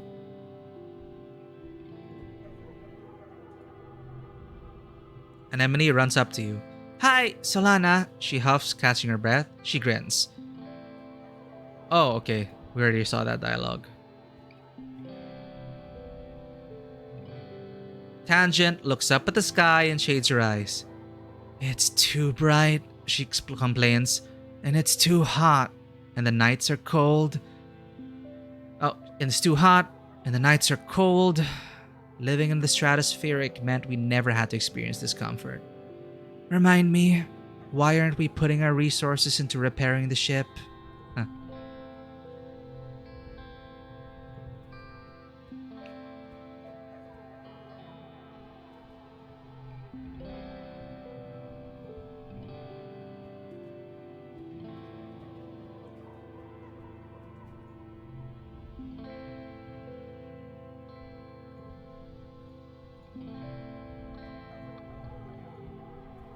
Okay, something new from Cal. You're looking for Cal in the garden when you nearly trip over someone else. One of the younger kids, and they're blindfolded? Hey! They exclaim, ripping the blindfold off their face and throwing it to the ground. It's Cirrus, one of Anemone's brothers. He glares at you. I was almost done. Cal jogs over and grabs Cirrus in a friendly headlock, ruffling his messy red hair. Dude, you were so close. Cirrus stamps his feet. It's not fair. I almost got it that time. Solana got in my way. It's not her fault, Cal says. She didn't know we were playing a game. Give me a sec. I want to teach her how to play. Cal turns to you as Cirrus leaves. Sorry, Solana, he says sheepishly. I was teaching Cirrus a new game, but he's more like an Anemone than I thought. Real competitive, you know? He stoops to pick up the blindfold, brushing off the dirt. I've been trying to come up with different kinds of games other than sports ball, he says. No winners or losers. I just want to have fun with my friends. He's making co-op games. He looks at you, hopefully. Do you want to learn how to play? That sounds like a total waste of time. Let me check my schedule. Yes. Cal's smile looks like it's gonna stretch right off his face. Radical, he shouts, jumping up and down with excitement. Okay, so, first put on the blindfold. The blindfold is a little scratchy and smells like dirt. You can feel Cal's big hands on your shoulders. I'm gonna spin you around, and when I let go, you gotta listen to my instructions. We're gonna walk all the way to the cafeteria, okay? You nod. You can't see Cal's grin, but you can hear it in his voice as he spins you around and counts to 10. 1, 2, 3, vomit. First, Cal says, you gotta walk forward 10 steps. Do you follow Cal's instructions as best as you can, or make things difficult for him? I'm learning the game. I want to impress him. Do your best. You take 10 steps straight forward, holding your hands out for balance. The rocky dirt between the garden beds crunches under your feet. Yeah, Cal says. Now, turn to your right and take 15 steps until you get to the door. We needed 10 empathy to get that right, literally. You turn to the right and walk forward, counting out 15 steps. When you stop, Cal laughs. You can hear his footsteps crunching behind you. I forgot how much bigger I am than you. You're like 2 more steps away. You take 2 more steps until your outstretched hands land on the warm metal of the door. Success. Awesome, Cal says. You can't help but smile.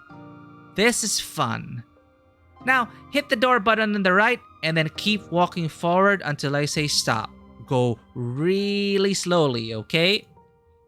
You open the door and start to walk forward. The path slopes downwards and your feet slip a little bit, even though you're moving as slowly as you can. Real dirt is nothing like the metal floors of Stratospheric.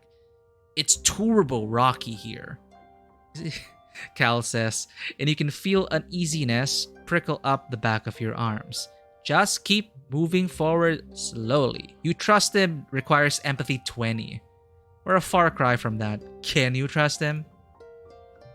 You try to do as you're told, but after a few steps, your foot knocks against the sprawling root and you fall forward, catching yourself on your hands and knees. Ouch! You tear off the blindfold, a sudden rush of tears flooding your eyes. Cal's beside you in an instant, kneeling on the rocks. Are you okay? He asks. You look down at yourself. Your knees and hands are pretty scraped up, and your pride is bruised. But other than that, you're okay. Do I get to grow scales too? Cal helps you stand. I'm sorry, Solana. I'll be a better helper next time. He asks if you want to get some Watato juice at the cafeteria instead. You spend the rest of the afternoon brainstorming more games where there are no winners or losers. We invent tabletop RPGs.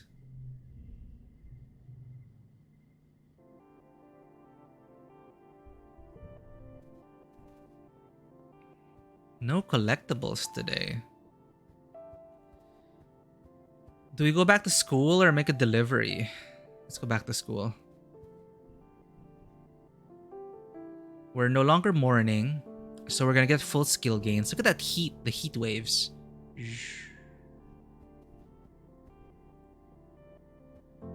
Our toughness is growing at a pretty good pace, 18 out of 20. What does this do if we deliver? Organizing, perception, friendship with Mars, kudos, and kudos.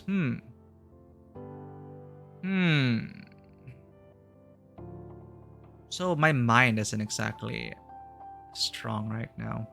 Leave. But I feel like shaking things up.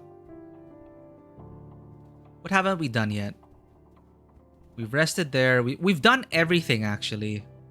So now it's just a matter of what skills we want to do.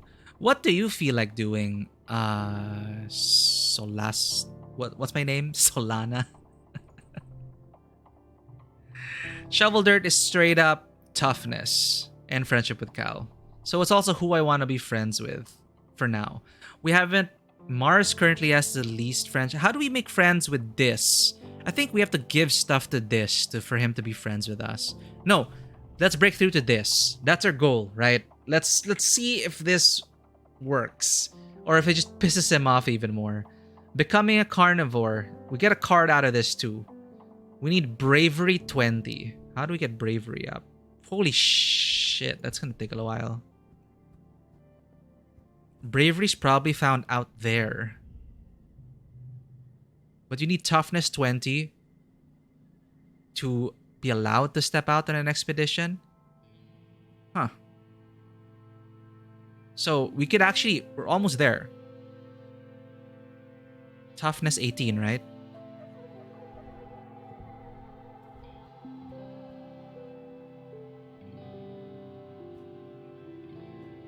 Try to go all the way to the left of the colony past the sports ball. Did I miss out on a section? Okay, well, we have 2 toughness to go before we unlock something with Uncle Tomin. Let's try that out. Can you get toughness from studying? No, you play sports ball. I don't want to go to school. Let's play sports ball. Wait, it's +1 toughness. How do I get +2 toughness? Unoptimize this. We need 2 toughness. So we need to spend 2 sports ball moments. What does this do? This is for organizing and perception. Organization and perception. I think toughness will shoveling, maybe? Shoveling works. Yes. Plus 3 toughness. There we go. Let's shovel dirt. Help out mom. The greenhouses have different biomes. In the seasonal garden's dry soil, tiny purple weeds sprout up from the cracks and wind their way around each other, suffocating one another in the attempt to gain higher ground. That's pretty brutal.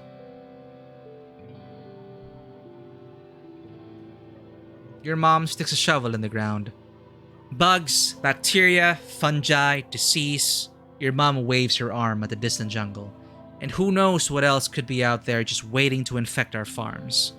You think your mom is strong, like physically, but sometimes she can be kind of a wimp. They're just bugs. Hey, I'm afraid of mosquitoes since I got dengue when I was a kid. Get to work. Shoveling dirt. 1, 1. Oh, set neighbors to this value. So 1, 1, 0, 1. Ta-da! Wait, no. 13 plus 1?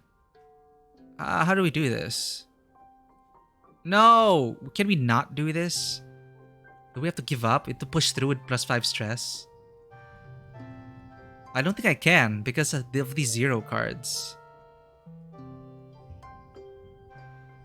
Wait, no. We can put the yellow. Wait. Let's think about the order here. I can put the 2 zeros there, but then the order matters. Oh, there. We did it. Yay. I'm totally not bad at this game. 5 of kind. We had it in our hand.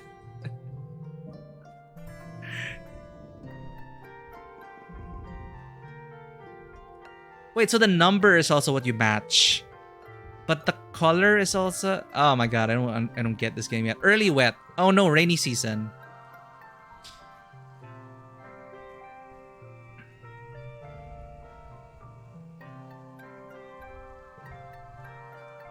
Log. Oh hey, taking breaks is important. Don't forget to take care of yourself, okay? Something new from this. Mars is just standing here as usual.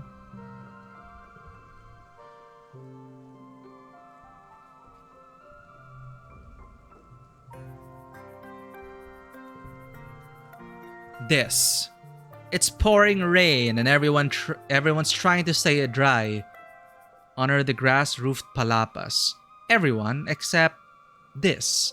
Off in a distance, over at the wall near the sports ball field. He's definitely skulking. What? Perception 15 to quietly follow him? Well, I'm not gonna tell someone. I just ignore him. He's just skulking around the sports ball field. Why, though? I want to follow him, but what's our perception? Jesus, it's only 1. I feel so... Stats are so low. We're gonna spend the whole first playthrough just building stats. Ignore him. When you glance back, this is gone. Whoa. Let me guess. Getting to know this will allow us to crawl through this pipe, which will allow us access outside. That's probably where this is going. This is sitting on the ground just outside the gate, under the watchful eye of someone working in expeditions. Does this interest you? Be my friend.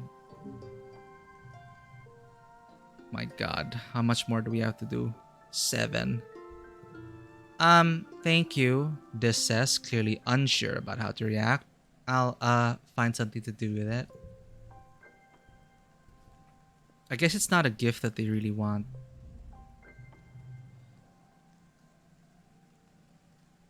This is hanging out near the south gates, his hands in his pockets, idly staring at the ground and digging the toes of his boots into the dirt. He nods at you but doesn't say anything.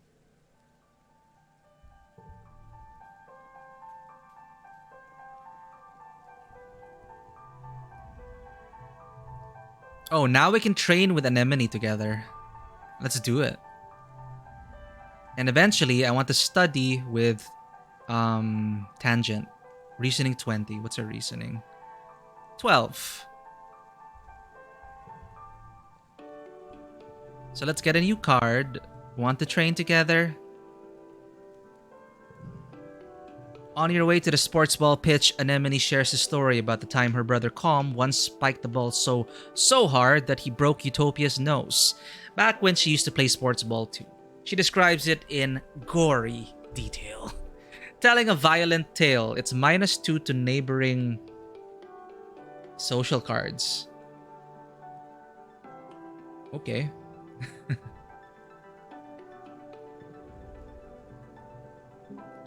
But don't go easy on me, she exclaims. That's why we have med beds, right? Plus, I might get a cool scar. I worry about you, Annie. She thumbs a blue scaled scar on her jaw, right under her ear.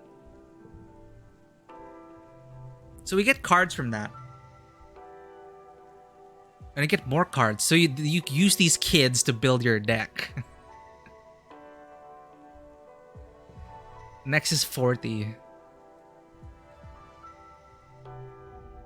What were we doing? Wait. For this, it's bravery, right? But let's get to know Tangent.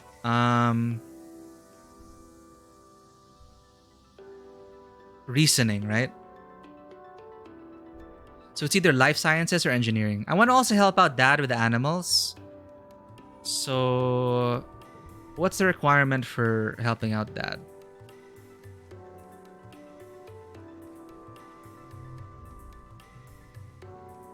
Need animals 20. Where is... Ah! Oh no, I think we have to go out and do this. Well, let's see what we unlocked with Uncle Tomin. I'm tough enough. Well, so you are, Uncle Tonin replies, his voice heavy as he looks at you with pride. You're growing up, aren't you? He nods and pats you on the shoulder, and you know he's thinking of Tammy. Listen, he tells you. I can see that you're a tough cookie, and I'd love to have you on my surveyor team in the future. But you'll have to wait a few more years first. Come see me when you're older, okay, kiddo?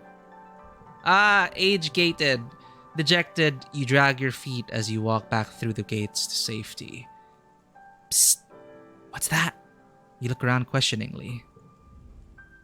Psst, it's this! He's hiding behind some bushes? That's so typical. He puts a finger to his lips and motions for you to follow him. Sure, you figure. Why not? Are you gonna tell me about the pipe that we can crawl through on the left side of this wall? Yeah, poor Uncle Tonin. He leads you silently along the walls toward the garrison, then crouches down in the bushes between the sports ball field and a security pavilion to fiddle with something. Suddenly, he's gone. Yep. What? You check to make sure nobody else noticed, then scuttle over to where you last saw him. Behind some popflower bushes, there's a drainage pipe in the wall big enough to crawl through. A heavy grate keeps animals out, but it's loose.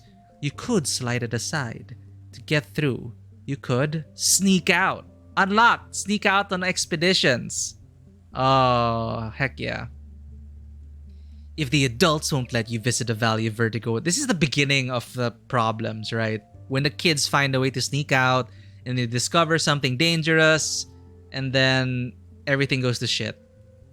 If the adults won't let you visit the Valley of Vertigo or the Subacuous Swamps, or the other cool places surveyors get to go, well, you could sneak through here to explore just outside the colony walls. Okay, that's a compromise. If this does it, how dangerous could it be? Alright, let's do this. Let's sneak out.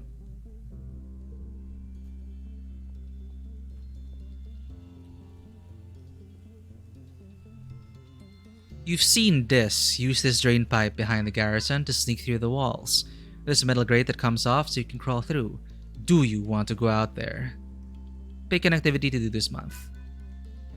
This is bravery. So this is how you get to bravery, and this is how we make friends with this, which will allow us to find out. Wait, no, now we know what's going on. Do you tell Tangent? No. Let's put in let's put in more red flags. Let's sneak out to explore nearby. It's that moment. I think it's about time in that story where we're like getting a bit of like, we're feeling choked inside this small colony, and are like, I want to explore the world out there. But the adults are saying, no, it's too dangerous, kid. And of course, we're like, no, fine, whatever. And then we sneak out.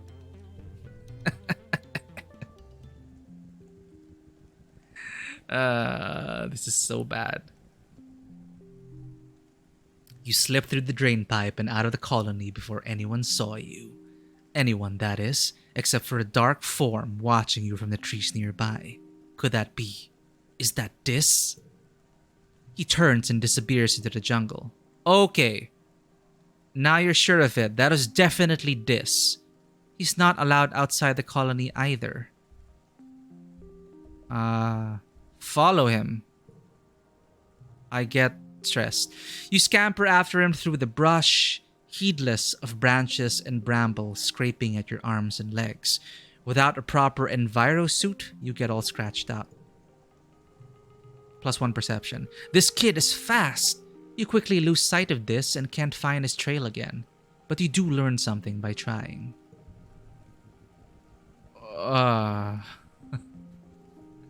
Wait. No. Keep exploring. Wait, this is towards Uncle Tonin. You leave the path and sneak through a strand of mush trees to one of the little sawmills dotting this area. It's a small but busy operation. 3 people feeding mush tree logs into some kind of machine, while a 4th one directs a 4-legged robot with a plasma saw mounted on the front. If I stay and watch, I get a new memory. But you can leave in disgust if you don't approve of the logging. I'm fine. Like, Anemone. My name, Solana, is okay with it. And she finds it fascinating. Stay and watch what they're doing. You stay out of sight and watch how they do it. When one tree crashes down, it almost seems like the others are wincing. Okay, now I feel bad. It's probably just your imagination, though. They aren't planting new ones or leaving any behind. You know the mush trees regrow every year, but can they still regrow when you cut them down? When you cut down everything like this? Good question. Is this sustainable? But I get more perception. Even the smaller trees and bushes are getting ground up for mulch with a scary big grinder that sounds like a roaring beast. The entire process makes you uneasy, but also proud of how industrious your colony is. Is that because we're +5? Is that we're closer loyalty to the government? Time passes. 15 stress. Oh, we can't. Colony outskirts. Where's Uncle?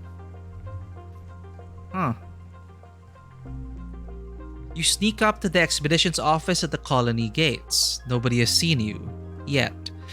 You lively hustle through the gate. The lively hustle through the gates kind of makes you miss your friends inside. If you want to go home now, you could sneak back through the drain pipe. Keep exploring.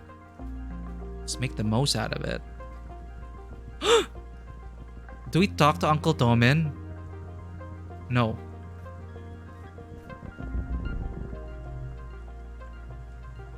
You pause in your tracks, hearing an ominous sound. Shoo shoo shoo. It keeps getting louder and louder as you move forward. You don't see anything making the noise, but it seems to be coming from all around you. Let's try.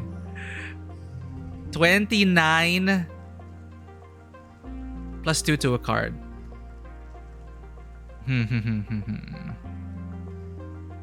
But it'll set this to 1. That's lame. So you can match numbers and colors, right? Is that what I'm understanding? Or is it just values? +1 for each gem on other cards. What gem? What are you talking about?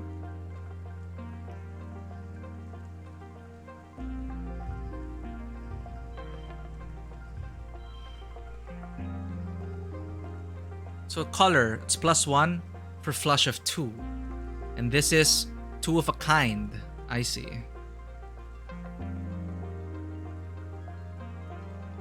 And do we get a new card? But it sets the value, sets neighbors to this value. Is a 4 of a kind better than like telling a violent tale? How the hell do we do this optimally?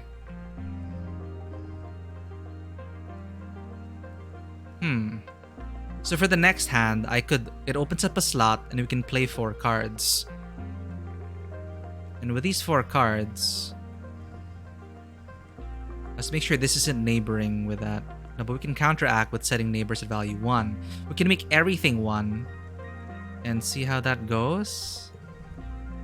Oh, we have more cards now. We should have used the cards and gotten that 8. Oh, memories of pink candy. Let's try this out. 1, 2.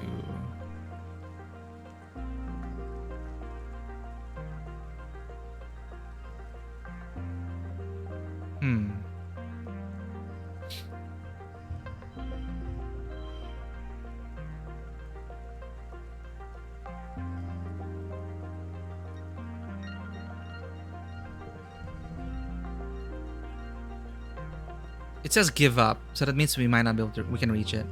Set neighbors to this value. All strength cards under 2 become 2. How does that interact with playing sports ball? +1 skill. +1 to skill reward at the end of mental challenge, only if you win. So this is for mental challenges. This is good with sports ball because it makes it 2. And then it sets the neighbor, the neighbor also at 2. Oh, yeah, there we go.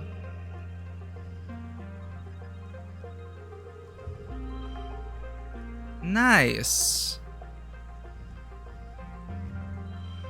No, put a 1. There we go. I played that right? Okay.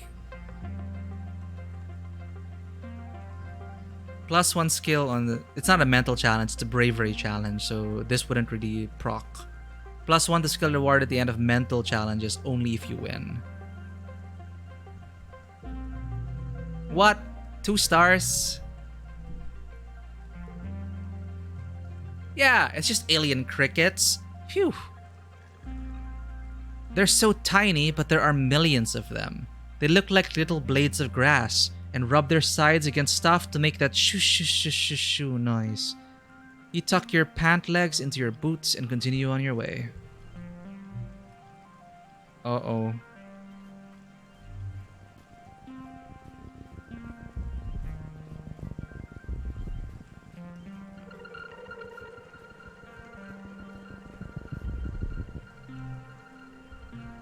Ahead of you, the road curves right, and there's a steep hill leading off to the left.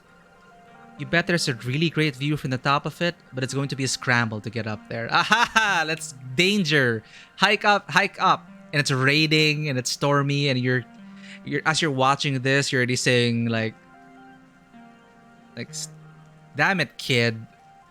You know this is bad, right? But no, let's add to the stress.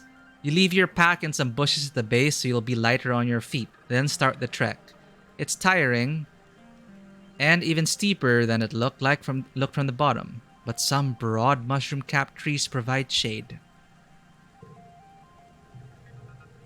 The view from the top is spectacular. You can see all the way to the colony walls in one direction and down to a little sawmill in the other. Then you spot it. The rock. The most perfect boulder you've ever seen, teetering right on the edge of the slope you just climbed up. It's almost as tall as you are and must weigh at least 2,000 kilos. But it's practically teetering there. You think with enough muscle you could push it over. Are we gonna continue with the bad news? Oh, what? Oh my god, I'm so sorry. I did not see these redemptions. I saw the hydration, but I did not see the pet the cat. I'm so sorry, Lichcasts. Now that you're here.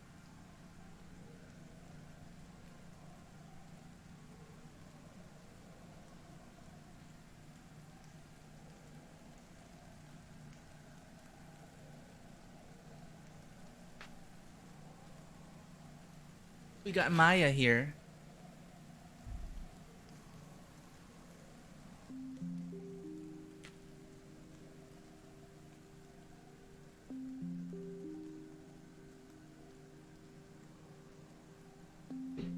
We saw the redemption now. We're gonna make some bad decisions. We're gonna push that rock down the hill. What do you think about that, Maya? Do you have an opinion on this? No?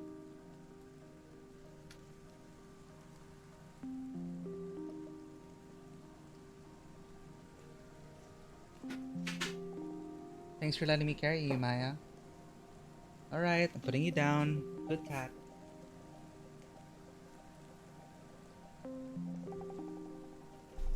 Ah, that is good. Alright, successful redeem. My bad, I didn't see that. So sorry. I was just reading so much here. Ah yes, and Passion is back on the chair. It's a perfect boulder. Push it down. There comes a time in every childhood that one must take life by the horns and just push the damn rock. You shove it with all your might, digging your toes into the hard ground and leaning in. We're gonna destroy the... Okay, the rock starts to slide.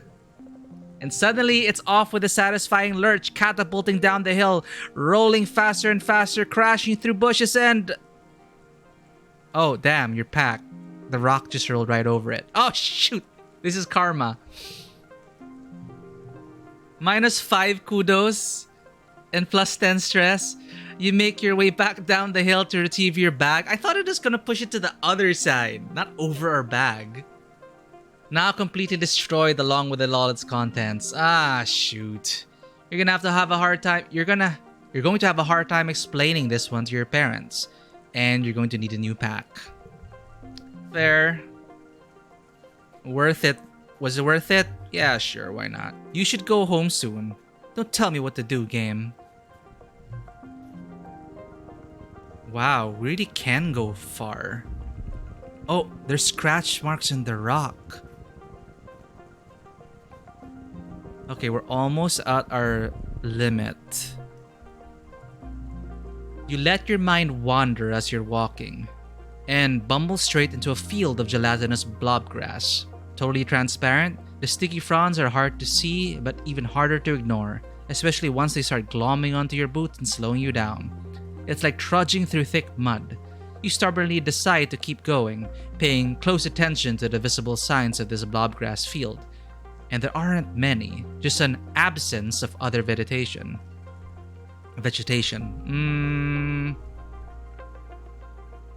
Yeah, let's look for a path through it. Why not? Oh, God.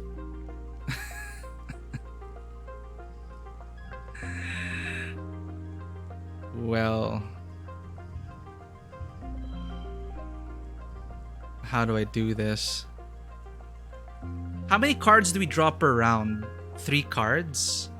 Last time it seemed like we drew 3 cards. So +2 to a card. When can I use this mushroom log? Hmm.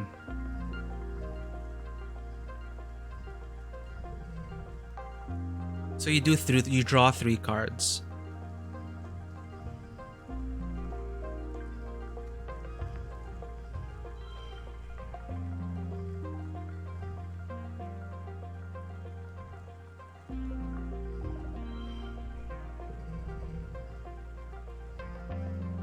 What's the highest score here?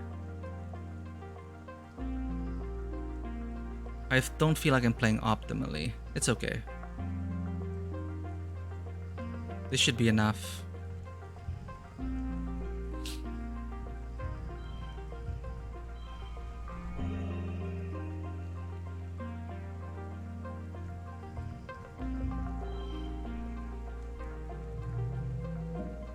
No stars.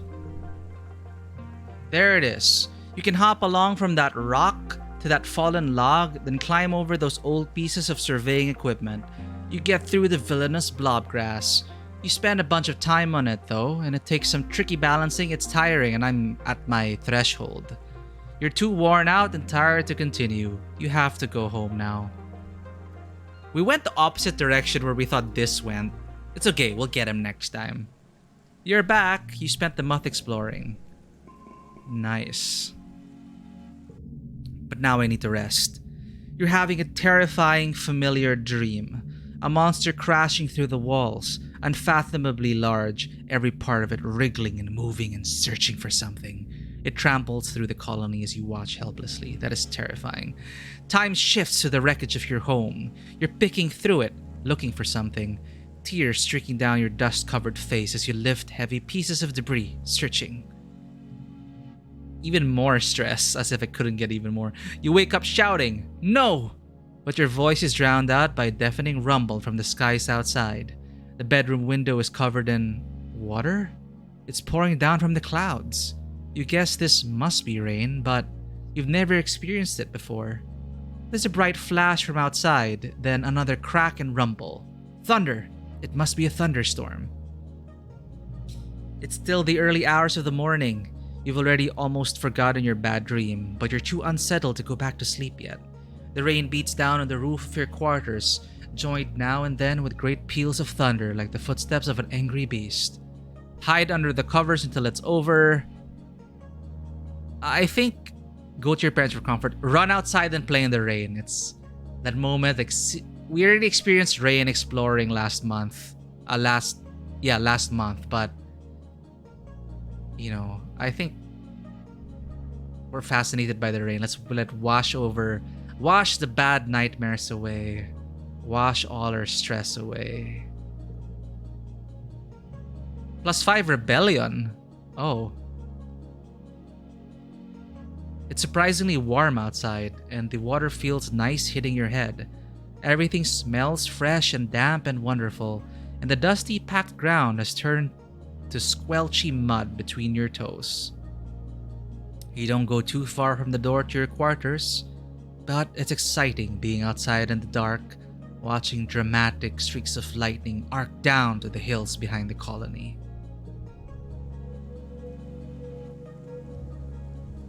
Early wet.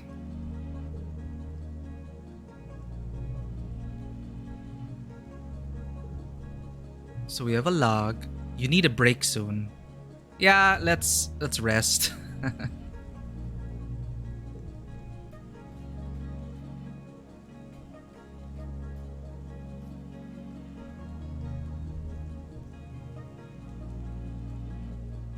Mara scowls from under the protection of a transparent umbrella. Absolutely not, she pouts. Do not even ask me to do anything. If my hair gets wet, you're soy meat. Alright, have a nice day, Mars.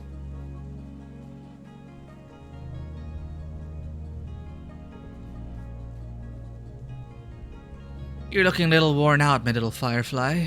Your dad greets you, looking concerned. You know, despite what your mom might say, there is such a thing as too much work. Maybe some R&R over in the lounge would help recharge those solar cells. What do you say? I'll sleep when I'm dead. Maybe I just need a hug. I'm fine, thanks. I'll sleep when I'm dead. Wow, rebellion. Your dad laughs at your audacity. But then he sighs and shakes his head. The buzzberry did not fall far from the vine. You and your mom are the same. Just promise me you'll take a break before it gets to that point, okay?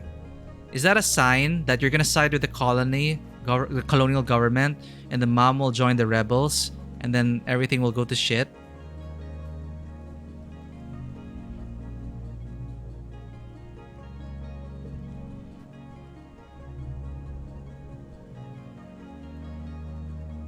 Too soon to give another gift. Oh, okay. Dare I to eat this worm?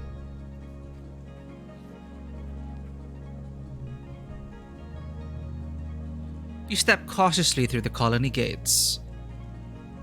Curious little sprout, aren't you, Solana? Uncle Tonin blocks your path. His eyes look distant, but he musters a half-hearted smile for you. Want to know more about expeditions? I'm afraid you're still too young to join the squads, but you'll make a great surveyor soon, maybe in a few years. When do I get to do it? I'm not gonna sneak out today. Not right now. Yeah, I'm still a jock with 24 toughness. It's Anemone's influence.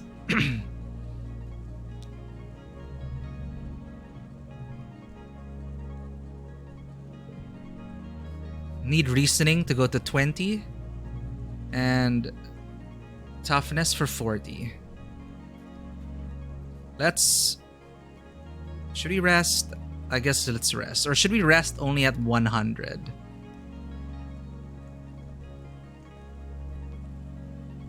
Calm disposition is such a strong augment. Oh, that's what it does. Calm. I didn't get to look at all the other augments because I thought clicking would give me more details. So I clicked the first. I clicked the absorbent mind thing, which isn't really doing us any favors right now. Like haven't been using that card. But I don't think we couldn't change your choice. Anyway. Yeah, I haven't been going to school. When do I study with tangent? What do I need for that? Reasoning.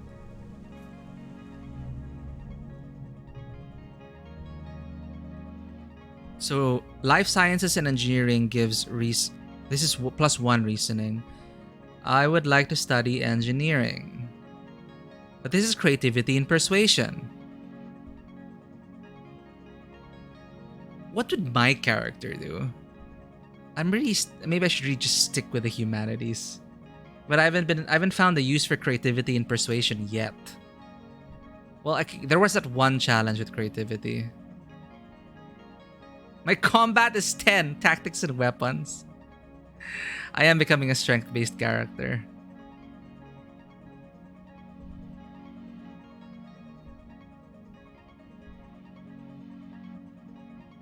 What do I do? What do I do?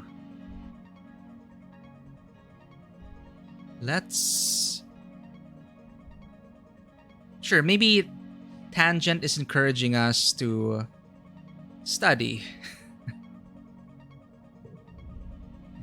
Hi, kids! The ship's onboard intelligence, Congruence, glides into the room on her ceiling track, and the class cheers. Congruence is so cool. She's like a person, but also a machine. She knows a lot of jokes and can tell you anything about space. She never gets bored or frustrated by your questions.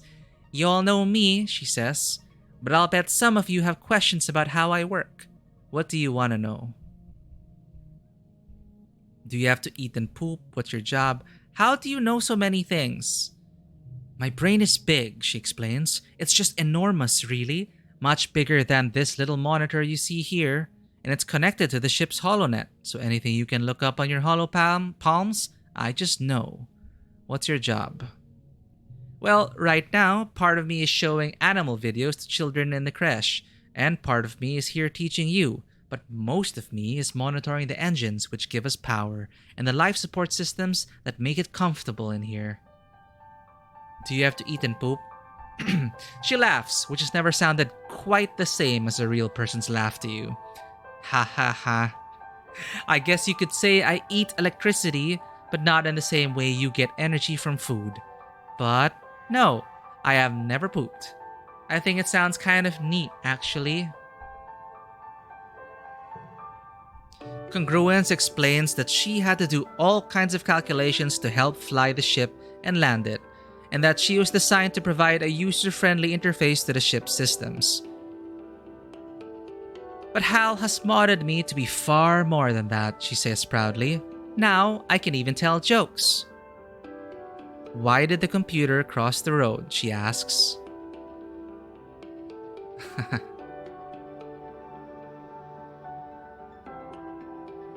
I don't know, why? Congruence smiles widely. Does someone speak binary? Can you just... What is this? I'm pretty sure someone already translated this and it's up on Google somewhere. But I don't know. It flies over Solana's head. Get to work.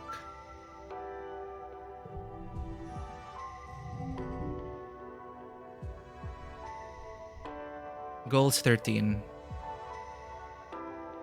We only have one strength card. Damn.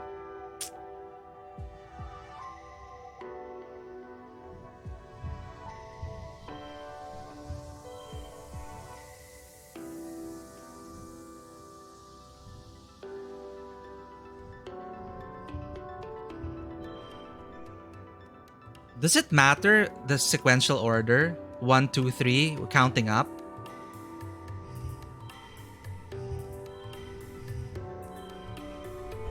Wait, what? It counts? Oh, that would not to play this game.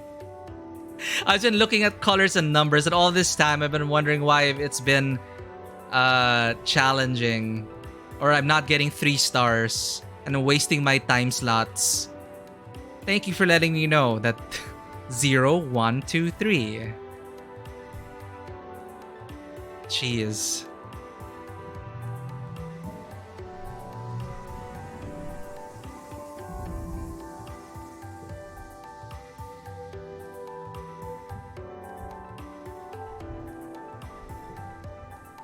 Now I need to rest.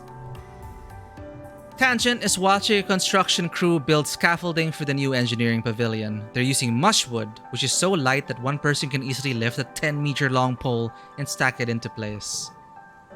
She points toward them. Human beings are so great, don't you think? Before we landed, this was all just dirty jungle. Now, it's civilization. I've been learning about adaptability in writing in biology class. The books say it's what sets us apart. It's what sets us apart from the animals. Like, we don't need fur because we can make warm clothes. And if it's too hot, we can make air conditioners instead. Oh, we're not smart enough to say this. What's our biology? 5. Maybe the animals have neat adaptations. Yeah, totally. Maybe the animals have neat adaptations. Tangent rolls her eyes at you.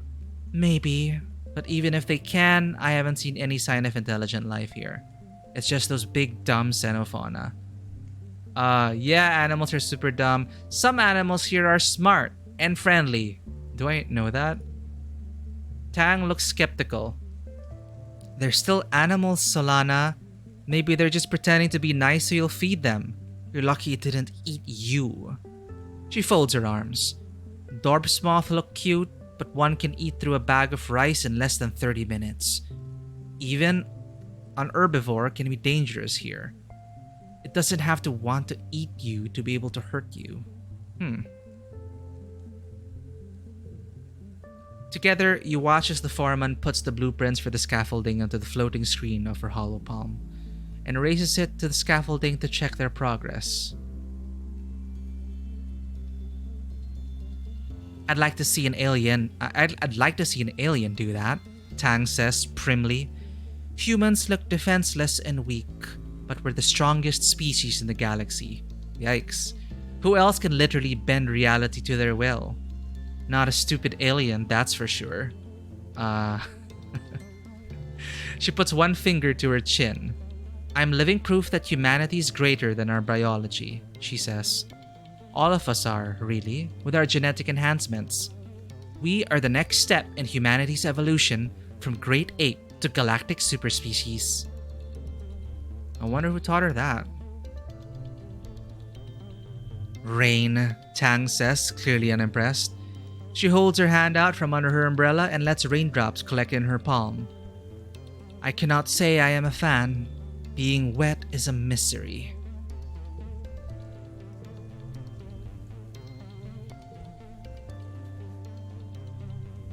Anemone's running around the sports ball court. Oh yeah, same thing, same thing.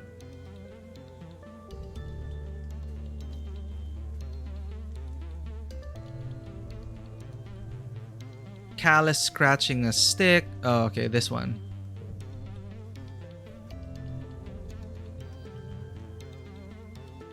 Oh, he finally nods at us. This is hanging out near the south gates, his hands in his pocket, idly staring at the ground and digging the toes of his boots in the dirt.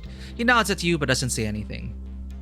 So bravery 20. But won't that ruin my reputation with him? It'll give me a card though. Your dad pulls a flower out of his pocket and gives it to you. A blossom for my little blossom? He tucks it behind your ear. I'm 99.99% sure this isn't poisonous, but let me know if you get a weird rash or anything.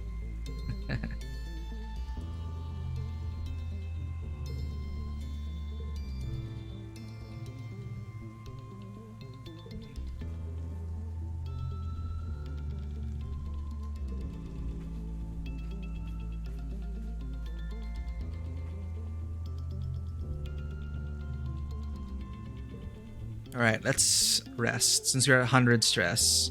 What happens if we're at 100 stress? You're too stressed and need to take a month off. Can't do anything but relax. Alright. You organize a raid on the kitchen pantry for snacks. They want to be free. You must liberate them. Ending this season with a break.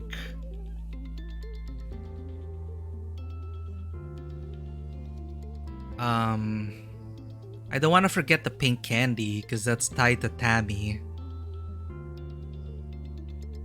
What, do we eventually forget our first steps? But we need our strength cards. But we have that card that makes it anything under 0 for under 2 becomes 2. Forget this. Bye-bye. The days have been getting shorter, with only the yellow sun barely skimming the horizon. One morning, you wake in the darkness and have to check your holopalm to know what time it is. You see a holo stream from Mars. Huh.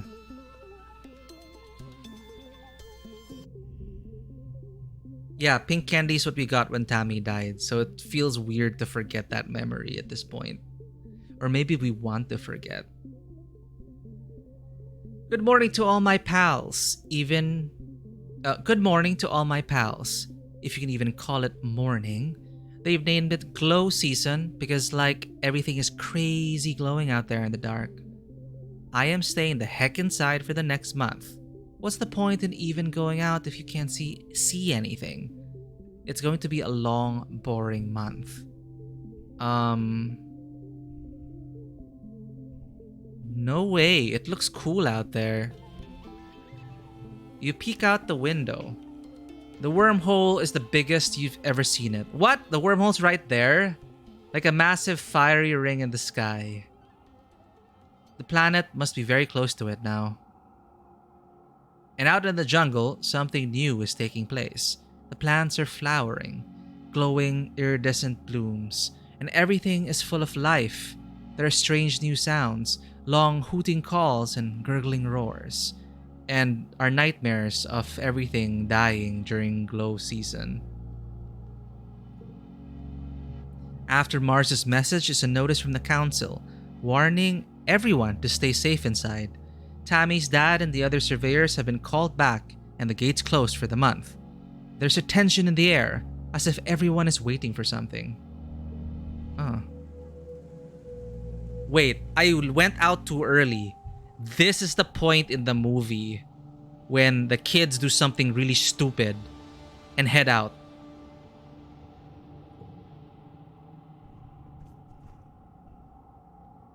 Or maybe that is in our story. That is just a bait. We're thinking something wrong is gonna happen, like pushing down that boulder, but it just crushed our pack. This is when something actually bad happens. When we sneak out during glow season, when the council precisely tells you to stay inside. What do the kids do in the movie? They don't stay inside.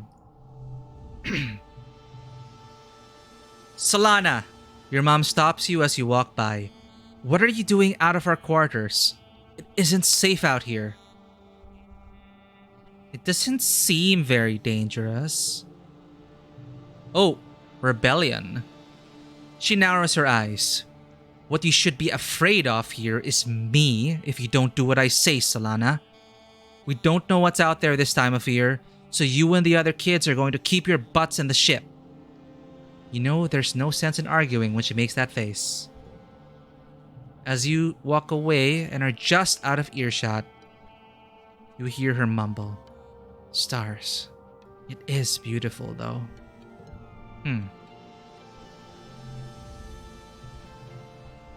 Solana, your mom stops as you walk by. What are you still doing out? Didn't tell you to stay inside. But mom, it's so pretty. You're expecting hellfire, but she gives into a little smile. It is pretty, isn't it? You stand beside her and stare up at the darkened midday sky, the wormhole slowly spinning above you. It looks enormous. It must be closer to the planet than usual right now. You imagine Earth somewhere on the other side and wonder if your mom does too. She watches you walk away, then turns her gaze back up to the swirling wormhole overhead.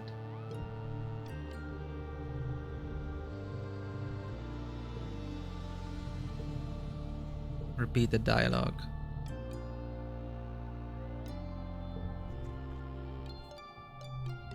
Anemone's running around the sports ball court, touching her hand to the ground at each corner. She's saying the same thing. Isn't it? I'm sure it's beautiful, but dangerous. Can we sneak out? Oh, Dis. Hey, what are you doing? Dis says, spotting you trying to take the grate off the drain pipe that leads outside the walls. Don't be a nullhead. Haven't you seen the extra lookouts on the walls? They'll spot you for sure. Then they'll find out our secret exit and we'll be gone for good. You suppose he's right? They have been patrolling a lot during Glow. You wouldn't want to be caught. Sure. So this is actually the one being reasonable here.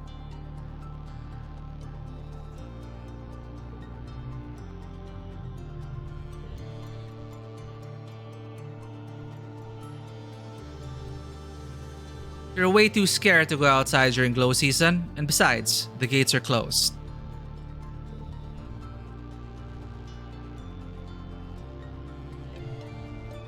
This is staring off into the wilderness outside the gates. Feels different, he mumbles. Dunno how, just different. You ask him what he means, but he just shakes his head and stuffs his hands in his pocket.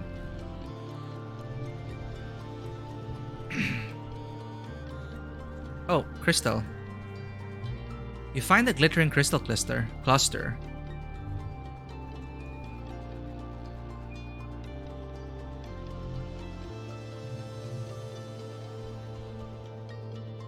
Anything new on the notice board? Food shortfall minus 100%. Notice, take precautions outside the colony boundaries. Xenofauna have been sighted. Survey teams are investigating. The gates will be closed during Glow and a strict curfew will be in place. Plan accordingly.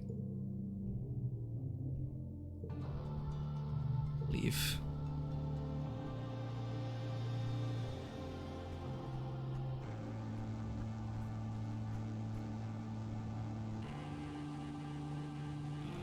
So what skills should we work on now? Continue going to school? Fine. I'm feeling maybe artistic, poetic, humanities, reasoning, bravery. Well, what raises bravery at this time? I think going outside requires bravery. Oh no, sports ball is +2 bravery. To work our way going up there for both social and dangerous situations. Yeah, and also to break through to this to get a card out of this. So I'll try to use those as goals, kind of like goals. To get a card from your friends, work on those skills. So bravery for this. And reasoning for tangent. And what is it for Mars? I guess she's the least priority right now. Ouch. Alright, suggesting bravery from Lichcast. This makes sense. Playing sports ball. Out and glow season.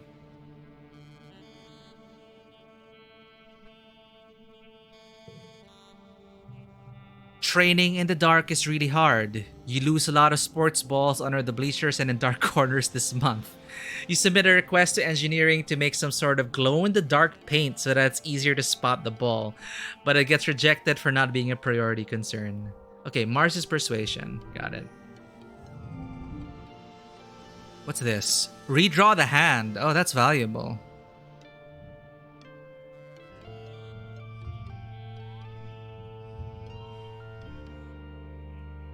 But it's gonna set it to 1.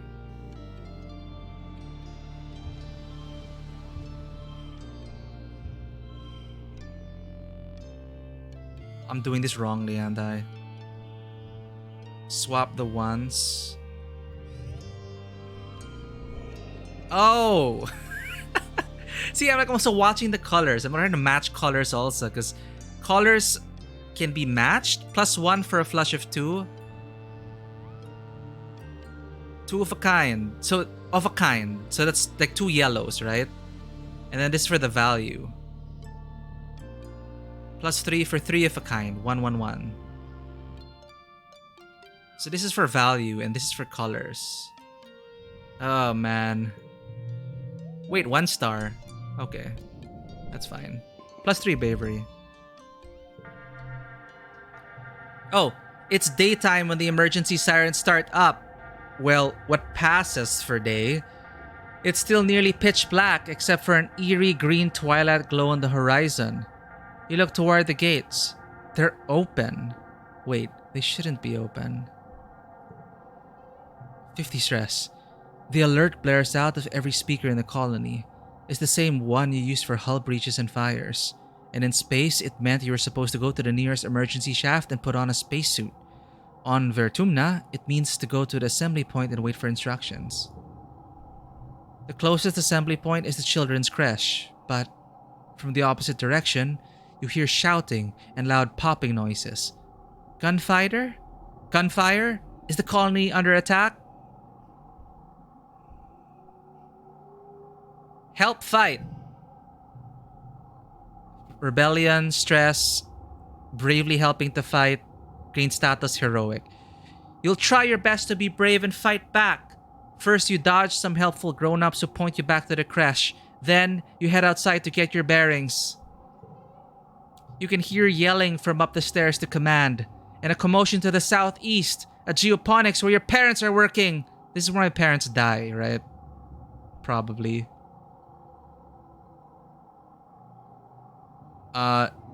Obviously I'm gonna go to my parents. Geoponics. Your parents are defending the greenhouses from a pack of knee-high creatures, which seem to have eyes glowing all over their bodies. Their oily flesh ripples with a constant, subtle motion as the individual eyes blink one at a time, incessantly. You can't tell which end is which with these horrible things.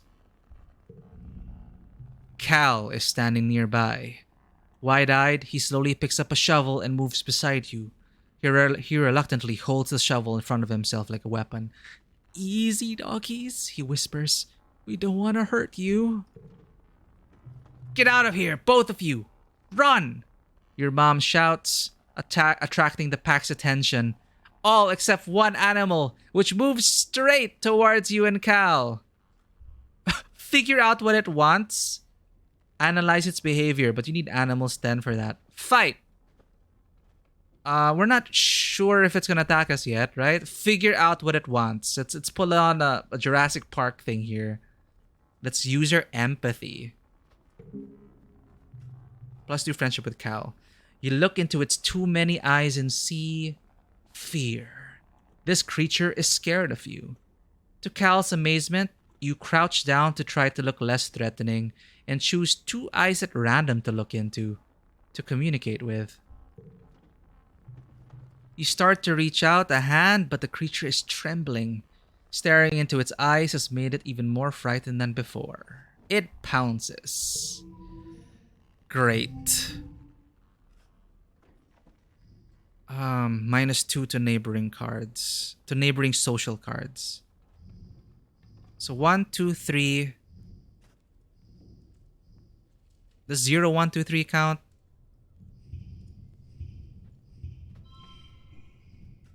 Straight of 3, that's an 8. And then you're matching this, +1 for a flush of 2. This is not, what's this? +1 from Sun Medallion. So this is included already? Or is it 8 +1? You can also redraw our hand. We don't need that. +1 for each gem on other cards. Oh, okay, so it's already included with our Sun Medallion.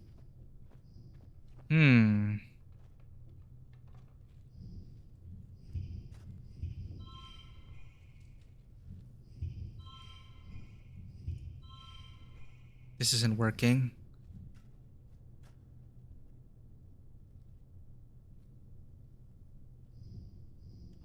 So it's 4 of a kind. That's a lot. But if I bring it to -2, eh. Goal 9. We can make it.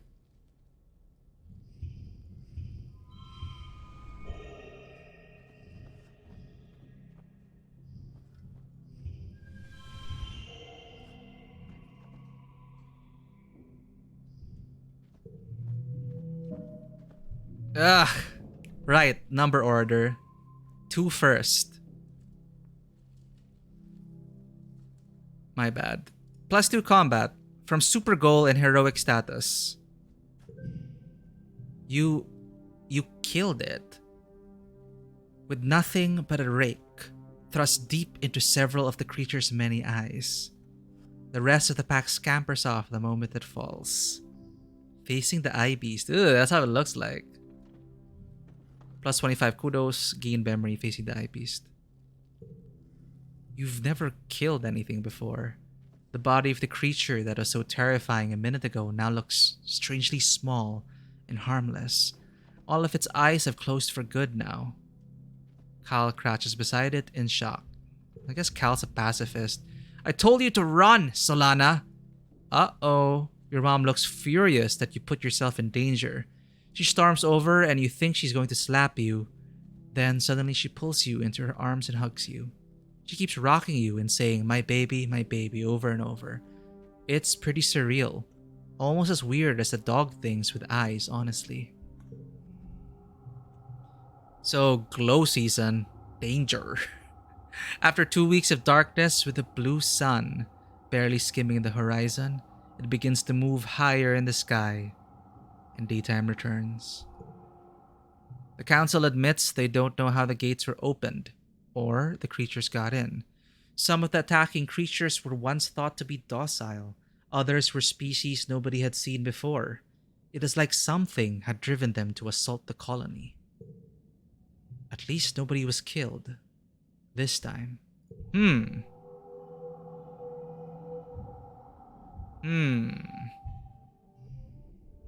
Childhood is fleeting. The game will end when you reach age 20. So, you should focus on a few skills to improve and friends to spend time with. Use the skills and friends button at the top left of the screen to keep track of them. Skills and friends.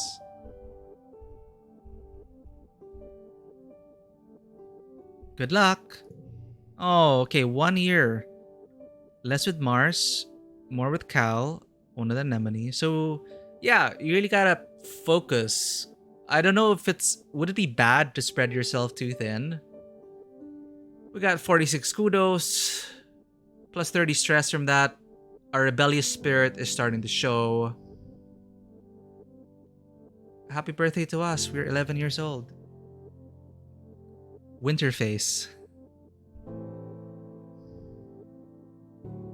Game ends at the age at the game ends at end of age 19.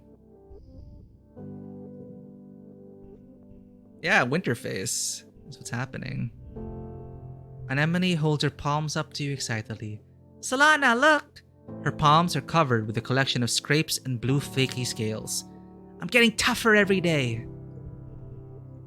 She's that anime character who always keeps fighting and training and punching things.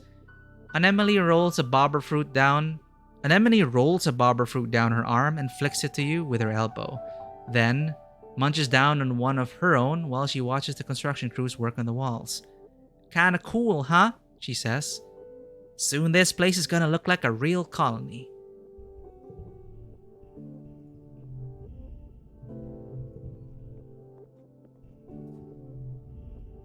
I'm busy saving the colony, Tang says, brushing past you. What are you doing? What? Well, I saved... I think I saved Cal. Or at least we protected... Well, it attacked us. It was scared of us. It attacked us. Oh, good, Tang says, barely looking up from her microscope. Another thick-skulled cretin coming to interrupt my work. What do you want? God, Tang. Are you gonna keep growing up into a... Reasoning 20. She sees our muscles and thinks we're stupid.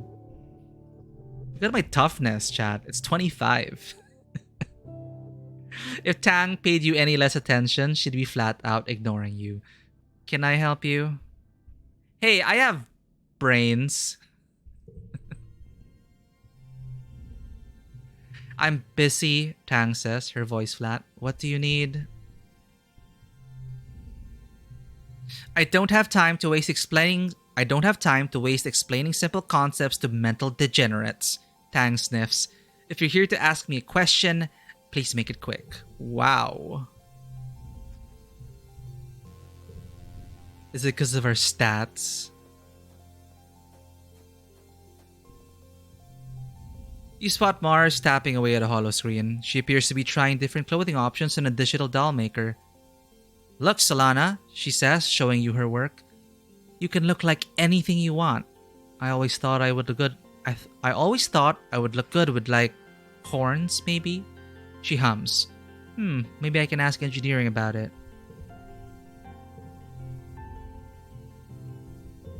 Yeah, horns would look cool on you, Mars. Your mom is taking a break at her makeshift desk inside the domes. What's up, Solana? She asks. Need me for something? Tell her what you learned today. You need organizing 20.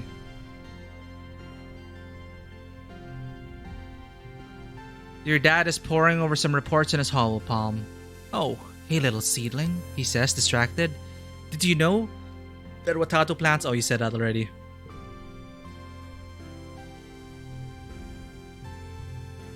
Biology 20 to get a card from Cal. Cal is scrubbing his hands at the water barrel, trying unsuccessfully to get all the dirt out from under his fingernails. It looks like a lost cause. Cal's hands have been dirt-stained probably since he landed here. Stupid, Cal mutters. Stupid! Ah! He jerks his hands out of the water and holds them to his face, and you hear him sob. Why did they have to... It's not fair! We didn't do anything to them. He's still hung up over the... killing the animal. He wipes his eyes and startles when he sees you. So sorry.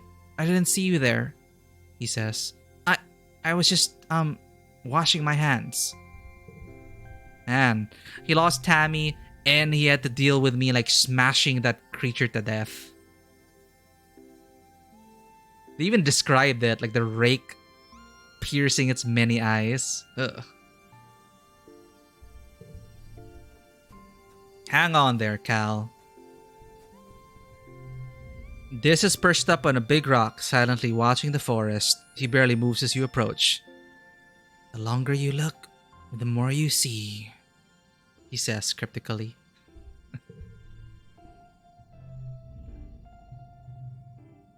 You spot Dis arguing with someone working in expeditions. They point angrily back to the great gates, and Dis slinks towards you, anger in his eyes. We're trapped here, he grumbles. I hate it. I hate it here. No.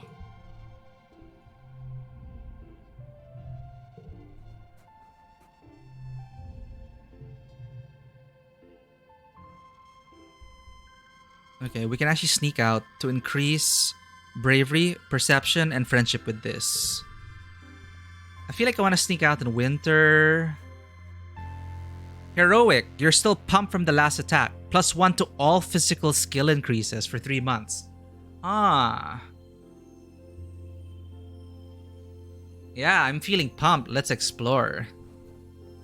Maybe after our encounter with the creatures, it's like, where are they now? Where did they come from? Is this place really as dangerous as we think it is? But my stress is 80 out of 100.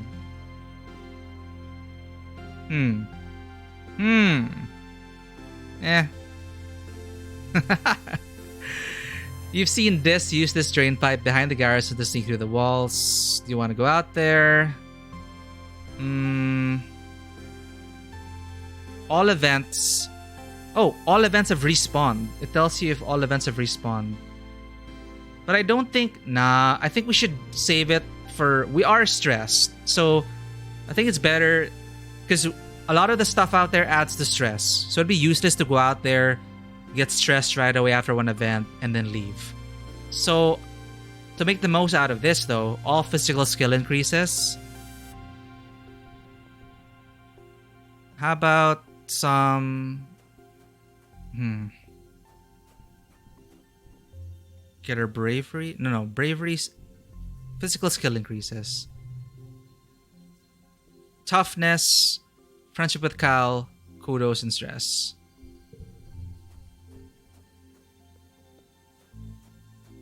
What physical skills are here?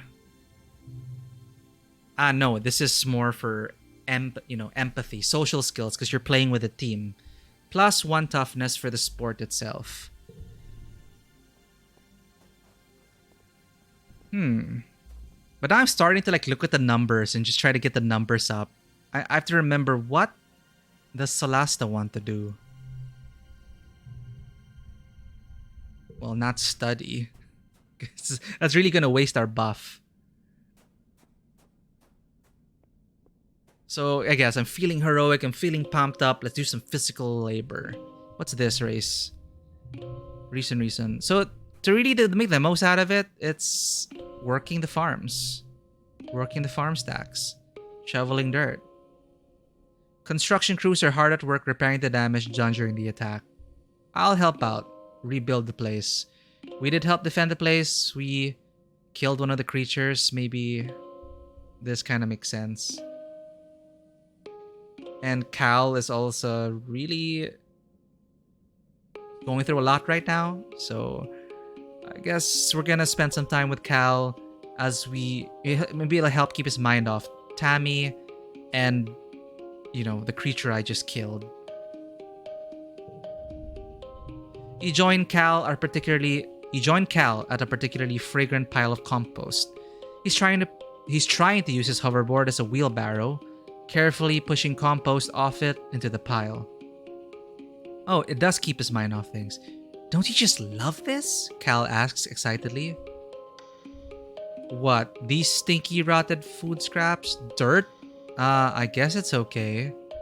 Your hoverboard? Yeah, I'm thinking he's talking about, working the farms. But there's no option for that. Definitely not this. Not stinky rotted food scraps. Dirt? I guess it's okay. But I do find it...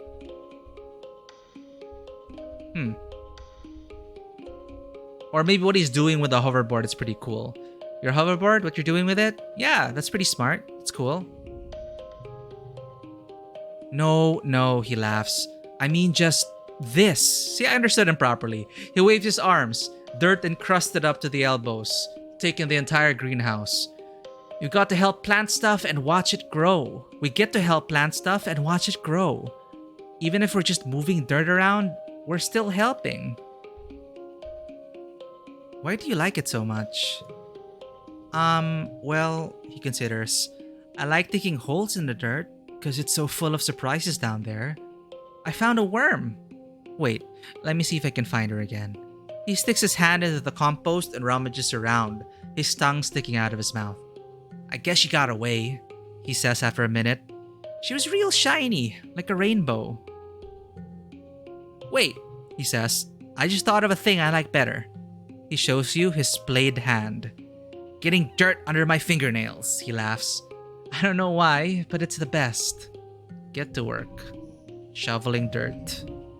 As you get older, challenges can have conditions. The challenge suit, social, mental, or physical, determines what conditions can appear and which decks will work best. Try to collect social cards if you want to win battles for social skills. So we are eventually going down a path. Like, we're building up on our physical skills, and physical challenges will be easier for us. One slot will turn cards physical red. Card becomes physical red. I see. So let's put it here. Boom. All cards under 2 become 2. But if I break it with a blue, I'm gonna lose out on that. However, let's put it here. Wait, what? There. It matches to a 6. We get that 6. I don't want that.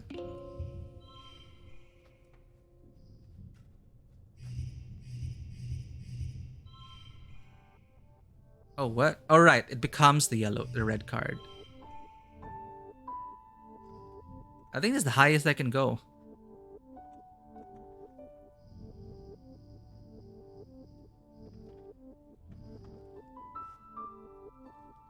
Alright. 1 star.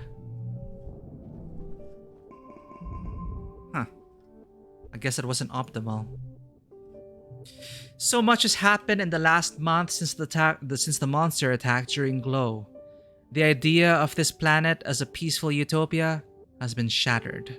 The security squads are training new members and keeping close watch on the gates now. They're reinforcing the walls and even installing a few robotic turrets. Uh-oh. In class, you have drills on what to do if the colony is attacked again. In all the excitement, you forgot today was your birthday. Oh. Your parents haven't forgotten. They wake you up early with enthusiastic shouts of "Surprise!"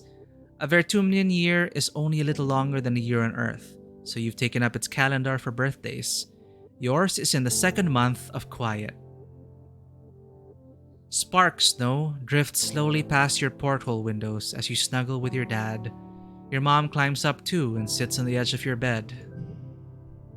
Your dad pulls a bowl of fruit from behind his back with a flourish, like a magic trick. At least, you think it's fruit. What are those? It's a mutated eggplant. It's a spiky eggplant. +1 to a card and change suit to mental skills. Bobber fruit, your dad grins. The foragers have been picking these just outside the walls. They might look funny, but they're tasty. Try one. You take a cautious bite. The pulp is soft and tastes a bit like lemon, only more blue. I bet you can't wait to join the surveyors out there, your dad says wistfully. Who knows what else you'll find? Solana is not allowed outside the gates, your mom interrupts, her voice sharp.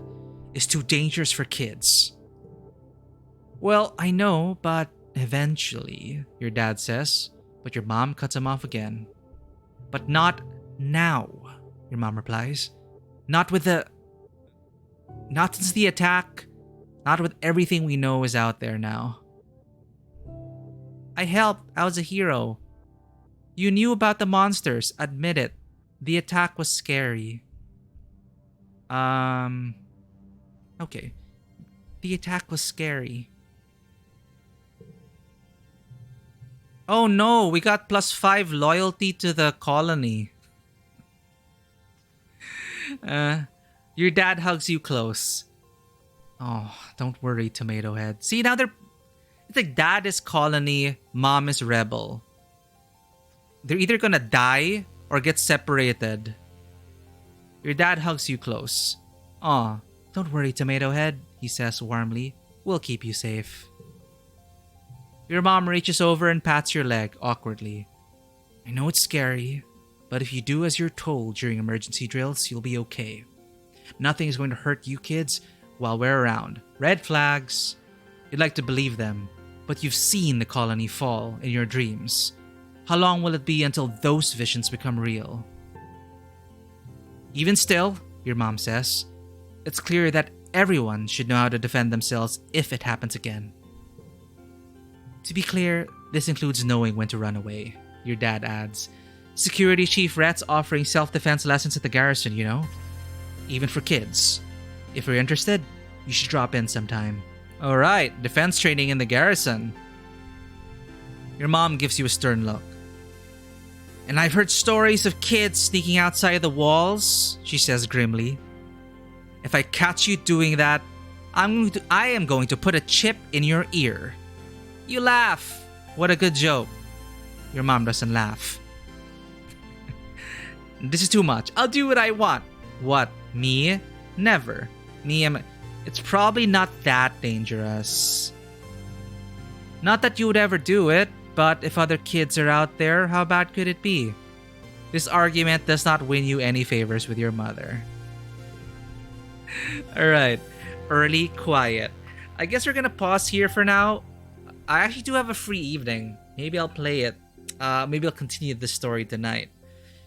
So far, it is quite engaging and I'm curious. It's a slow burn so far. It's because also I'm reading everything, so it's taking longer than expected. But I'm trying to get used to the fact again that you're missing out on content for a playthrough. Like, the opportunity costs of your actions. It's something I had to get used to in Persona. Like, in Persona, I was like, but I want to do everything. But you have to accept the fact that you cannot do everything in one playthrough.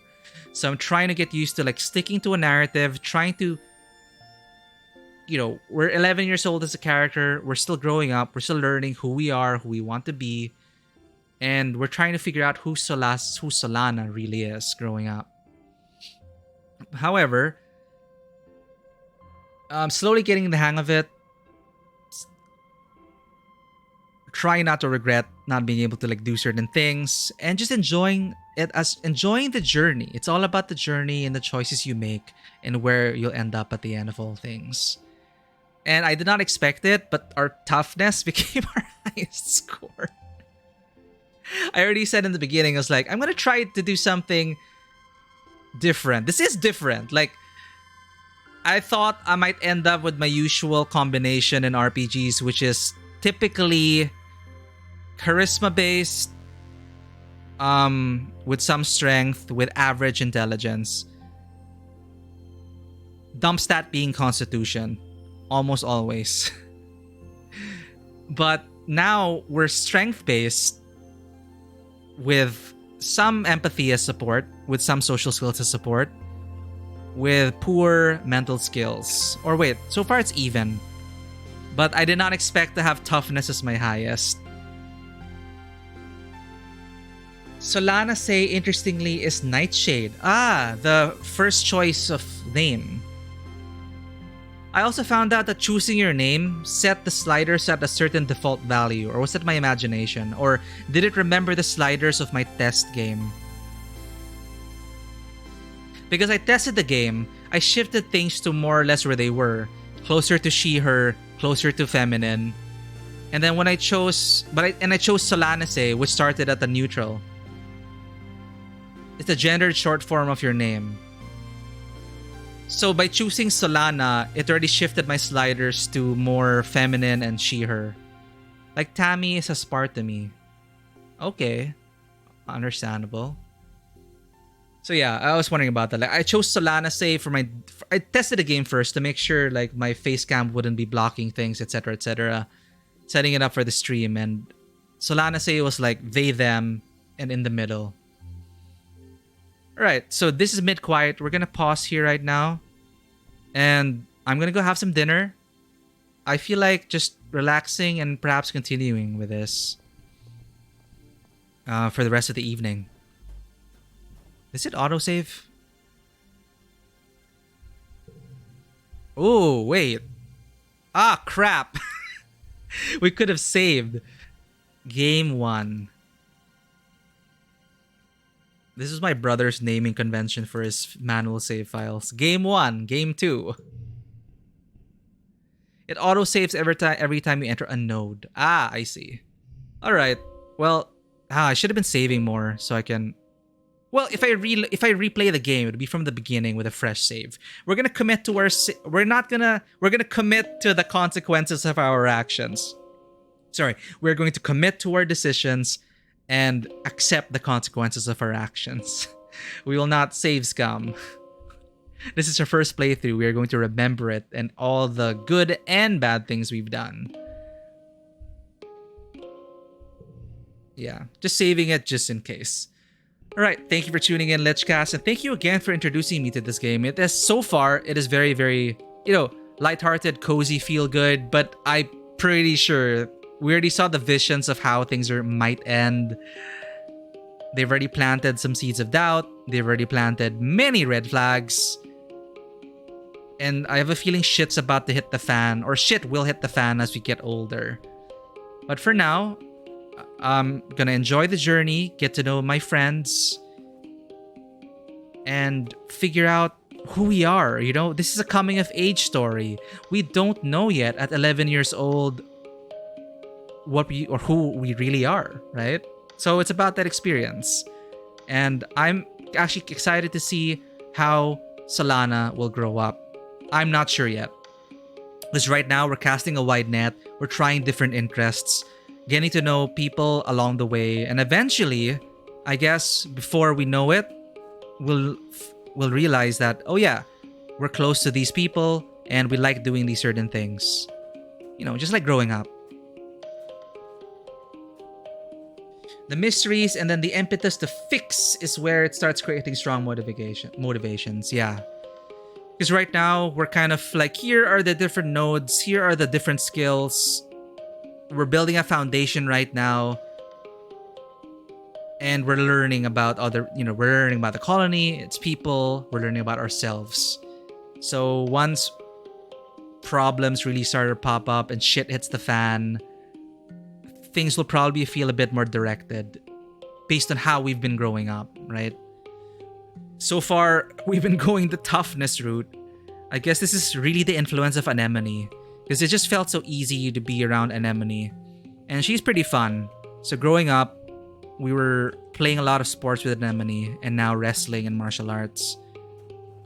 Though Tangent is abrasive, I do kind of respect her intellectual capacity, and maybe Solana is kind of like, as a kid, like, I want to prove to Tangent that I'm not a stupid brute, right?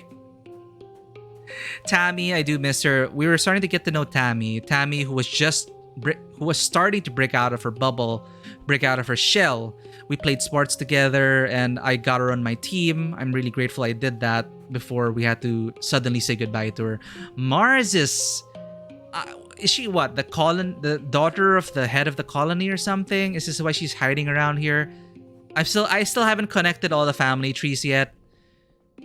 Not really the kind of person I'd hang out with in real life and as Solana. But I'm pretty sure she's coming from a certain place. Why she's so vain and not wanting to do any menial labor and stuff like that. She's like archetypical right now, archetypical dits, but I am accepting for who she is, and if she wants to be friends, I do think she'd look great in horns, and I hope she finds her way. Tang and Dis are always your core friends. So that's Tangent, right? Tang and Dis. Dis is interesting. He's that quiet kid. Like, I make friends with the quiet kids in school. Even if they don't approach me. But I do I do take the effort to try and get to know the quiet kid in the corner, which is why this is slowly like this. I wanna break through to you. So it's like, if this is how I do it to get a card from you by bravery, I'll try it out. Mars takes some time to figure out. Yeah, she's one of those, right? She's one of those. On the surface, it feels like, oh, this is typical mean girl telling you to like do the menial work for her because she doesn't want to get her shoes dirty, her hair wet. But you always know that, yeah, this mean girl's coming from somewhere, and perhaps we'll learn it over time, perhaps interacting with her parents or just getting to know her. But the game already says you can't really have, not everyone can be your core friend, as you said, understandably. So right now, Anemone is her core friend, and we'll see who's next. Slowly, like, I did not expect, like, Cal wasn't really interesting me much as a player, but I guess he's closest right now to Solana, second to Anemone. And I guess it kind of fits right now because Cal is also close to Anemone. They do play sports ball together. So right now, our current childhood friends we're closest to Anemone and Cal. These are our friends who we know we can just hang out with and there's no expectations from it. But right now, at 11 years old, this is someone that's like, I'm so interested about this kid. I didn't tattle on him, and we are both curious about what's outside. Tang is right now, for Solana, as I said, I feel like I don't like being called a stupid brute. So I'm gonna prove to Tang that I'm smart too. You can be smart and have muscles. The brain is a muscle too. So that's probably me growing up as an 11-year-old trying to impress Tang. Because Tang is like, she's hanging with the older kids, learning like complicated sciences and stuff.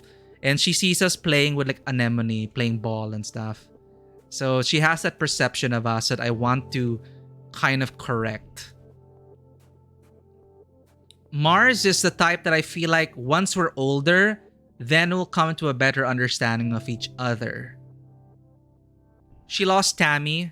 Tammy, I think, was the one sticking to Mars in the beginning because, okay, Tammy, Mars was kind of using her, I think, but I think they both also had an understanding that I'm sure Tammy understood Mars the most, which is unfortunate. And now with Tammy gone, that's how it looks on the surface. On the surface, it looked like Tammy was Mars's underling, but they were truly friends, I believe, at heart. But now, without Tammy gone, how's Mars going to end up? So yeah, that is quite curious. I'm slowly being invested in the cast. I'm still worried about, they're clearly painting that Dad is the more for the colonial government, and Mom might trend more towards rebellion, right? So once things get more dangerous and the colonial government starts to clamp down, however they do it, I wonder what's in store for our parents. Anyway, I'm gonna pause it here for now. If I don't, maybe I'll see you later if I have the energy after dinner to pick this up. It's like reading a nice little storybook with pop-up visuals and nice watercolors. So I might get back into this tonight, but we will be playing this every Tuesday. So thank you again, everyone, for tuning in. Thank you for the new follow. It's your boy Better Days. I am still surprised that you found me through Twitch to Philippines. I should check out the Discord because I've never messaged anyone on there. I'm wondering how you ended up finding our channel, but thank you so much for finding your way here. I really do appreciate it. I do appreciate the follow. And thank you for dropping by, Lishcast and Matthew. This has been the new follower, Vanua555. Welcome in. Welcome. We were just about to end the stream, but thank you for the follow, Vanua555. I'm not sure if you were just lurking or watching us, or if you are just here. Unfortunately, we are about to pause the stream. Welcome in. We were just playing I Was a Teenage Exocolonist. It feels very slice of lifey right now. It's a choose your own adventure, and we've been through some pretty heavy moments right now as Solana, but we have 8 more years to go before our first playthrough ends. And I'm curious to get to know the rest of the colony and what's in store for them. But thank you so much for lurking, Vanua. I hope you enjoy this content. For anyone else who may be lurking, if you hear this, and if you enjoy this content, please consider hitting that follow button. It does help us out, and also checking us out on Twitter, Instagram, and YouTube. Our Discord is also open 24/7 if ever you want to catch up on conversations, talk about tabletop RPGs, video games, films, anything under the sun. I do hope to run tabletop RPGs eventually and use the server as a jumping point. I swear I'm going to get back on that. But welcome in, Vanua. Thank you. You are a new follower. It is almost the end of our anniversary month. I started streaming August of last year. So it's really amazing to see all the support. You are our 190th follower. We're almost at 200 after a year. What TTRPGs, D&D, GURPS, Pathfinder, anything, Vanua. I grew up with AD&D when I was a kid. My brother was our game master when I grew up. My childhood was AD&D, second ed. Then D&D 3.5 was my very first the very first RPG I ran for my friends in grade school and high school. And eventually I went on a hiatus. I came back for 5e D&D. And then since then I've expanded into different other things, most notably I think Blades in the Dark, anything related to like Forge in the Dark, the system underlying Blades in the Dark, Band of Blades and stuff like that. Pathfinder, I've only tried a few times. More specifically, Starfinder. I played a few games with a local Pathfinder/Starfinder group. That is pretty fun.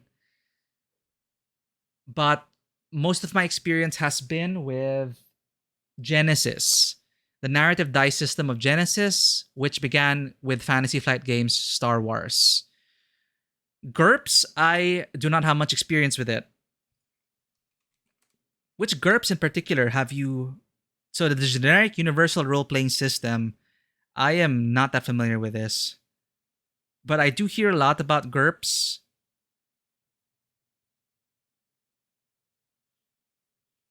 But anything that stands out for you? Like, is there a particular setting that you've been running? Do you run it or do you play it? But yes, welcome in. This our short-term goal for this is eventually to create more original content inspired by tabletop RPG sessions. So I hope to be able to get that ball rolling. It is very modular, both. It does seem like a very universal kind of thing. Well, welcome in, GURPS player. Run a campaign and play another. Yep, that's how it is. Yeah, I haven't run anything in 2 years, but I'm currently active as a player in Lancer. I'm enjoying Lancer as well. Lancer has been very 4E. I've never experienced D&D 4E, but very tactical combat, but very PBTA like for pilot scale gameplay. Lancer is also something I'd recommend. It's a very evocative setting, great art, great writing, and the campaign we're running, it's really compelling. A shout out to Phil, our forever DM, who's also running our Pendragon campaign. That's another thing I'm a player at also. It's been years, which is why I'm actually really liking this game right now. I was a teenage Exocolonist, because it is a generational game, or at least you're growing up and you're seeing people grow up and the people growing up around you. So Pendragon is something I also do highly recommend if you're into a generational kind of gameplay. We're playing our sons and daughters and grandchildren now. So yeah, that's pretty cool. So I'm currently active in Lancer, Pendragon, and on Thursday, a friend of mine might run a vampire game set in the Byzantine era after we get some tier 4 D&D out of the way. But yeah, That's my current background for RPGs. I do hope to run the starter set, the Blade Runner starter set for my friends just to get the ball rolling because I have been in a cyberpunk mood. You're seeing right now science fiction with this Exocolonist stuff. I did just play Stray. I'm a variety streamer, so I've been playing a bunch of stuff every Tuesdays, Thursdays, and Saturdays, by the way. So Saturday we just finished Roller Drome. Thursday we're playing Anno Mutation M, which is very run of the mill cyberpunk right now, but with a great pixel art in a 3D world style. It's interesting so far. But with that and Soul Hackers 2, I just really been on a cyberpunk binge. So now I might run Blade Runner for some friends and see how that goes. And if I do like the system, I will be introducing it to more people. But yeah, my what I'm most comfortable with, however, is Genesis, as I said. Yeah, if you want to run some mixed weird setting premise like cyborgs fighting with magic caveman GURPS will describe it in great detail. It's very well universal. Yeah, that's what I did hear about it. Like if you want, like, okay, what genre are we gonna be playing? Yes, like everything, and I do appreciate that. That is how I feel with Genesis. It's a system I still continually recommend to people. It's such a great system because not only is it a very universal thing where you can literally have, as you said, you can have cyborgs fighting cavemen with spaceships up there and people holding lightsabers and using the force and against a mage casting fireballs, and it can get that crazy and the system will still be able to sustain it. But if you also like building your character for that kind of longevity in terms of building your character the way you want it over the course of many sessions, it's also great. It can get very crunchy. It's as crunchy as you want it to be. And it's a free form kind of progression where you build. It's a XP buy system, so you buy the talents and specs you want. You're not locked into any one path. You start as a warrior, but in the end, you could be a magic wielding sniper from, I don't know, anything, who can also pilot an X-Wing if you wish. So yeah, GURPS does sound very fascinating. I should try it one of these days. I don't think I've ever played a GURP before. So yeah, in terms of playing the ARP, I guess I'm not that experienced with many systems, not that really experienced, but I'm always open to new experiences. Yeah, Genesis, it's with a Y. It was with Fantasy Flight Games, and it was in parallel at some point, which really alarmed me. But because Fantasy Flight Games basically got rid of their in-house RPG team, but they've since reformed as Edge Studios. So Edge Studios is now the one republishing Genesis, which started in Star Wars. They're reprinting the Star Wars books as well. The FFG Star Wars games, even if you were not a Star Wars fan, I can attest to this. My whole table were new to Star Wars, but they loved the system, and they eventually also grew to appreciate the world we created in Star Wars. Genesis is the setting agnostic system. Because it started with Star Wars, but branding issues and stuff. They took out the system and made it universal. So Genesis is there. I highly recommend looking into it. There's a Genesis repository as well online where you can create content for Genesis and sell it. So it's kind of like DM's Guild kind of thing. But from what I understand, GURPS, PBTA and stuff, Forge in the Dark, these are open license kind of things. Genesis is more on the, there's a bit more restrictions to it, but there's also the option there if you want to write settings for it and content. So there are a lot of user-made stuff for Genesis, and people are still making stuff for it. So if you're worried about new content coming out for it, it's still there. So yeah, it's pretty fascinating. And right now, I don't know if you know Netrunner, the card game, or Keyforge, the card game, and Realms of Terranoth. Those are the 3 supplement books out right now for Genesis. I don't know if you can see it back there. These are the Genesis books. But these were board game card game properties of FFG, and they translated those worlds into Genesis settings.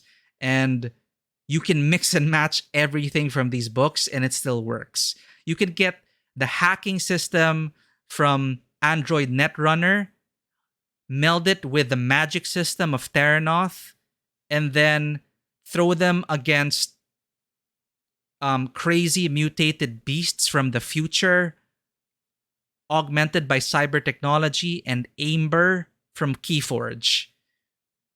And then if you want, insert Darth Vader somewhere in there. just for having fun, the magic of homebrew and sandbox games. Anyway, I'm not affiliated with them anyway. I just really love Genesis and I wish more people would play it. But yeah, thank you for sharing that, Vanua. Hopefully we'll be able to play at a table soon.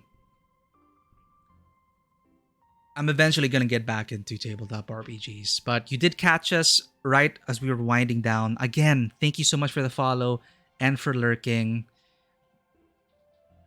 Werewolf helicopter sheet. I'm not even surprised. Werewolf helicopters, why not? So you could really go all out there. Werewolf helicopters, of course, make it happen. So I might be back on after dinner. Like I might just break for dinner and then come back and continue the stream to wind out the evening because I do want to keep playing. It's giving me that one more cycle, please. Like one more month. That one more turn feel. And it's like I can't wait to grow up, but I also don't want to grow up too fast. It's like life, right? I also want to get to know the rest of the colonists and then get to know the deeper mysteries of this planet, which you only just touched the surface of. Our friend already passed away due to a freak accident, and we almost got eaten by a beast. So things are heating up. This is our first episode of I Was a Teenage Colonist. If I decide to continue tonight, I'll see you all later tonight in a few hours after I grab some dinner. If not, I'll be seeing everyone on Thursday, where we will be continuing our first playthrough of Anno Mutation M. It's an action RPG with a really great pixel style set in a 3D world in a very, how do I say, inspired cyberpunk universe. Thank you for dropping by as well, Vanua. And I'll catch you next time, whether it be in the TRPG table or here in the stream. Take care, everyone. And as always, welcome to the table. Have a good one. I already said have a good one. I'll see you around, Lichcast. I might actually continue this later tonight or Thursday. Either way, I'll be seeing you all around. Bye-bye.